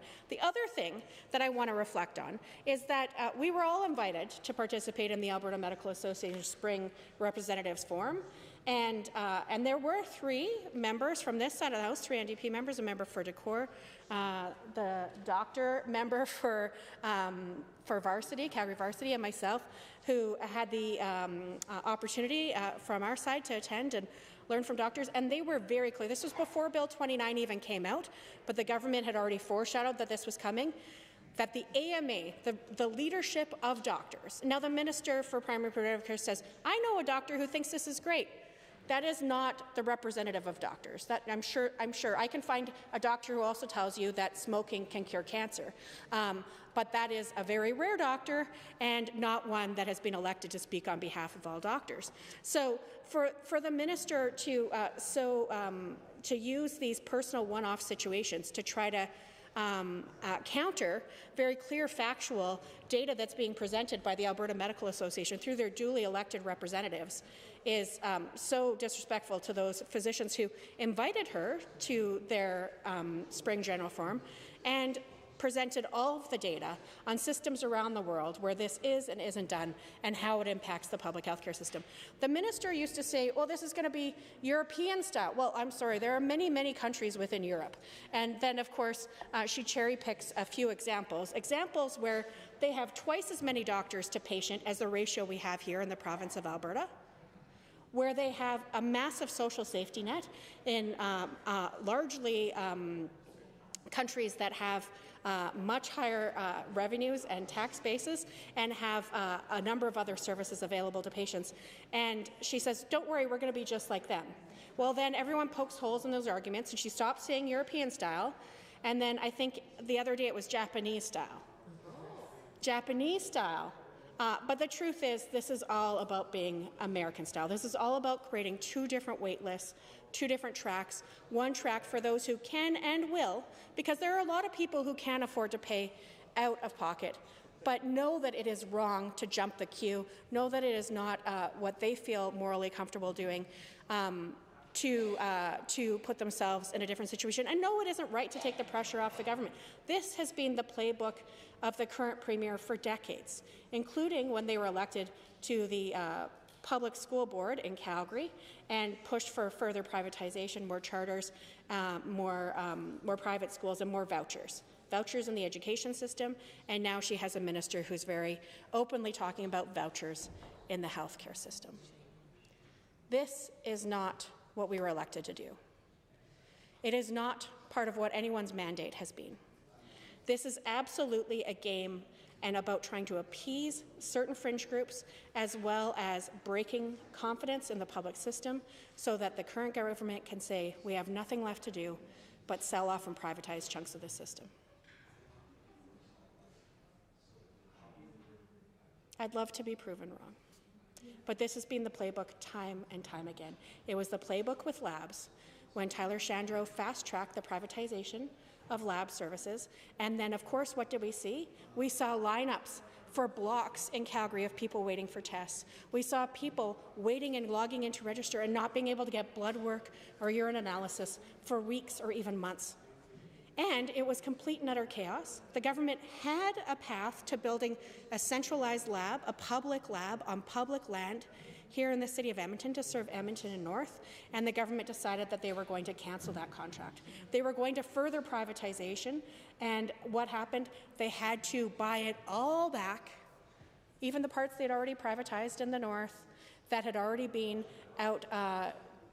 provided privately. The government failed so hard on how much they moved so quickly to try to privatize it all that they had to rescue the company that was contracted to do this service and bring it all back under the public umbrella. Oh, but don't worry, they changed the brand from Alberta Public Labs to Alberta Precision Labs because that's really the priority, to make sure that they find ways to waste money on hiring CEOs, firing CEOs, paying lawyers for breaking contracts with the construction companies that were supposed to build those labs, paying lawyers for contracts when they tell the fired CEO that they can't go to the RCMP with concerns they have around corruption. This has been time and time again about privatization, about making sure that they can move forward with their ideology, and it is not in service of the people of Alberta. Paying to get a mammogram, paying to get blood work done, paying for a CT or an MRI.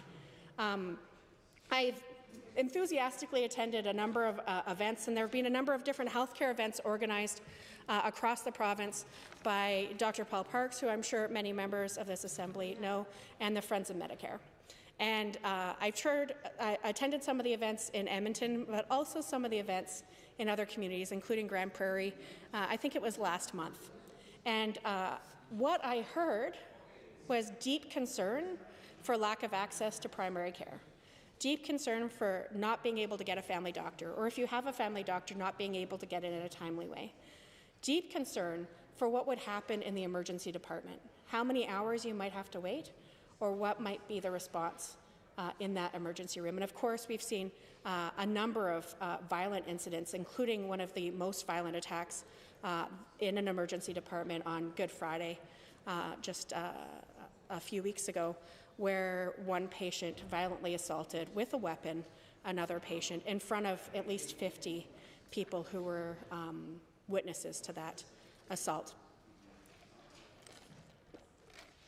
And the government has been on notice from frontline workers for over 5 years, their minutes going back 5 years, demonstrating that they had significant concern that something like this would happen, specifically at the Royal Elks, but also many other work sites where people are concerned about potential violent outbreaks happening.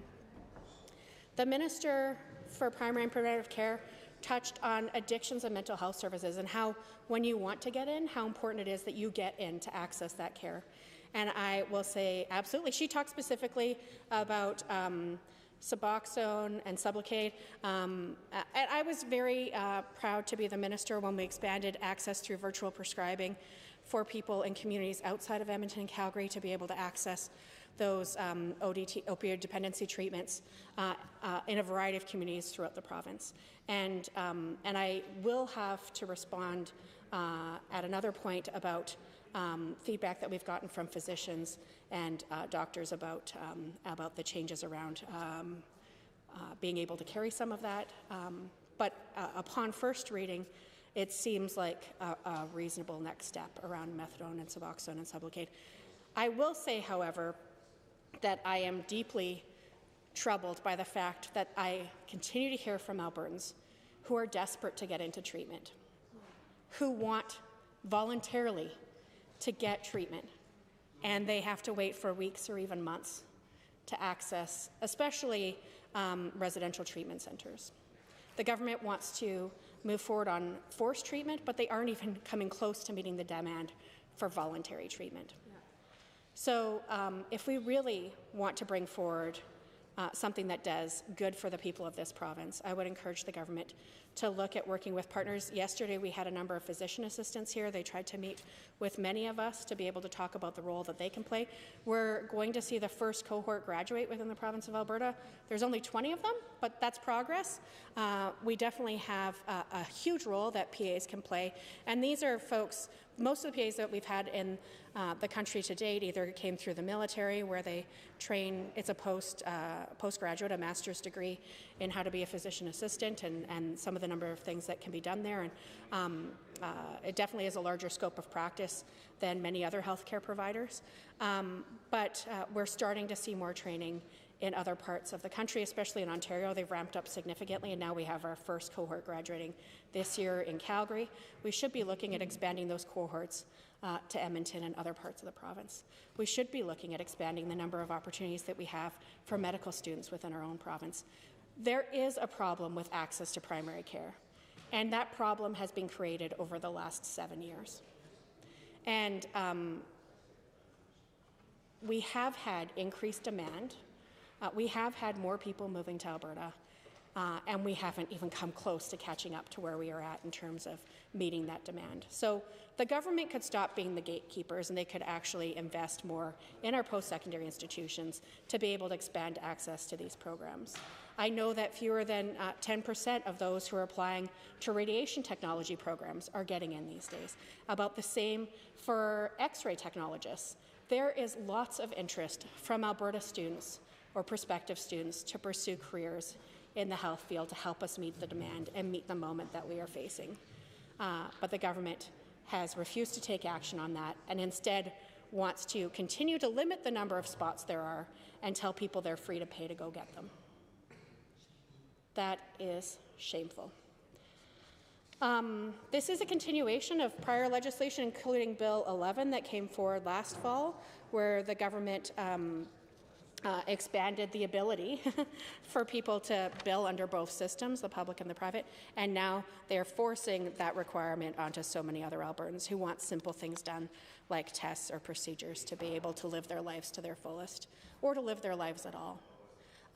Waiting months for medical diagnostics is unacceptable. The government should be fixing that for all, not just for those who are wealthy and who choose to spend their money on something that should be publicly provided.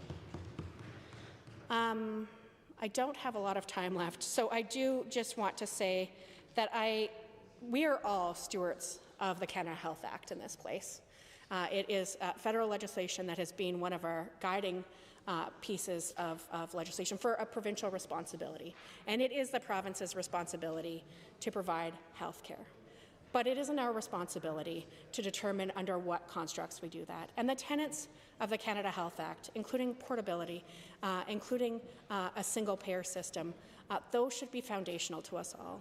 And Conservatives have been chipping away at those tenets province by province, but particularly here in the prairies and particularly in Alberta for years. And I will remind us that one of the greatest Canadians, Tommy Douglas, in his final speech in the House of Commons, talked about how if we don't move forward, it will be moved backwards. And there are so many ways that we can move forward with public health care.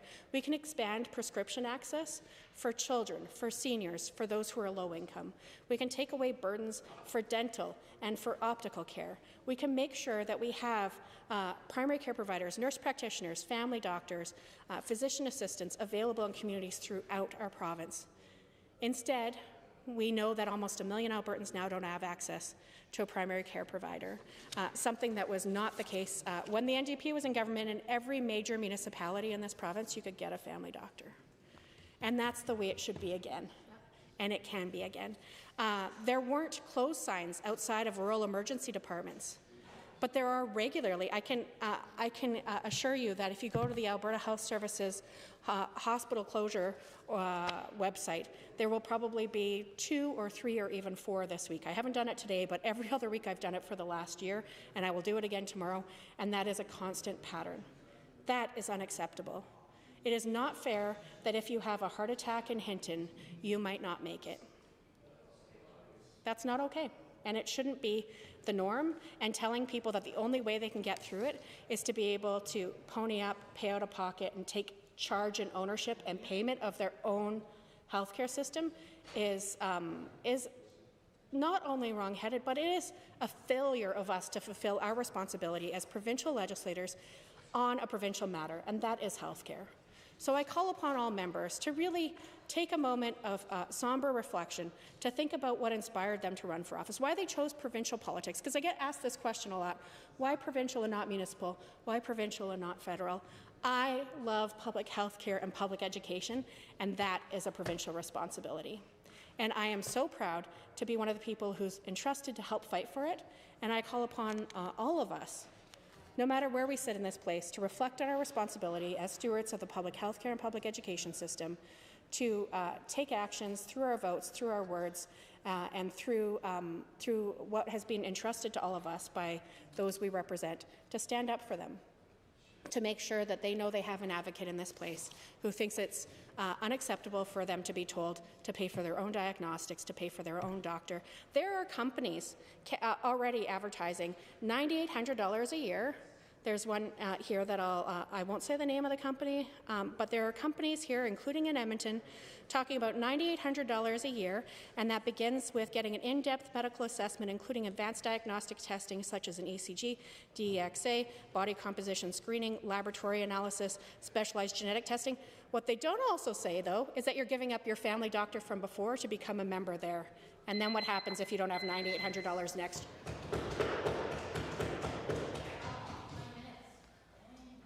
Members, if I can hear your conversation on the other side of the room, perhaps you should have it in a different room.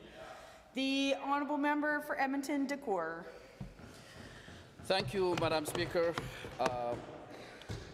And I thank the former health minister speaking so passionately about Bill 29 and its implications. I appreciate the Minister of Primary and Preventative Services pointing out how this is supporting the public health system. But I rise with a serious concern that this is not a support of the public health system. This is going to diminish the existing public health system, which has been deteriorating under the current government. But, Madam Speaker, I want us to begin by thinking about a patient in Alberta who has been told they may need an MRI scan. That patient is worried. That patient is uncertain, and that patient is wanting for answers. Now, imagine another patient with the same symptoms and the same level of concern, but with the financial ability to pay out of pocket. The second patient, Madam Speaker, gets answers faster and moves ahead in the line. This is what Bill 29 makes possible, and that is what is in debate today. Bill 29 is principally wrong and practically harmful. It will make our healthcare system more expensive. It will not support. It will make our healthcare system more inefficient, and it will make our healthcare system less fair for people who need the most. The bill diminishes the clinical oversight of our doctors. It treats physicians as, and I quote the Premier's statement, gatekeepers, instead of the medical profession that is responsible for the clinical triage of our patients. This bill does not exist in isolation. It is part of a broader shift in how healthcare is being delivered in this province. Last fall, this government passed Bill 11, which marked the first phase of a healthcare privatization in Alberta. Bill 11 legislated the dual practice in our hospitals. Now, Bill 29 builds on that and directly on the foundations by establishing a framework that allows Albertans to pay out of pocket for services such as their regular blood work, MRI, and CT scan. This bill changes the structure of our healthcare system by making Alberta healthcare insurance the payer of the last resort, while private insurers become the first option.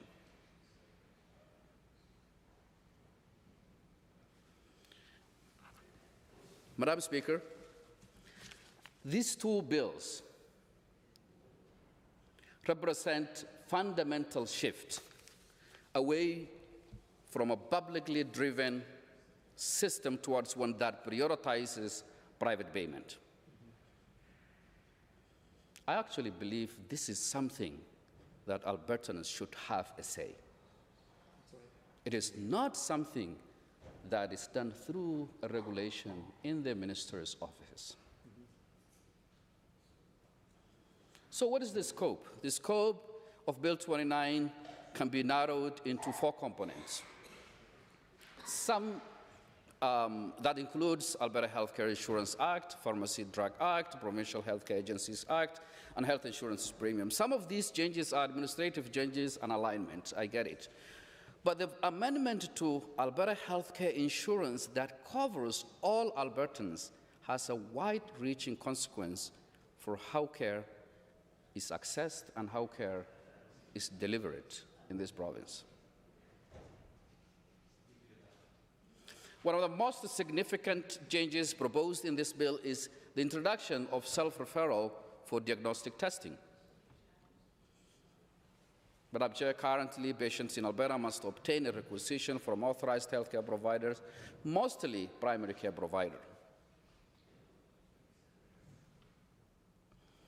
This requirement is not gatekeeping. This requirement ensures that testing is guided by a clinical judgment and medical necessity.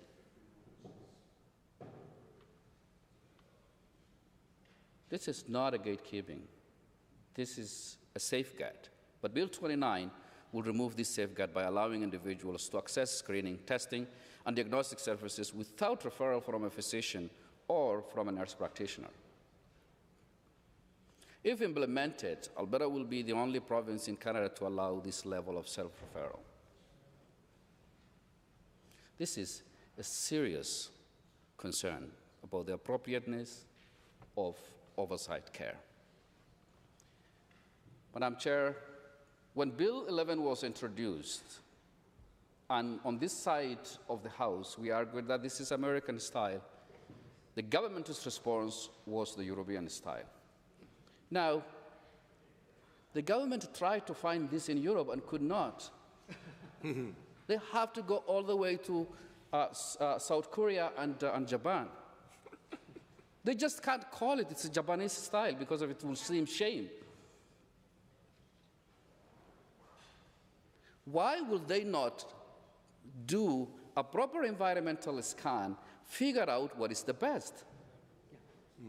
You shouldn't do the other way around. You shouldn't develop a policy, figure out where it exists, and then if you can't find it in North America, try in Europe. If you can't find it in Europe, try in Japan. If you can't find, that is how this policy is developed. So I wonder if the minister will call this a Japanese style. I don't know why they wouldn't, if they're so broad that this is a Japanese style. Well, we're not changing our position. It is American health system style. It is a two-tier American style of healthcare system delivery. Well, you're very creative that by, sorry, Madam Chair, the government is so creative by re-engineering and finding it, but not calling it the Japanese style. So, what are the serious concerns that I have and we have on this side of the House on this bill? One, the ministerial authority and lack of clarity. As I said before, this is something that Albertans will have a say. But the concern is that the minister will have significant discretion to determine the type of test and services that can be accessed through self-referral, the associated cost, who will be eligible for this reimbursement, what are the rates, who determines the rates, what are the schedules that will be covered, and what are the schedules that will not be included in the coverage. This is not something that is on the table in this chamber to debate on. These are the fundamental frameworks of how our healthcare insurance system is built. The eligibility, the reimbursement framework, the rates that will be covered, the schedules that is included in the list of coverage. All of those things is not clear. The minister determines that. So that is a serious concern. This lack of clarity, Madam Speaker, creates uncertainty and reduces transparency in how the system will operate. Imagine that you have an insurance and you don't know what is included in your insurance system. Nobody will sign off that. Albertans don't know what is included in the insurance system that the government will cover and what the government will not cover when it comes to self-referral diagnostic and lab services. Okay, so the minister's argument is that this is supporting the public system. Artificially, yes. Fundamentally, no. The financial impact of this policy is significant. Estimates suggest that enabling self-referral and private pay diagnostic services could increase costs to the publicly funded system by approximately about $800 per diagnostic test. And you have removed the clinical oversight to determine who will be doing the test and who will not. So you have opened the door for all of those things, tests to go through. $800 per test. It's projected that around 3,000 Albertans will choose to pay privately for diagnostic imaging each year. And this is based on AMA's study, the Alberta Medical Association. The follow-up care generated by each test could result in approximately $1 million annual in a low-value care costs borne by the public system. We all go for a test, and then, because we have not prioritized who will be tested, everybody that got the test, a clinician has to read, a clinician has to determine, do the interpretation, rule out what is a false positive, rule out what is real positive, figure out other clinical contexts where this individual has. All of those things will consider as low value that would be dumped on the system, which would have not been dumped because of Bill 29 opens that gate. This demonstrates even when services are paid for privately, the downstream costs remain within our public system. So artificially, yes, but fundamentally, in real time, it's going to cost more on the system. So it's people that provide the services, the workforce. The healthcare system is already facing workforce challenges, including shortage of technologists and other healthcare professionals. So increasing private pay opportunities may draw providers towards some people have access and some people don't. Then you have a two-tier equity concerns. It allows for profit providers to offer faster diagnostic services to individuals who can afford to pay privately. This means that access to timely care will increasingly depend on the person's financial means rather than the medical need. Remember, as I said already, you have already removed the safeguards, the clinical oversight that primary care providers were providing to Albertans accessing testing. Albertans have consistently expressed that they do not want a system where people can pay to skip the line. So why are we introducing this without the input from Albertans? Healthcare in this country is intended to be based on need. It's a principle, Madam Speaker. The healthcare system in this country is not supposed to be based on the ability to pay.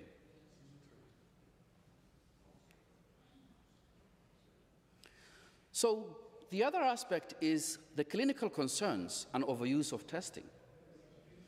There are all significant clinical concerns associated with this increased access to self-referred diagnostic testing without an oversight of clinicians, either a primary care provider, physician, or nurse practitioner. The AMA has highlighted that between 10 to 40% of the scans show some level of abnormality,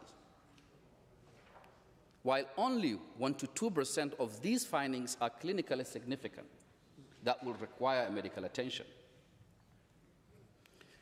So inconsistent quality standards, variable accreditation or fragmented reporting practices between private and public systems can also elevate the risk of inaccurate results because patients will continue going one to another. And that inconsistency will only create confusion among patients. So the other concerns, Madam Chair, is patient safety and fragmentation of care. You have a private and you have a public system that are fragmented, which will create... The honourable member for Edmonton Riverview. Well, thank you very much, Madam Speaker, and it's my pleasure to join debate on Bill 29, Health Statutes Amendment Act 2026. And so it is obvious from the very learned colleagues who have spoken before me that this is a bill that's quite abhorrent and certainly does not deserve to be supported, and certainly it stands in the face of many of the values that I hold dear. So I will not be supporting Bill 29, and it's further introducing two-tiered healthcare privatization, which of course I stand against. It's another bad decision by this UCP government, and we certainly see once again that they can't be trusted to care for our health system in Alberta. The chaos they've created is obvious to everybody who lives in this province. Shifting diagnostic laboratory services access based on medical need, which is how it is now. You know, you get a requisition from your doc, you go because there's something that maybe is not right, or they want to find out. So they give you, the medical professional, the doctor gives you a requisition and you go because they feel you need to have something tested. But now it's really about an individual's ability to pay and at their own discretion. And this certainly contravenes the Canada Health Act, and it's going to create much more chaos in our system. We certainly don't support here in the NDP privately paid self-referred diagnostic lab services. And if the bill does pass in our province, Alberta will be the only province in Canada where self-referral is allowed. All other provinces do require a requisition from a physician. So, you know, we've been here before, Madam Speaker, with many bad decisions by the UCP. And one that kind of relates pretty significantly to this bad bill is just the cancellation of the Super Lab back in 2019 when the UCP was first elected. It was all part of some very backwards legislation that was put forward by the Kenney government in 2019. And the Edmonton Super Lab project was part of sort of the decimation of many public programs that were actually very key to the support of Albertans. And just as a side note, one of the programs that was terminated was the Seniors Advocate, the standalone office that serves seniors. And that's just one example of many, many bad ones.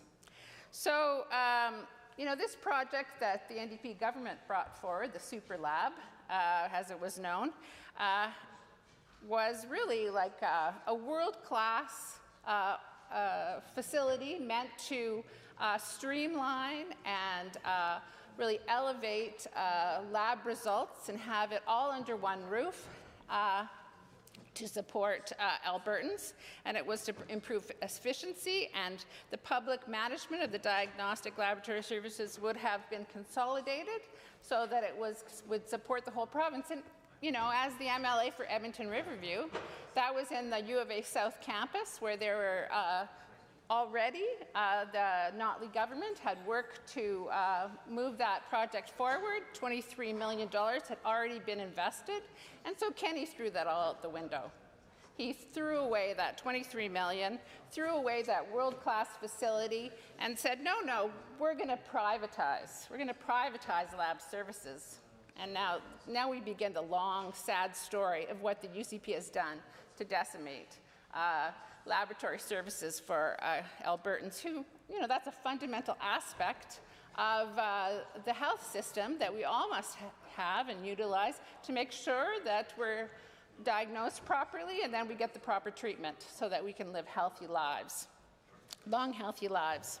So at the time when Kenny slashed this super lab, health professionals raised concerns saying the laboratory infrastructure was bursting at the seams and a centralized modern facility would improve diagnostic services for Alberta. But as I said, the UCP threw that all out, and I would see it because I drive in my riding, and it was right by Wellspring, which is a support facility for people with cancer and their families, and it provides those kind of softer services, services that support people as they go through the cancer journey. And I certainly, not only as the MLA for the area, but as a cancer survivor myself, would often go to Wellspring, and I used to exercise there actually in a program. But of course the UCP, wasted another $12.1 million costs to return the site to the grassy field that it had been originally. So they'd lost $35 million in total. So bad decision after bad decision. It's really abhorrent. And we know, and just more recently, 2023, the UCP took over Dynalife due to significant service delays and the company's insolvency, really costing Alberta taxpayers about $150 million. So, another bad decision. And that was because they didn't want a public agency. They wanted a private agency. But what did they do in the end? They made it a public agency. They took over that. And so, if they do that... Member, I hesitate to interrupt. The clock strikes 2:30 and the House stands adjourned until Monday, May 4th.